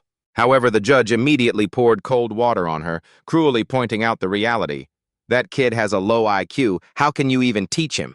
You aren't human, are you? Facing those sharp, questioning words, Miria remained calm and admitted, I acknowledge that Mori needs to learn more about human society. She stood straight in the middle of the solemn temple and proposed a solution. That is why I have contacted the solemn support camp where Mori is staying and received positive feedback. After they discussed it and saw that she remained persistent, the triangular-headed judge spread his hands, reminding Miria, the authority over the camp belongs to Salam, and Salam is currently divided. You knew that when you came here, didn't you? Miria replied decisively. That is true, and I know that the judge who is currently in power is Salam. She then bowed her head slightly, clasping her hands to plead with the Supreme Judicial Council with all her sincerity. I implore the council to do me a favor, Miria said firmly. When proposing to the Council of Judges that Marie be allowed to learn about human society in a familiar environment, her suggestion was immediately met with opposition. The triangular-headed judges were harsh, shouting angrily, How shameless! Have you forgotten that you've neglected the care of the child? Facing the council's fury, Miria remained incredibly calm. She gently raised her hand, activating a golden hologram displaying images of the caretakers at the orphanage, and she explained softly, They are the managers at the shelter in Salam's territory. They are trying to protect many other children, continuing Salam's dying wish, to shield them during human conflicts. An image of the red-haired woman in a wheelchair, gently holding a sleeping child on a peaceful grassy hill, appeared. Miria, reflecting, caring for living creatures is always difficult.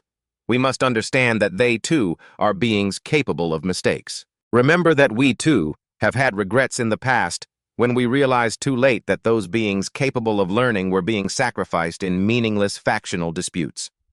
Miria's gaze, filled with sadness, looked straight at the cosmic entity, a giant in the universe.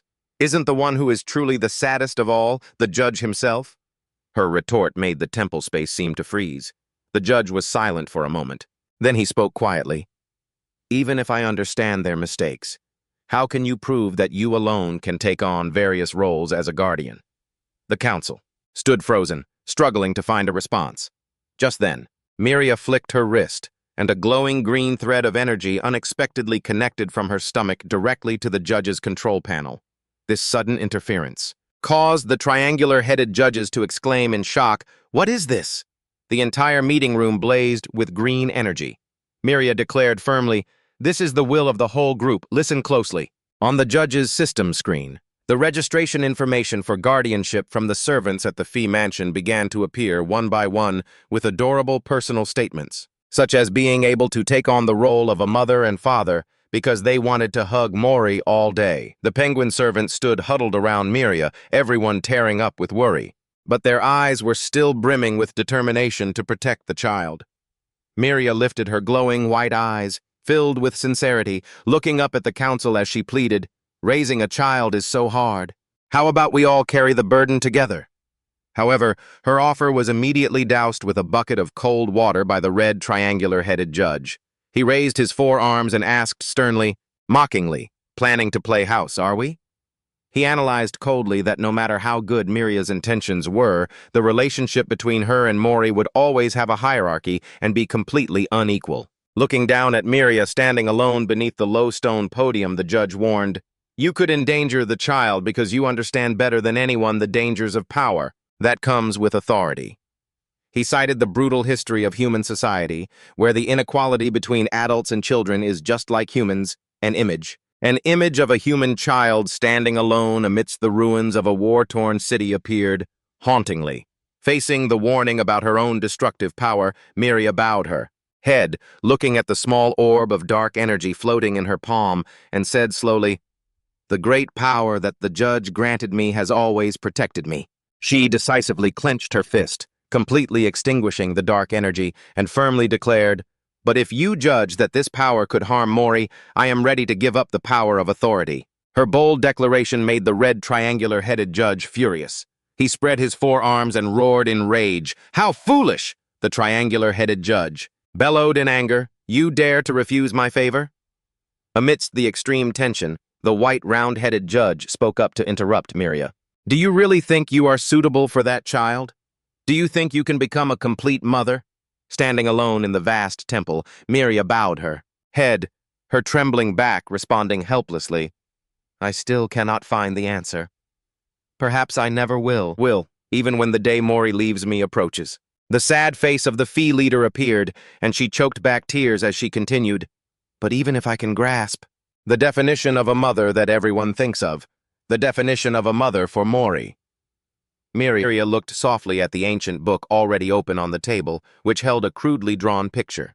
But it was filled with Mori's affection for her and Ryder. Her glowing white eyes flickered with emotion, then it can only be decided by Mori himself. Miria closed her eyes. In her mind, she saw the warm memory of her jet-black hand gently holding Mori's tiny hand, and she whispered, "And I hope we will be the ones to accompany him on the journey to find that definition." An image of the entire Fee family, from her, Ryder, and Rael, to the penguin servants and the crows, walking hand in hand with Mori on a path filled with light, appeared, deeply moving. Returning to the temple, Miria clasped her hands tightly against her chest, looking up at the Supreme Council of Judges with teary, sincere eyes, and pleaded, "So please give me a chance," faced with her sincere plea. A red triangular-headed judge spoke coldly, "Judge Miria is playing on emotions. Furthermore, there is still no proof that the child came willingly. Here." Standing before the council's pressure, Miria could only stand in silence, but just as the verdict was about to be delivered, a strange noise suddenly rang out, shaking the entire temple space. The massive stone pillars began to rattle violently. In everyone's confusion, the triangular-headed judge, the red one, roared angrily, "Who dares to open the doors in the middle of a judgment?" Miria opened her eyes wide in shock, wondering, what is this sound? In that chaotic moment, memories of Ryder's promise and the sacrifice of the little robot IA suddenly flooded her mind. Suddenly, a terrifying bell rang out, and all the large glass windows on the temple ceiling shattered into 100 pieces from high above. A figure was rappelling down with a large displacement motorcycle. The sudden appearance of the uninvited guest left the triangular-headed judges stunned. Amidst the rain of glass shards, falling everywhere, Miria stood with her mouth wide open in utter shock.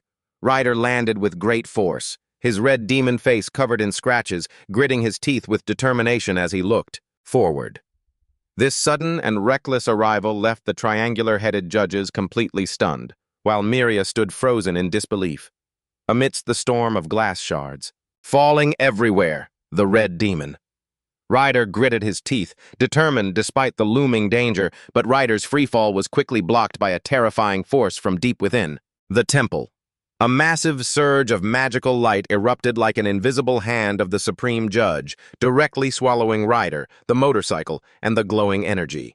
Witnessing her companion being swept away right before her eyes, Miria could only scream in helpless desperation, "Ryder!" as he was swept away by the energy. Ryder found himself falling straight into a void, a dark and deep space. He floated amidst the endless galaxy, and before him was a giant black hole swirling violently, radiating a brilliant nebular light.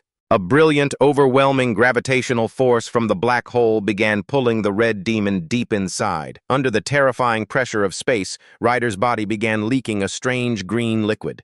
He endured the agony, but his eyes remained filled with unyielding determination.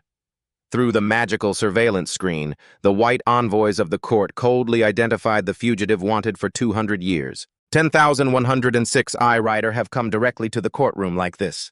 Truly unusual, isn't it? Facing the magnificent entity of the Supreme Judge towering before him, Ryder, despite his exhaustion, smirked and spoke through gritted teeth. Full of defiance, "Ha! Don't you know that raising a child isn't exactly normal anyway, Your Honor?" Even under the horrific pressure of the cosmic black hole, Ryder stood brave. He spoke up. "Supreme Judge, aren't you curious about Mori's thoughts?" With that, the red demon held out his hand, offering a stack of drawings. "These are the letters Mori sent you." Then, an envoy immediately stepped forward to take the stack and scan the data. "After a thorough check," the envoy whispered, "it really is the kid's handwriting." The strokes, Mori's scribbles, suddenly turned into shimmering particles of light, floating and gradually being absorbed into the grand body of the Supreme Judge, receiving the letters. Mori's special letters. The Supreme Judge spoke, "I understand." Standing before the massive entity, Ryder bowed his head, honestly baring his heart. "I am truly a piece of garbage, but that child still loves me." Though his body was leaking green liquid from the pain, the red demon clenched his fist, remembering the warmth of Mori's small hand that used to hold tightly onto his own. He rasped, "For Mori, I'll bet it all." The red demon's courageous declaration made the temple space glow, a stream of radiant energy shimmering beneath the stone pedestal. Miria and the triangle-headed envoys stood stunned, all eyes turning in reverence toward the transformation of the Supreme Judge. From deep within the glowing galaxy, the majestic voice of the Supreme Judge echoed throughout the temple, "I shall deliver my verdict." With that declaration, a blinding flash of light erupted, triggering an ancient memory in the timeline.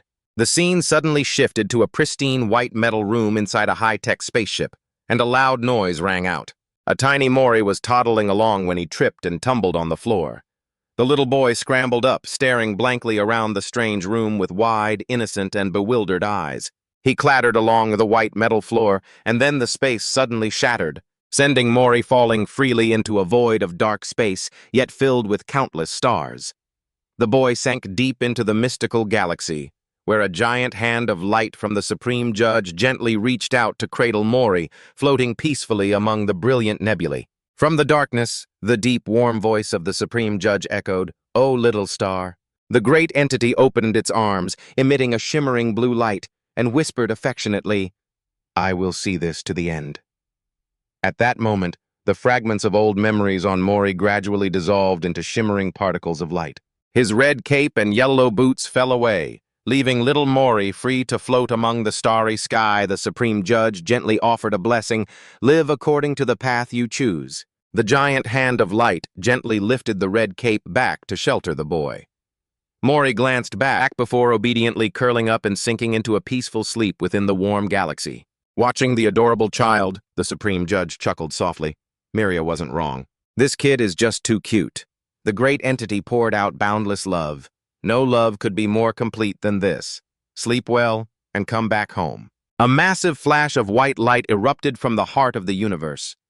Yumi returned to the real world. Mori's eyelids fluttered, and he slowly opened them to find himself lying in the middle of a vast green meadow under a clear, windy sky. Mori sat up, looking around in bewilderment. The entire vast space was empty, except for the tiny boy amidst the rustling grass. He stood up, the wind blowing through his messy black hair. Mori tilted his head in confusion when he heard the rustling sounds in the wind. His wide, round eyes fluttered, reflecting a silhouette from afar. The wind blowing across the meadow carried familiar calls. Mori focused his gaze toward the hilltop on the horizon, where Miria, Ryder, and the penguin servants were frantically running toward him, waving their hands and shouting, "Seeing his loved ones." Mori's face lit up with a radiant, blissful smile.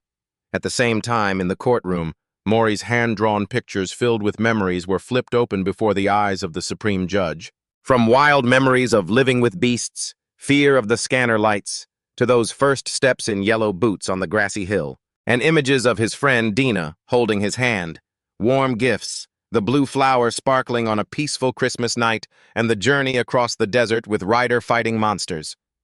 The envoy respectfully presented the drawings up and asked, "Supreme Judge, these pieces of evidence, what do you think?" Each clumsy stroke depicted the trip on the back of the flying whale, the peaceful days at the Fee mansion with Miria, Rael, and the penguin servants. Faced with the evidence overflowing with the Fee family's love for the human child, the Supreme Judge fell into contemplation, watching the image of a happy Mori rushing into Ryder's warm embrace and Miria's. The Supreme Judge silently observed the final drawings showing the boy's desire to be with everyone. Finally, the great entity declared the supreme verdict, request approved. Mori's memory-filled drawings flipped by, from the image of Ryder in a mask, the robot Aya, butler Zael, to the picture of the entire Fee family together in the mystical space. A voice whispered contemplatively, "This search for a mother is quite interesting." On the windy green meadow, little Mori smiled brightly with happiness, hugging Miria and Ryder tightly, amidst the overwhelming joy of Zael and the penguin servants. The boy smiled radiantly, enjoying the warmth filled with love from his new family. Suddenly, Mori looked up at his two guardians and called out in a clumsy voice, "Mom!" The unexpected call left both Ryder and Miria wide-eyed and stunned. Even Zael and the penguin servants behind them stared in astonishment. The sweetest shock in history, yet immediately after, Miria and Ryder glanced at each other and smiled radiantly, full of happiness and understanding. Under the clear, windy sky, the whole Fee family played happily on the endless green grass. Time passed inside the warm room of the mansion, where two penguin servants had fallen asleep, exhausted at their desks. Right next to them, on a white cushion, a charger was running steadily. The LED screen of the robot little Aya suddenly flashed, emitting a crisp sound and displaying the word "Lothan" in green, signaling a miraculous revival. The LED screen of this robot had just rebooted, flashing as it looked around blankly. The robot asked, "Who's there?" Ryder, Miria, and the penguin servants stood surrounding it, holding their breath, watching every movement. The robot asked again, "Where am I?" "Aya, it's me, Ryder. Don't you remember me, Ryder?" But the robot just coldly replied, "I don't know an ugly person like you. Just woke up and you're already being a brat? The boss is something else." Ryder was left completely stunned by that brutal retort. Watching from afar, Gale fell into deep thought. It was exactly like that day, the memory of that robot moment. A massive overload from the blue electric current of the amplification gate came flooding back, leaving Ryder and Miria with faces full of regret and anxiety. Witnessing this scene, the penguin servants were in a total panic, deeply worried. "Oh no, Mori doesn't know anything about system errors." Another servant looked at Ryder awkwardly and continued, "If the AI doesn't recognize Ryder, Mori is going to be so confused." Looking at the quiet robot on the pillow, they decided to explain things to each other first and then meet slowly. But before their plan could even be carried out, the door was suddenly shoved wide open. A penguin servant shouted in a panic, "Wait, Mori!" Ignoring the attempt to stop him, little Mori darted into the room. He stopped, his round eyes fixed on the little robot on the table, and then Mori's face just lit up. With a radiant smile, the kid cheered happily, "AI!" The little robot blinked its green LED eyes, quietly watching the adorable child standing before it. Mori excitedly scooped the little robot, which was tossed into the air, into his arms, eyes crinkling with pure happiness. The boy's sudden appearance and reaction left both Ryder and Miria standing nearby completely shocked. "Mori, what on earth is going on?" Although his pronunciation wasn't perfect yet, it seems like he started babbling. But the heartwarming moment didn't last long. Ryder crossed his arms helplessly, realizing it had all been an act. While the penguin servants were still chirping and praising Mori for being a genius, the little AI robot casually admitted it had been faking it to get an upgrade, but the kid was just too cute to handle. Realizing he'd been played, Ryder blew a fuse and shouted, "Will you cut it out already?" Ignoring everyone's helplessness, the AI kept prodding, "But Ryder, you really are so insensitive." That sentence made the Red Devil point his finger and scold, "Hey, do you have any idea how much those parts you're using cost?" The robot just nonchalantly countered with a killer philosophy. "Don't you know that giving without regret is the love of a parent?" That sent Ryder into a frenzy, screaming, "Too noisy!" Seeing the two bickering, Miria let out a soft, happy smile. Life in the mansion under the deep blue sky was once again filled with laughter. Mori's cuteness was something the penguin servants just couldn't resist. One servant happily hugged the boy, doting on him, which made a colleague standing nearby extremely jealous and shout, "Oh, I want to hug Mori too!" The other servant then happily agreed. "Oh, sure. Then come over here." To keep things fair for everyone, a yellow lottery box was quickly brought out, and the curious penguin servants huddled together, reaching their hands into the box to draw a number. Hugging the boy, having to strategize just to get a hug from Mori, it's intense. After drawing a number, one penguin servant gasped in despair, 3037? Seeing his colleague's misery, another servant explained. The sign-up list was so long that everyone decided to draw numbers to keep it fair. But it didn't stop there. The system even introduced another strict rule. For your information, Mori's meal times and nap times are downtime. This means that from number 20 onwards, you'll have to wait quite a while because it's Mori's lunchtime. The penguin holding number 37 just cried and moaned, "Oh man, what kind of system takes this long?" Meanwhile, the next number was called out excitedly. "Next up, who's number 5? Another penguin excitedly jumped up cheering, that's me," and rushed over to hug Mori happily. Contrary to the lively and bustling atmosphere of the lottery, a mysterious man wearing a white mask with blue stripes was sitting quietly alone on a long bench. He bowed his head, staring at the number 64 card in his hand with a thoughtful expression through his glowing mask. With a number so far away like that, he could only wait in silence and loneliness. As the new day began, warm morning sunlight filtered through the lush green leaves, still glistening with dew, shining brightly all over Mori's bedroom. On the wooden floor, the building blocks and the scribbled book still lay scattered next to the rocking horse. Under the peaceful sunlight, on the large wooden bed, a tiny hand suddenly poked out from under the pure white blanket. Mori was sleeping soundly and warmly, resting his head on Ryder's chest. The boy squirmed slightly and then hauled himself up, rubbing his sleepy eyes. Looking down from above, the wooden bed looked incredibly large and high compared to Mori's tiny frame. Seeing that, the penguin servant holding a saw happily explained, "The bed was too high for Mori, so I cut the legs down a bit." Just like that, playing carpenter, the result was a super low bed. Mori drifted into a sweet dream, where he was tucked in warm between the AI and Ryder under a starry night sky with the AI robot. But when he cracked his eyes open and woke up, Mori looked confused at the empty space beside him, wondering where AI and Ryder had gone. The boy scrambled up and looked around the room.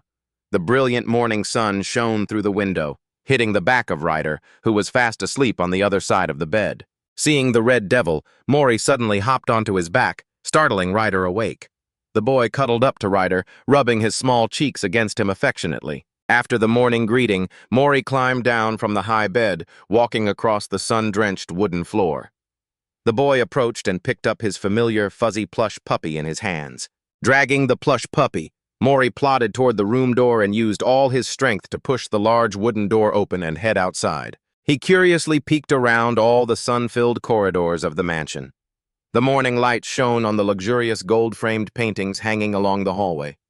Gale was standing in the middle of the hallway and saw the little kid dragging his adorable teddy bear. Mori reached out his hands to be held, which took Gale by surprise. But how could anyone say no to this little fluff ball?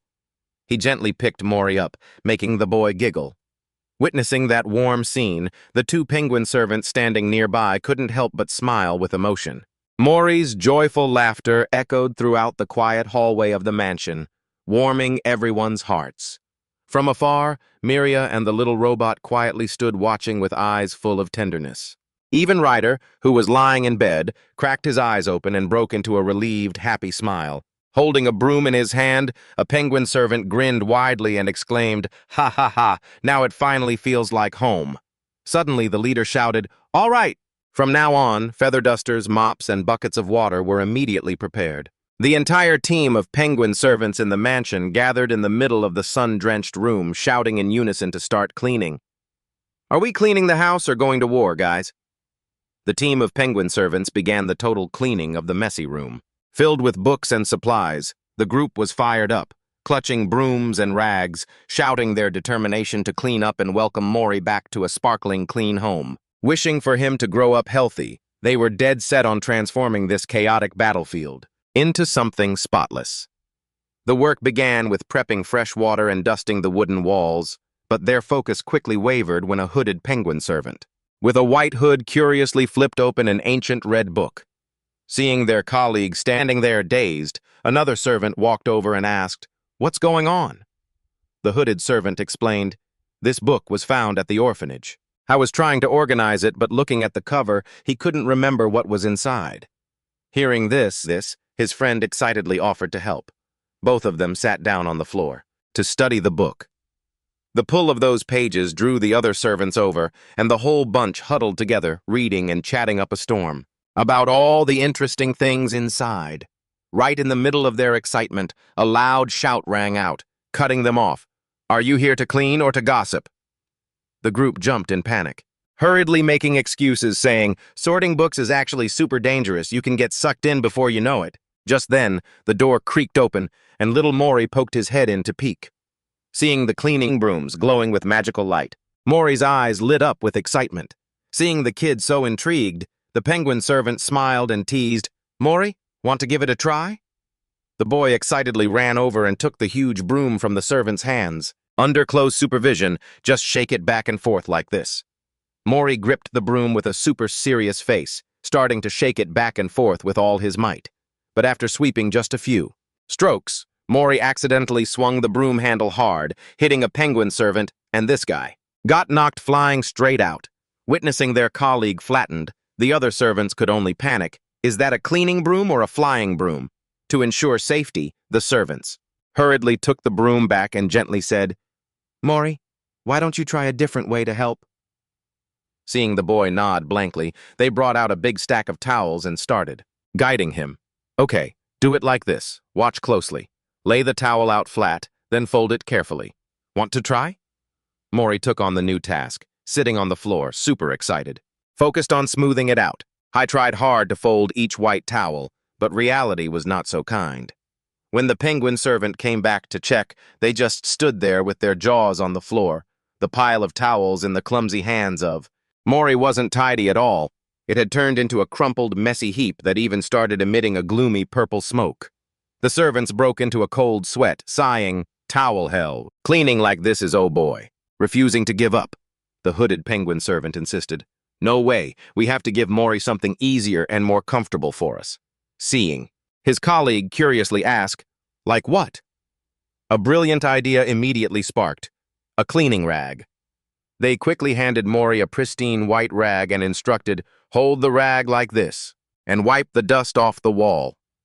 Mori obediently hugged the rag and replied, Watching the kids scurrying around cleaning, the servants were super enthusiastic, whispering, "This way Mori can clean to his heart's content. And we can too. What a great idea. Let's hurry and get it done." While he was at it, holding the rag in his hands, Mori started diligently wiping along the wooden baseboards. While cleaning, the boy suddenly noticed the sound of water splashing nearby. Turning his head, he saw a penguin servant using a mop, washing it in a large wooden bucket filled with water. Curiosity kicked in. Mori dropped his rag and toddled over to another large wooden bucket placed by the wall. The kid grabbed the edge of the bucket, stretching himself curiously to look inside. Right before Mori's eyes was clear water reflecting his own round, confused eyes perfectly. Mori stretched in, looking into the bucket of clear water. Then the boy quickly stuck his little hand in to wash the rag. He used all his strength to squeeze the water out, his big round eyes suddenly sparkling with excitement. Behind him, a penguin servant put his hands on his hips and sighed in relief. "Phew, it's pretty clean now, right?" His friend holding the broom nodded in agreement. "Yeah, the cleaning is finally." But before he could finish, Mori had grabbed the soaking wet rag, happily spinning around as if dancing. Dirty water from the rag splashed all over the room, hitting the whole group of servants standing around, not stopping. There, Mori innocently used that same dirty wet rag to press straight onto his own face, wiping his face clean or making it dirtier, kid. Witnessing the self-destruct, an unhygienic action, the penguin servants went pale and screamed in horror, "Kaya!" The whole group rushed in to scoop Mori up to stop him, immediately launching an emergency bath. Mori was dropped into a bubble-filled tub with rubber ducky toys, while the servants frantically scrubbed him down, with panicked expressions. Right at that moment, the sound of a door clattering open echoed. Ryder and the robot IR entered the room, calling out, "Mori!" But what hit his eyes was a scene of utter chaos. The entire flock of penguin servants was lying flat, panting with exhaustion on the floor. Only Mori was still sitting there, totally fine and full of energy in the middle of the room. Ryder broke into a cold sweat, helplessly groaning, "Oh man, I'm way too late."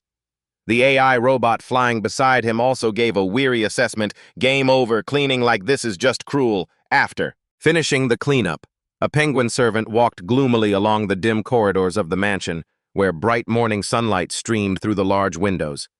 But he suddenly stopped, in total shock, and shouted out, "Ah!" Before his eyes was an entire section of wooden wall covered in messy, colorful scribbles. He groaned in agony. More drawings. On the wall? Seriously? At this rate, the whole wall is going to turn into a sketchbook. I'll never be done cleaning. The servant was near tears. Even though he was exhausted, the penguin servant still had to resign himself. Kneeling down, grabbing a rag to scrub away the stubborn marks on the wall, he sighed wearily while wiping. "This isn't good for my health." Holding the dirty rag in his hand, he stood dazed, looking at the wall with a look of utter helplessness and fatigue. The penguin servant walked along the hallway and stopped in front of a new drawing on the wall. It was a picture of a penguin hugging Mori, feeling incredibly warm. He looked around the empty hallway to check, then leaned down to look at the drawing. The tiny drawing was tucked close to the floor.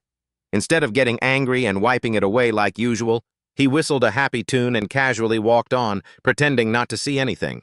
It turns out the drawing, that adorable picture capturing Mori's affection for his penguin friend, had been carefully hidden by the kid in a corner behind a wooden cabinet so that no one would erase it. A massive black-blue energy explosion suddenly occurred, destroying a part of the faction's ancient castle. This shocking event has been determined to have occurred about an hour ago. To understand the cause, let's rewind time back to before the explosion, right when little Mori, constantly rubbing his eyes and scratching his itchy head with both hands, Ryder noticed and asked with concern, "What's wrong? You're awfully stressed just over an itchy head, little penguin minion." Standing nearby, the penguin minion observed and explained, "I think his bangs are making Mori's eyes itch." Looking closer, the penguin minion realized Mori's hair had grown quite a bit and excitedly chirped, "Look, Mori's hair has grown out. Oh my, it's so long now, how adorable." To help the little guy stop itching, Ryder skillfully gathered Mori's bangs into a small tuft on top of his head. Seeing Mori sitting on the floor gnawing on a cookie with his new hairstyle, the penguin minion praised him delightedly. "So cute. It really suits Mori." But looking at that strand of hair sticking straight up, the long, crooked tuft on the kid's head made Ryder hesitate. "Doesn't it look a bit weird?" The penguin minion replied anxiously, That is a bit of a problem. It might hurt if it gets poked, and that would be terribly painful." Just then, Miria stepped in and explained gently, "It's not exactly like that, but if the hair gets too long, it'll be difficult for Mori. If he wants long hair, that's fine. But Mori is still an infant, so we have to use tools to trim it." Hearing this, Ryder asked in confusion, "Huh? A haircut?" The AI robot assistant explained further to reassure everyone, "Hair doesn't have pain receptors. I think it's more like our fingernails." Miria gently picked Mori up, stroking him protectively, then turned to Ryder and said, "Actually, I knew that one day the time would come for this." Miria had thoughtfully prepared a complete haircutting kit, from scissors, combs, and hair clips to a spray bottle and a green cape. Seeing her thoughtful preparation, Ryder couldn't help but admire it. "That's perfectly planned." Miria quickly got to work and instructed everyone, "First, we use this cape so hair doesn't fall on him." After receiving a clear, decisive nod from Ryder, she draped the green cape over Mori.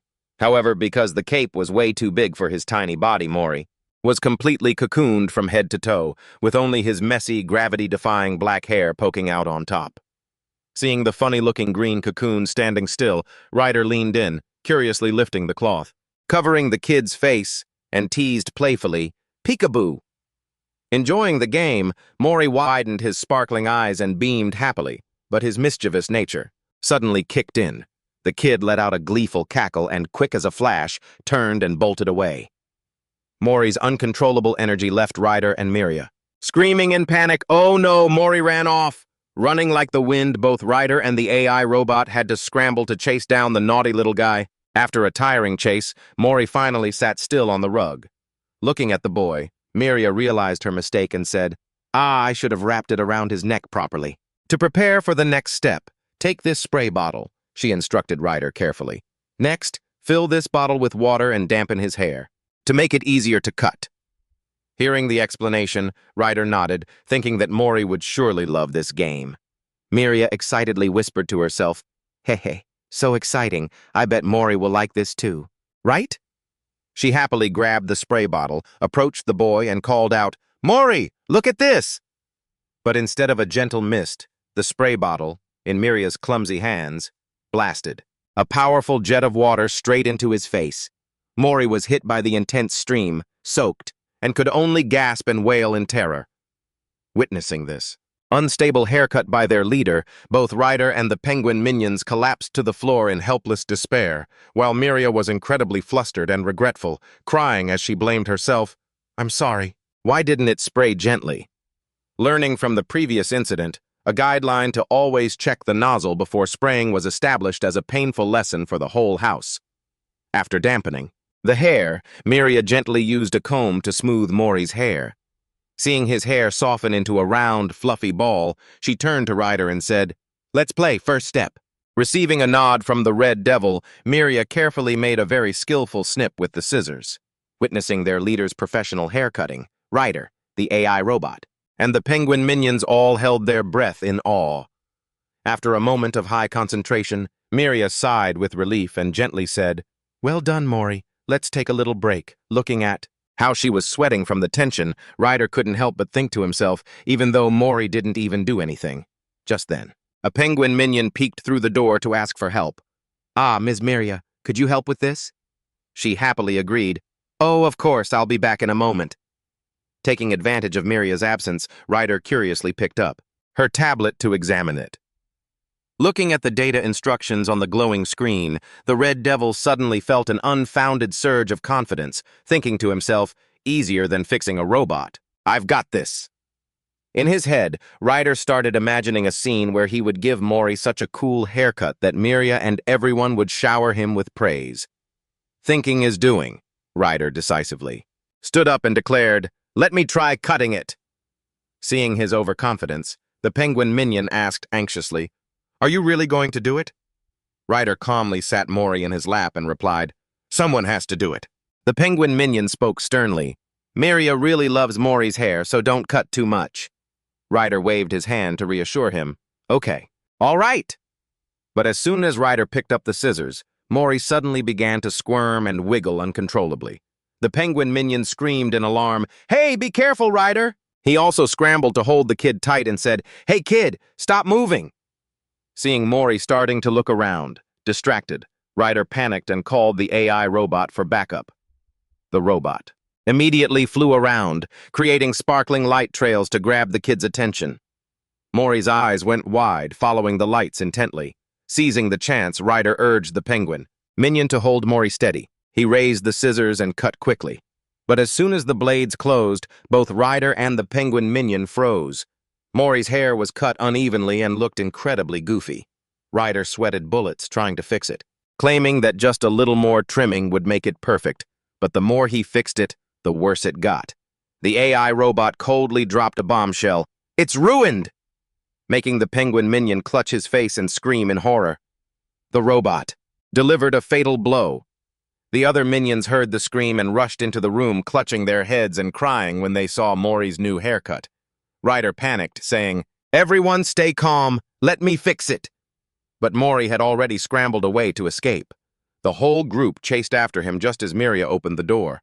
Upon seeing her, Mori rushed over, hugging her tightly and beaming with happiness. Miria smiled and hugged him back, but her smile quickly vanished when she looked down at Mori's mangled hair. Immediately after, a black-blue energy explosion. A massive blast erupted, blowing away a corner of the castle, accompanied by the minions' terrified screams. "Run! Miria is about to explode!" Luckily, after that fit of rage, Mori's hair quickly grew back to how it was. Mori was happily running around again with his familiar messy black hair, while in the mansion's quiet library, a penguin. Minion was looking for a book, and suddenly discovered a strange one hidden between the wooden shelves. He curiously pulled out the red-covered book to flip through it, wondering if this was one of the books that had been gifted to them. But as soon as he opened the page, the penguin minion's eyes went wide with shock, cold sweat pouring down as he saw the contents inside. Holding a strange book in his hands, the penguin servant suddenly had an exciting idea and proposed to everyone, "Let's play hide and seek." Hearing that, the little robot, IA, floated over to Ryder and asked curiously, "Hide and seek? Is that the human game where one person looks for everyone else who's hiding?" The penguin servant nodded vigorously. "Exactly! Kids like Mori love that game." But looking at little Mori, who was huddled behind a giant broom that barely covered half his body, Ryder broke into a cold sweat and wondered, does that even count as hiding? It's almost too easy to find him. Just like that time he tried to hide under his blanket but left his feet sticking out. Regardless, the penguin servants were super excited and shouted in unison, "Let's play right now!" In truth, everyone in the mansion was dying to see Mori's cute, flustered face when they finally caught him. Ryder confidently picked the boy up and declared loudly, "Then I'll be the one to start searching." As they began, the penguin servant kindly reminded him, "Make sure you hide really well, okay?" Mori nodded obediently, mumbled and dashed off to find a spot. But there was one crucial fact everyone in the mansion had completely overlooked. Mori was a child who had survived and grown up in the wild. As if drawing extra strength from memories of the wild snow foxes, Mori wore a confident smile, determined to show everyone his top-tier hiding skills. The game officially began, and Mori immediately proved his formidable survival instincts. First, he climbed way up to a high windowsill, leaving the penguin servants who passed by right underneath completely clueless. Next, Mori cleverly tucked himself inside a small wooden crate, sitting perfectly still as he watched the servants busily scrambling to search the area. I even crawled flat against the floor, moving silently right behind a patrolling servant without being detected. Over by the sink, two penguin servants were frantically searching, asking each other worriedly, "Have you found him yet?" The other sighed, "Not yet." But they couldn't possibly have guessed that right inside the water-filled kitchen sink, Mori was lying on his back, using a small straw to breathe underwater like a total pro.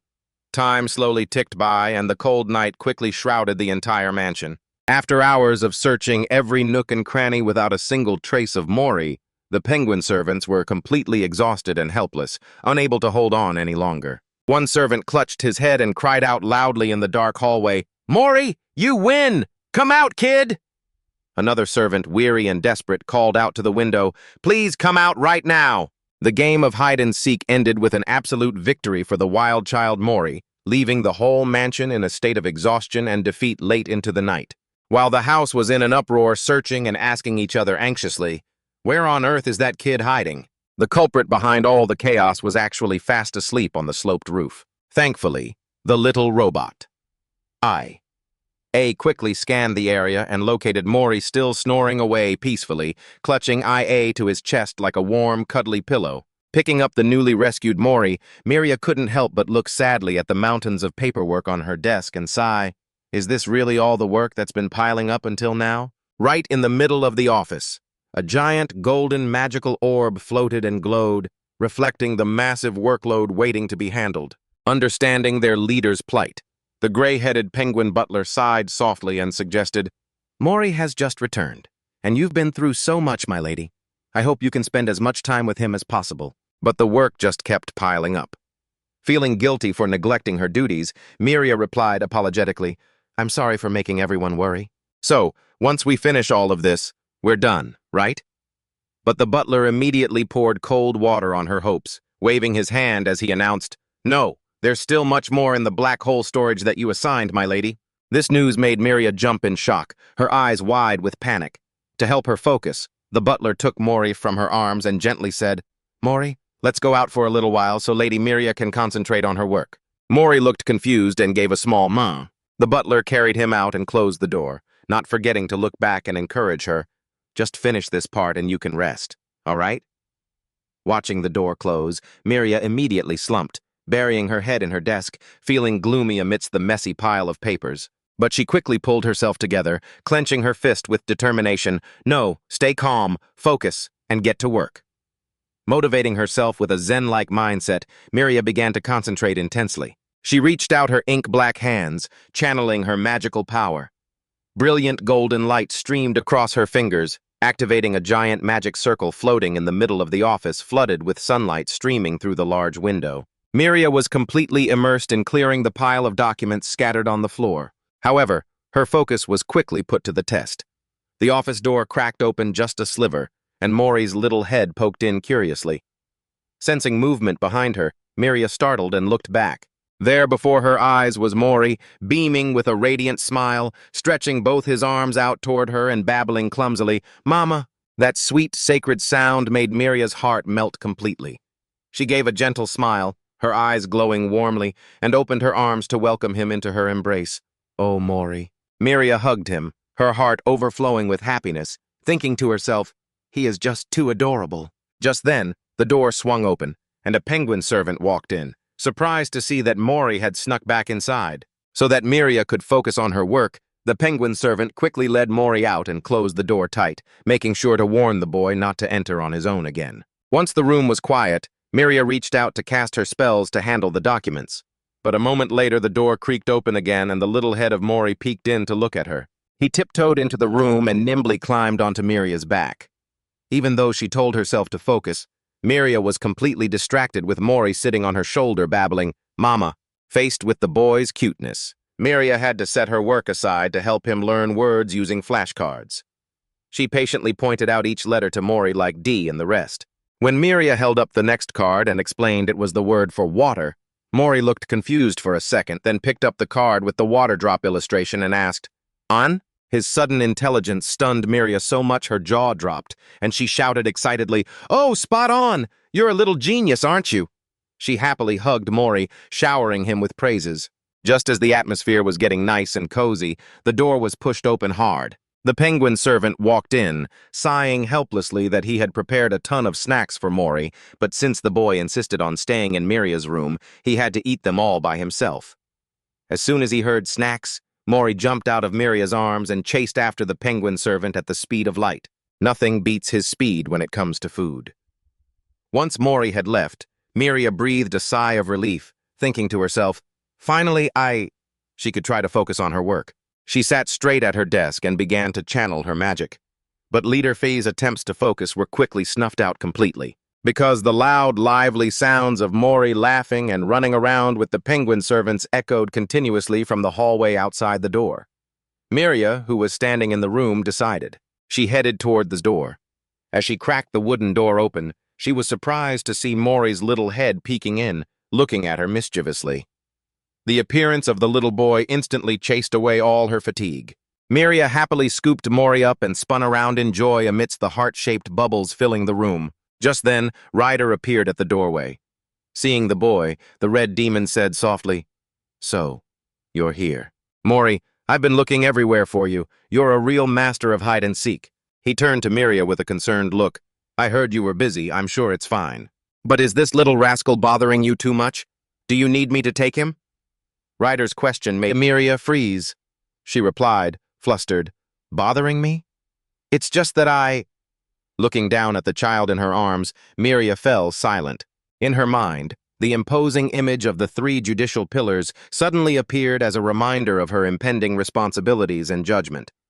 Miria's expression dimmed, melancholy. Seeing her serious expression, Ryder's face also shifted with worry. Miria sighed softly and gently handed Mori over to the red demon. "Then I'll leave Mori to you." Ryder greeted the little guy, and as a reluctant babysitter, Ryder took him and said, "All right, let's go, come on, Mori." But Mori didn't want to leave. The little boy used his tiny hands to grip the hem of Miria's cloak, refusing to let go. His stubbornness and unexpected strength made Ryder break into a sweat as he pulled. "Why is this kid so strong? Don't be stubborn, Mori." The red demon had to use force to peel each of Mori's tiny fingers off Miria's cloak. Separated from Miria, Mori's eyes welled up instantly. He whimpered and then burst into loud sobs. The boy reached his arms out toward his mother, crying miserably. Ryder carried the struggling child out into the hallway, hurriedly soothing him as he walked. Hey, you're gonna fall. Easy now, easy. Hearing the child's heartbreaking cries fade into the distance, Miria quietly sat back down at her desk, sighing sadly. The large office was now empty, leaving her alone amidst a mess of papers on the floor. Yet, Mori's sobbing still echoed from the distant hallway, drifting through the door crack into the room. Miria trembled slightly, lifting her hand, her heart aching at the separation. Her face was heavy with sorrow, sweat beading as she endured the child's mournful cries in the room filled with the morning sunlight. Leader Fee could only sit silently and dazed at her desk, surrounded by piles of ancient books, her heart overflowing with torment and pain as she heard Mori's crying grow fainter and eventually fade away in the distance. Ryder was sitting comfortably, holding Mori and reading a yellow letter. But the boy Mori, who was hugging his teddy bear, suddenly used all his strength to throw the toy far away. The bear flew in an arc through the air and hit the floor with a thud. Immediately after, the boy looked confused, pointing and demanding the bear while crying out. His self-sabotaging, contradictory behavior left Ryder helpless. He blurted out, "Didn't you just throw it? Why are you surprised?" Mori crawled away to pick up the teddy bear. After clutching the toy to his chest, the boy wouldn't turn back. He just kept stubbornly crawling away elsewhere. Looking at Mori's small back, Ryder suddenly remembered the times the boy would lie obediently in his arms and sighed, full of helplessness. The red demon gave a wry smile and silently lowered himself to the ground to crawl behind the boy. Seeing Ryder following him, Mori stopped, looking back with wide, round eyes full of suspicion. Ryder spread his arms wide to coax him. "What's wrong? Come here, Mori." But Mori still stubbornly refused to listen. He continued to crawl along the sun-drenched wooden hallways. With no other choice, Ryder had to hunch over, crawling step by step behind him to watch over the boy. The sight of the tall red demon struggling to act like a crawler behind a tiny child made the crow servant hiding. Behind the door freeze for 5 whole seconds. The two of them crawled through the ancient corridors and out into the mansion's lush green lawn. Witnessing their strange persistence, the robot assistant Aya, flying alongside, asked helplessly, "Where exactly are you going?" Finally, Mori agreed to stop and sat obediently in Ryder's arms. The red demon smiled faintly, hugging the boy tightly to protect him. But that peace didn't last long. In a desolate, dark, rocky mountain region, Ryder and Aya sought to meet an old acquaintance named Valentine, an elf with blonde hair covering his eyes and large, curved horns. As soon as he saw them, Valentine cheered happily. "Ryder, Aya, it's been a while." He curiously asked, "Are you living well?" "Oh, maybe I should call you Ryder of Fae now?" Ryder turned his back coldly and replied, "Just call me what you used to." The robot Aya flew closer to show off. "Look at this. I have a marking on my butt," making Valentine laugh in amusement. "Oh my, really? So what do you need?" Ryder got straight to the point. "Thomas's stone, that's it." The red demon explained the situation with a headache. "My little Mori. I gave it to him, but he took it to play and lost it. Mori has been crying until late at night and making a huge fuss. I figured if I searched more I might find it, but just in case, I plan to get another one like it. Please do it as fast as you can." Aya projected a hologram of the stone. "It looks like this." Valentine happily agreed, "Haha. All right, I'll get you a similar one quickly." Seeing that Aya sneakily offered a suggestion, "Why don't we just buy a whole basket of them to play with?" making Ryder jump and snap. "Stop being a smart aleck." Valentine could only smile silently at the robot's mischief. Suddenly, the atmosphere in the stone room became more serious. Ryder firmly placed a large sack on the table with a dull thud. Looking at the heavy sack placed in front of him, Valentine looked up at Ryder. The red demon stood silently, his face contemplative and solemn. Valentine asked curiously, "What do you need?" Ryder replied nonchalantly, "Anything is fine." Valentine continued to ask for confirmation. "You're planning to sell this, right? Can I take a look?" As soon as he peeked inside, Valentine was shocked and turned to stone on the spot. Inside the sack were piles of vibrant red Paris stones glowing like neon lights. The moment he opened the sack, Valentine was completely stunned and speechless. Inside the sack were piles of vibrant red Paris stones glowing and shimmering. Valentine blurted out, "These are Paris stones, aren't they? The Westerners must be monopolizing them to have this many. So many." Ryder didn't care about the origin. He went straight to the transaction. How many will you buy? Looking at the pile of priceless gems, Valentine broke into a cold sweat, intimidated by the quantity. Wait, where on earth did you get those? Valentine stared at the glowing red stones, his suspicion clear. Are those actually from that bunch of scumbags? Did you seriously rob them? What exactly are you planning to do? Faced with his friend's barrage of questions, Ryder just hung his head and replied nonchalantly, "Who knows?" Seeing Ryder's dismissive attitude, Valentine leaned in, worried. Look, Ryder, do you have any idea how infamous you're getting lately?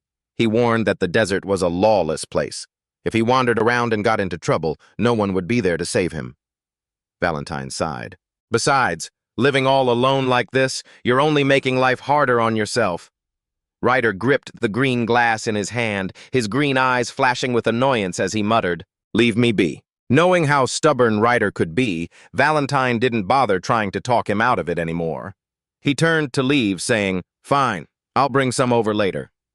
But their conversation had caught the attention of some mysterious figures watching from afar. One of them whispered to his companion, "Did you hear that?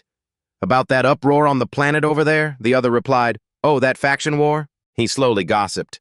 "Yeah, that battle was just a mosquito bite. But word is that Feta just created some kind of monster that can cry and laugh exactly like a real human." The creation and use of this forbidden entity quickly reached the ears of the Supreme Arbiter. The one in the burlap mask asked in shock, "What? That thing looks just like a clone?" The other nodded and continued, "Those who were dispatched to handle that entity were all wiped out in the most gruesome way." That resistance infuriated the Arbiter so much that he decided to step in personally to punish and absorb them all. Thinking of the Supreme Being's terrifying purge, they couldn't help but shiver.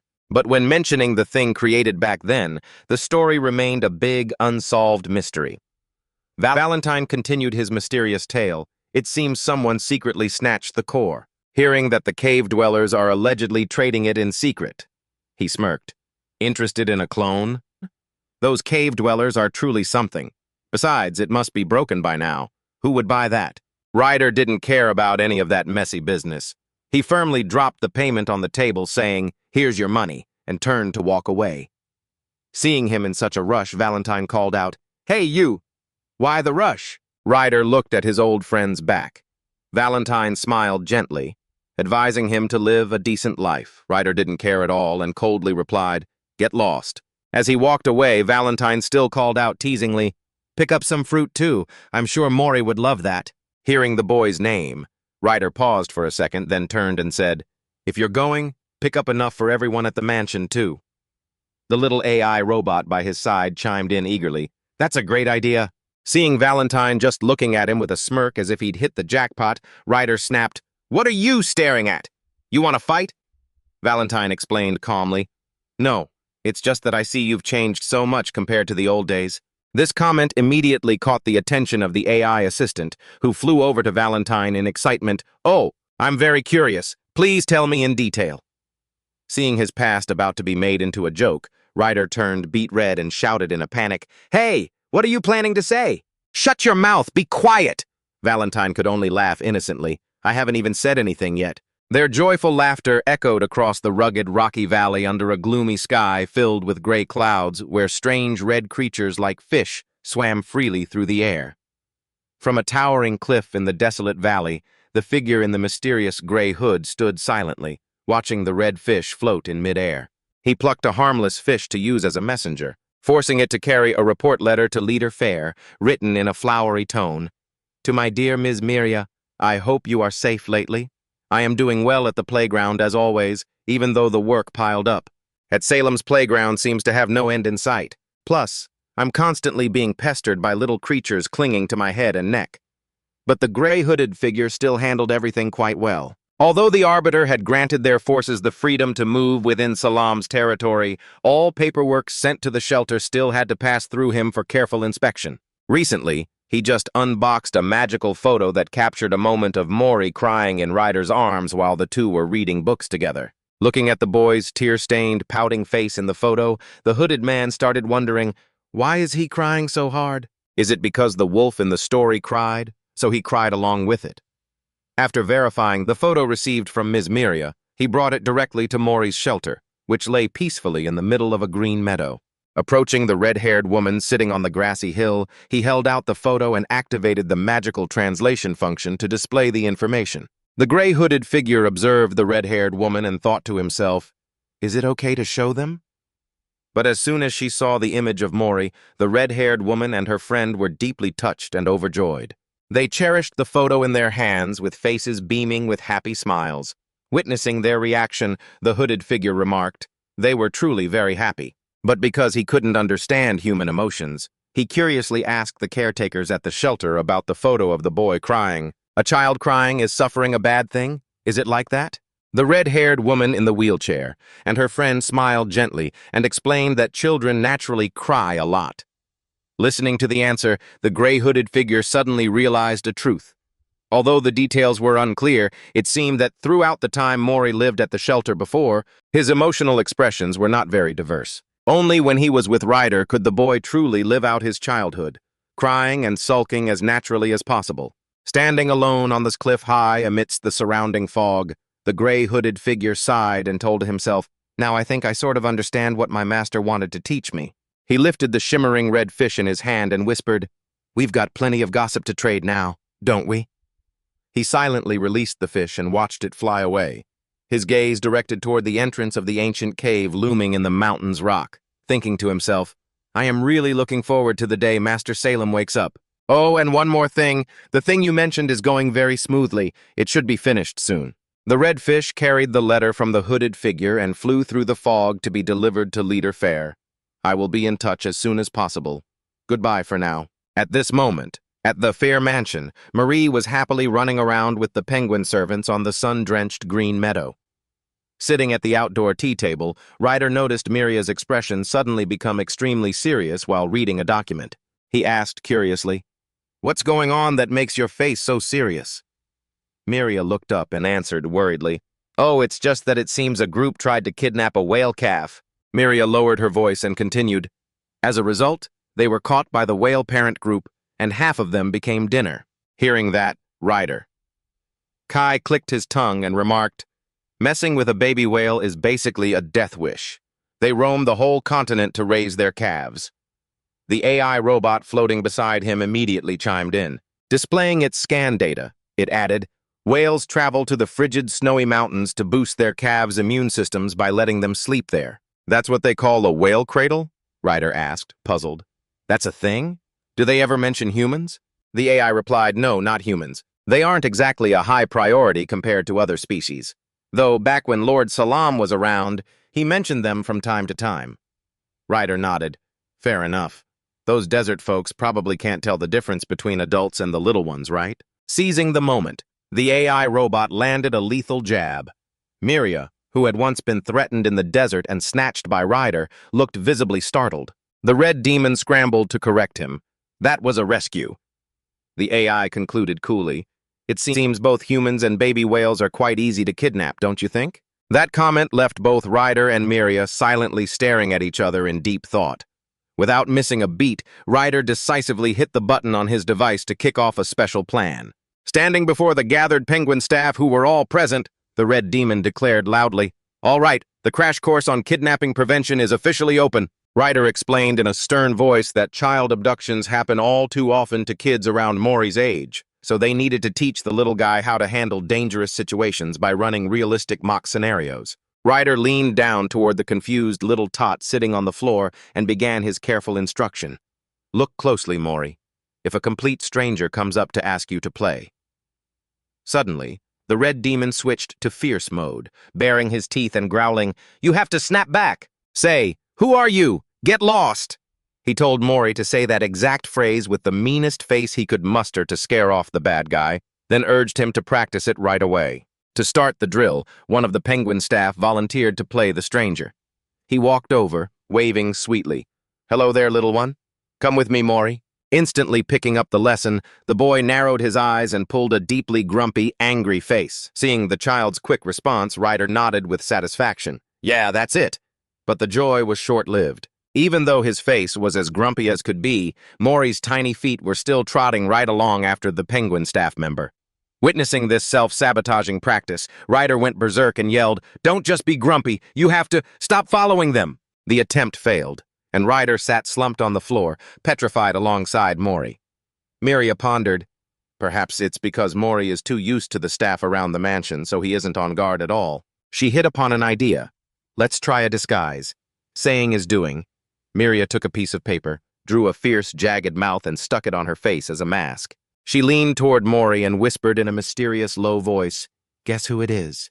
But instead of being scared by Miria's new look, the boy tilted his head, grinned from ear to ear, and squeaked out an adorable, "Mia!"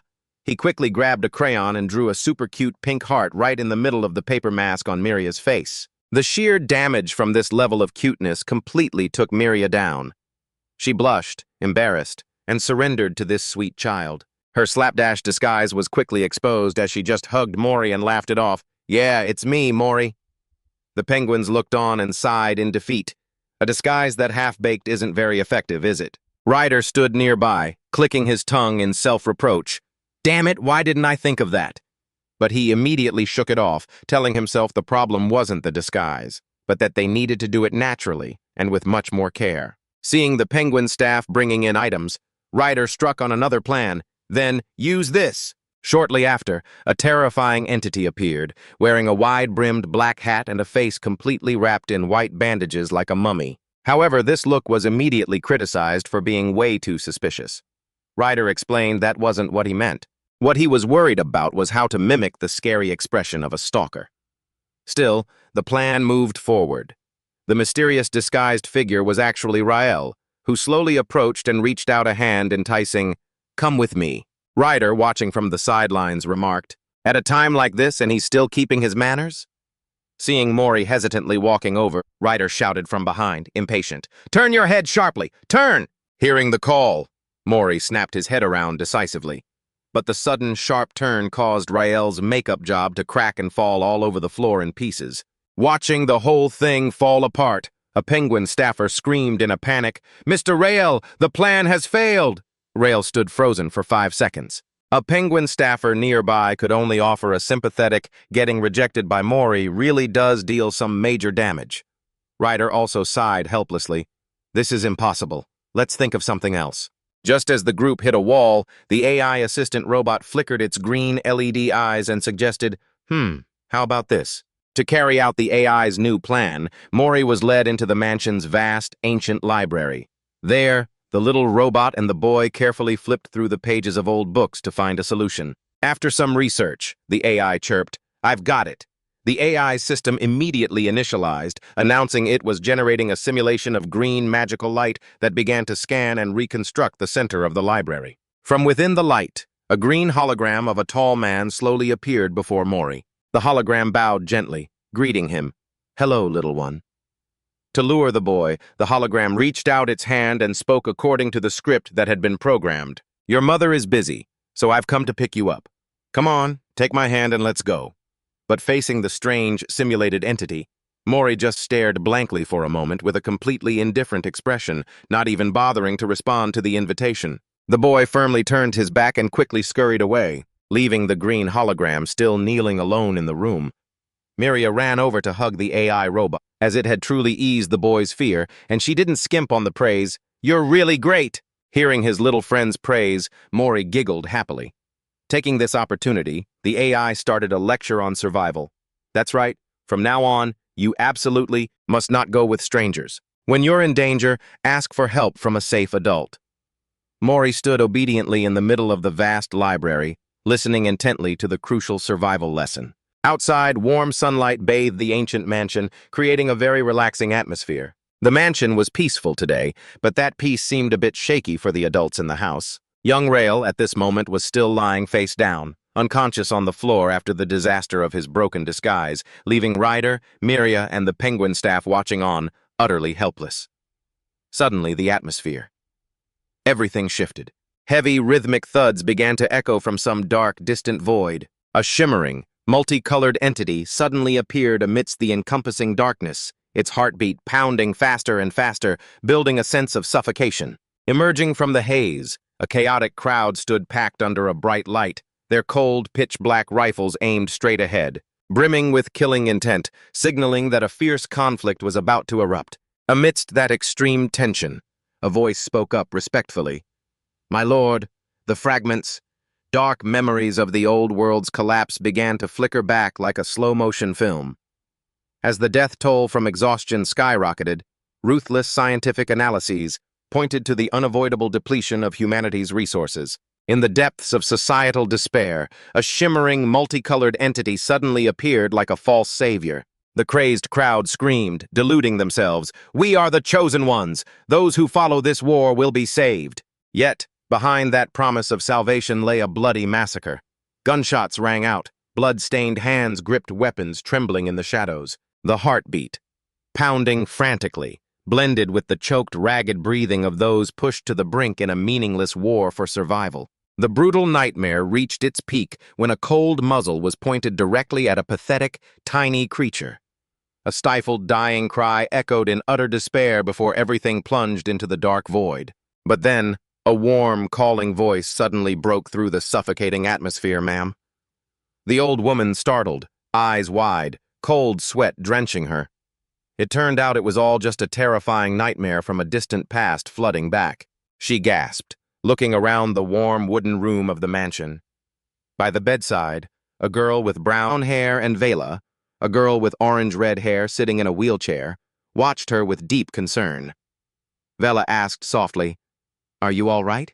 The small room was filled with the quiet morning sunlight, a stark contrast to the cruelty within the old woman's mind.